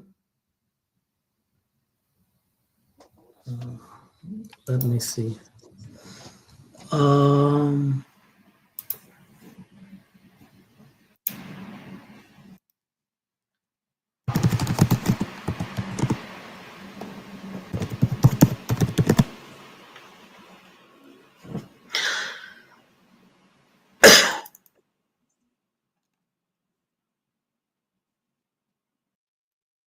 Here, insurance. Okay, so this is a AI agent specifically designed for the insurance industry, for commercial insurance, but you can extrapolate and you can see how this will work for the mortgage industry. Okay, so just try to imagine some. Is your insurance business drowning in a sea of paperwork, struggling with inefficiencies and errors that hamper your growth? The insurance industry is on the verge of major disruptions. Despite being a cash-rich sector, it still relies heavily on manual, error-prone processes ingrained in its very DNA. Many insurance brokers find themselves overwhelmed by the sheer volume of paper-based tasks they need to handle. From floor plans and PDF documents to spreadsheets and more, the manual work involved can be staggering. This not only slows down the entire process, but also leads to frequent human errors, negatively impacting user experience and demoralizing employees. Imagine a typical busy insurance broker's office. Every day they have to handle hundreds or even thousands of documents. They're constantly extracting addresses, determining construction types, counting rooms, and identifying roof types, all while manually inputting this data into various systems. Now, imagine if all these tedious tasks could be automated. In this example, we have two clients looking to buy a commercial insurance policy. We are going to process the documents for these two clients. For each of the clients, we will examine the floor plan of the building. The first client has submitted the floor plan for a building which we can insure. Let's begin with the first set of documents from Toronto. Our virtual insurance employee starts by extracting the address from the floor plan. It looks at the document and finds the address of the building. This is done using AI to read the text on the floor plan. Next, the virtual insurance employee opens a web browser and goes to Google Maps. It types the address into the search bar and finds the location of the building. The virtual insurance employee then zooms in to get a clear view of the roof of the building and takes a screenshot. This screenshot is then analyzed by OpenAI ChatGPT, a powerful AI model, to determine the roof type. ChatGPT looks at the image and tells us if the roof is flat, gable, hip, or another type. At the same time, the virtual insurance employee extracts other details from the floor plan, like the number of rooms and the area of each room. This is done using AI to read and understand the layout of the floor plan. All this information, the address, roof type, number of rooms, and their areas, is then written into an Excel file. This makes it easy to keep track of all the details in one place. Finally, based on the roof type detected, an email is generated. In this case, we support this type of insurance. So the virtual insurance employee creates a confirmation email to inform the client that their building can be insured. Next, let's process the client from San Francisco. Now, the virtual insurance employee will go through similar steps for the San Francisco client. It starts by extracting the address from the floor plan, searches for it on Google Maps, zooms in, and takes a screenshot of the roof. But wait, in this case, the building has a flat roof type. We do not support this type of roof. Hence, in this case, the virtual insurance employee will generate a rejection email informing the client we are not able to insure this building. Typically, such cases can be forwarded to a live human insurance broker who can take the necessary corrective action. However, for this demonstration, we will directly send the email to the client. Thank you for watching this demo of our virtual insurance employee solution. Okay, so I hope that made sense. Like you can, in the mortgage industry, you have a million documents to process, and as we start to scale, we want to make sure that these are accurate, and we don't spend too much time doing the manual work again and again and again. And this is how we automate things and create these agents which give you your time back. Making sense? Yeah. Okay. So now what are the benefits? Like I won't go over all of this, but when we implement something like this for entire, whether you are a solopreneur or you have a team or you have like a large, mid to large scale business going on, many benefits come, not just from the business point of view, but your mind and emotional upgrade, your nervous system actually. Like I've had people who had ADHD and they found relief. I have a person that we are working with. She had a neuromuscular disease, and she has been in the ER for she's suffering like for almost 7-8 years, and she has to go visit doctors every week and take these medications. Now within 3 months, completely off medication. Okay. And wealth, we have seen, I've given you many examples. I was just talking to another solopreneur today. 3 months ago, we started working with him. Imagine this, I cannot believe this, but she said it to me on video.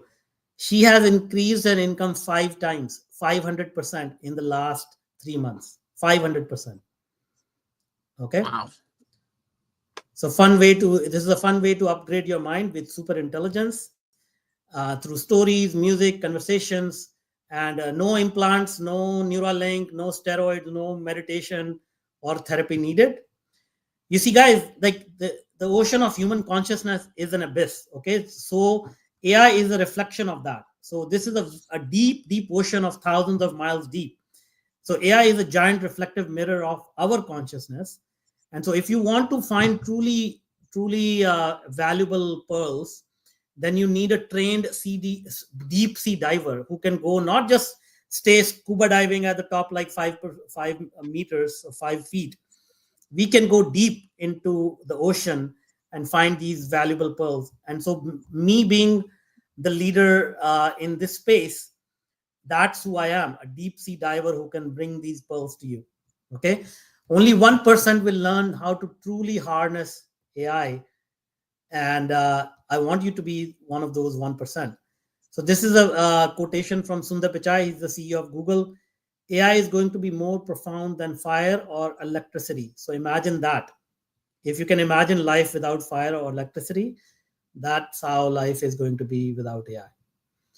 This is Sam Altman, the CEO of OpenAI.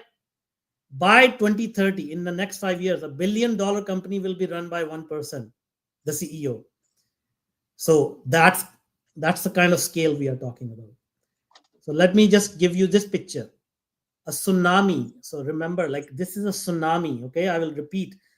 A tsunami of opportunity is coming in terms of AI. And most people will be scrambling for life jackets. What I'm here to offer you is the best surfboards and best life jackets that are out there, and join me in riding this wave. So that's where I'll stop and take any questions, any comments, any clarifications.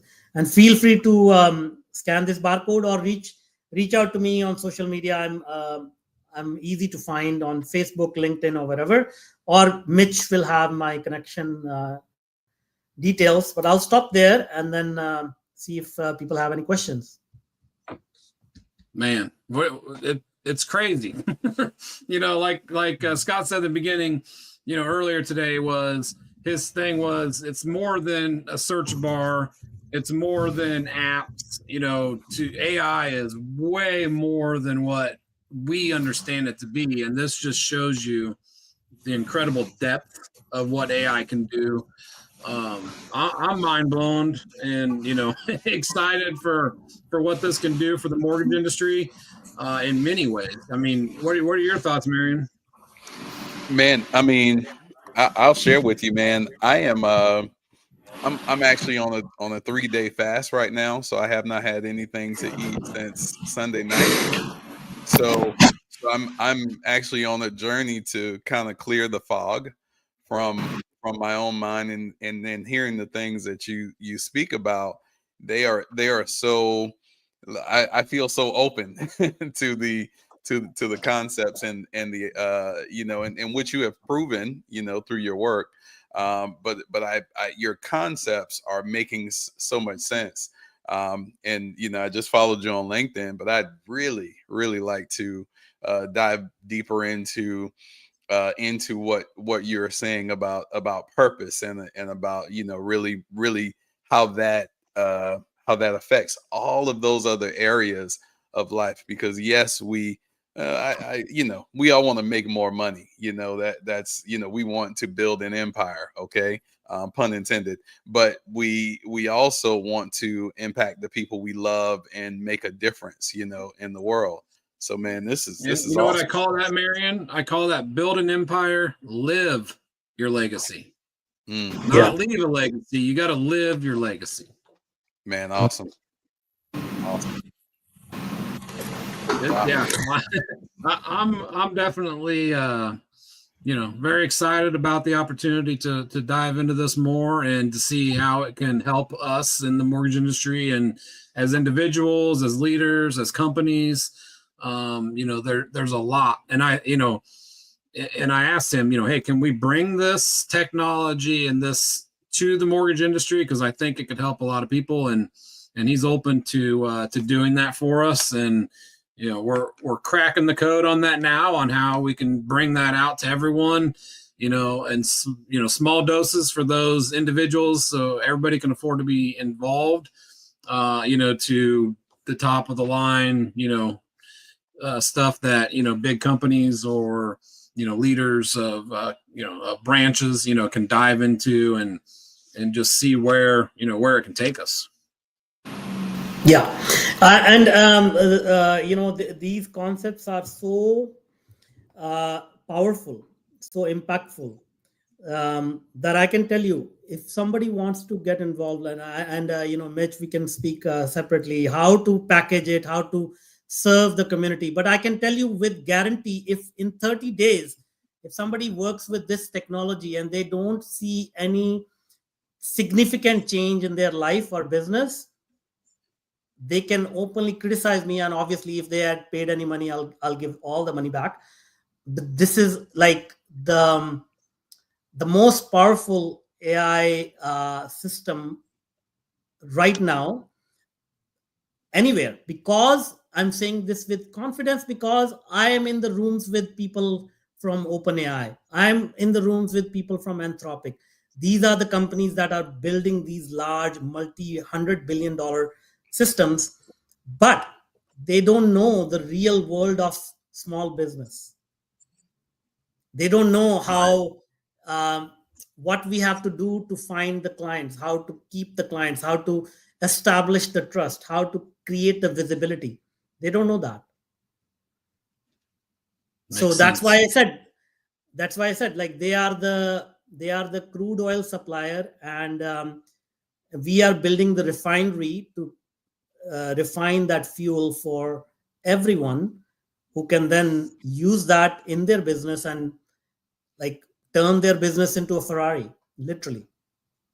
Yeah, and we're going to go into the shop and figure this out and how we're going to bring it to the masses in the mortgage industry. And so follow myself, go follow our Facebook, LinkedIn, whatever, and this is going to roll out hopefully sooner than later on how we can provide this to you guys and at different levels of figuring out how to create your digital twin in a way that's a lot different than some of these other AI twins that they have out there, because this, like you said, dives into the subconscious mind and how you want to respond to people.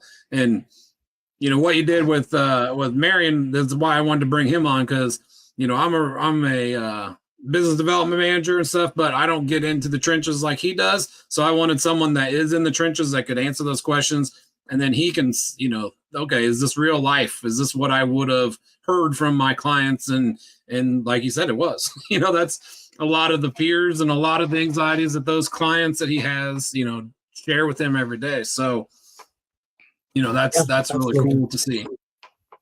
Absolutely. Yeah, and also, when you are empowered with, no, go ahead.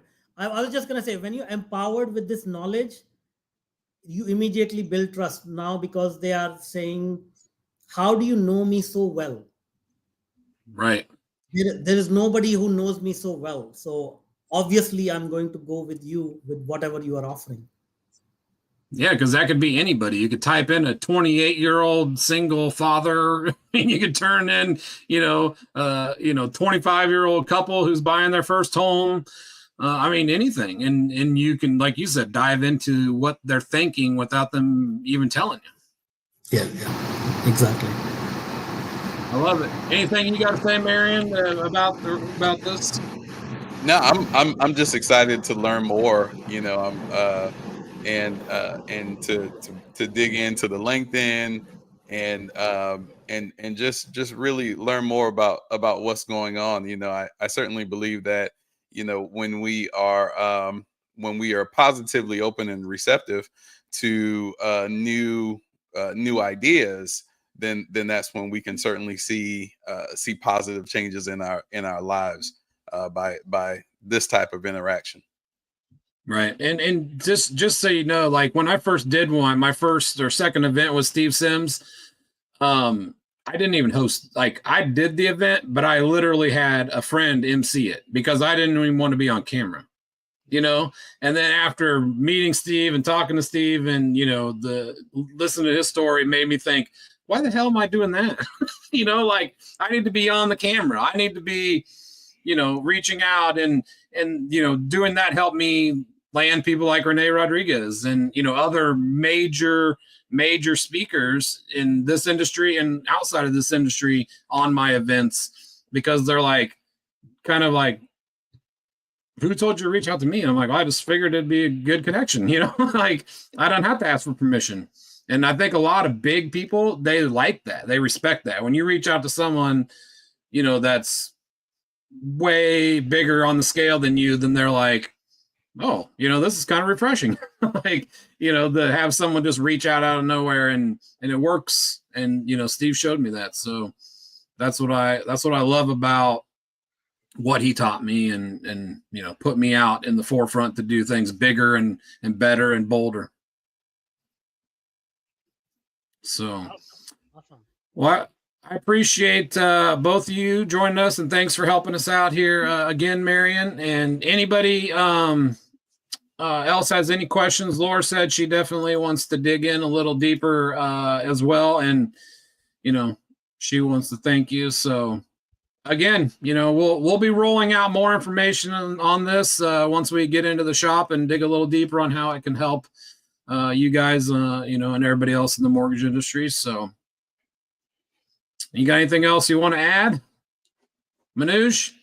No, I reach out to me, guys. Like, this is something that I'm very passionate about, and obviously, you'll hear a lot of other people. There's a lot of so-called experts. I mean, this is not a knock on anyone. Like, AI is a transformative technology, but I see a lot of people kind of promising something and not understanding what they're selling, and sort of like selling the snake oil. So for somebody who wants true transformation, true elevation, true kind of change their life, not just their life, but this is a way to change your next few generations' lives. We are living in a very, very historic time right now. And people who ride the wave, you can see when Jeff Bezos started Amazon, nobody knew what e-commerce was. But within 15 years, he became the richest person on this planet. Imagine that, 15 years. So when I say tsunami of opportunities coming, this is what I'm talking about. This is the tsunami. So work with people who know what they are talking about. They know how to navigate all these things. And sky is the limit. And sky is not even the limit anymore. So. Awesome. Well, just so everybody knows, we do have day 2 of our Steve Sims event tomorrow. It is Blue Fishing, the art of making mortgage marketing happen. Tune in. I put the link there. If you aren't already registered, register and come join us for that. We have some great speakers tomorrow as well. Coach Bill Hart is going to be on. Josh Pitts, Kristen Babick, Bretton McDonald, Brian Galkey. A lot of these folks, we're close and friends with Steve as well. So I'm excited to put this on in his honor tomorrow as well, same time. So make sure you guys use the links in the comments there to register if you aren't already. And I appreciate both of you for joining us. And we will talk to you all tomorrow. Thank you, guys. Thank you. Thank you. All right, everybody. That will be a wrap on today's conference. Join us tomorrow. Like I said, we'll be back 9 a.m. Central. Make sure you get registered at the link in the comments. If you don't have that, go ahead and find me on social. You'll find it on my pages. But I appreciate every one of you for tuning in and joining us. And I hope you learned something. And we'll get out all the resources to you here sometime today or tomorrow. All right. Appreciate it. Thank you.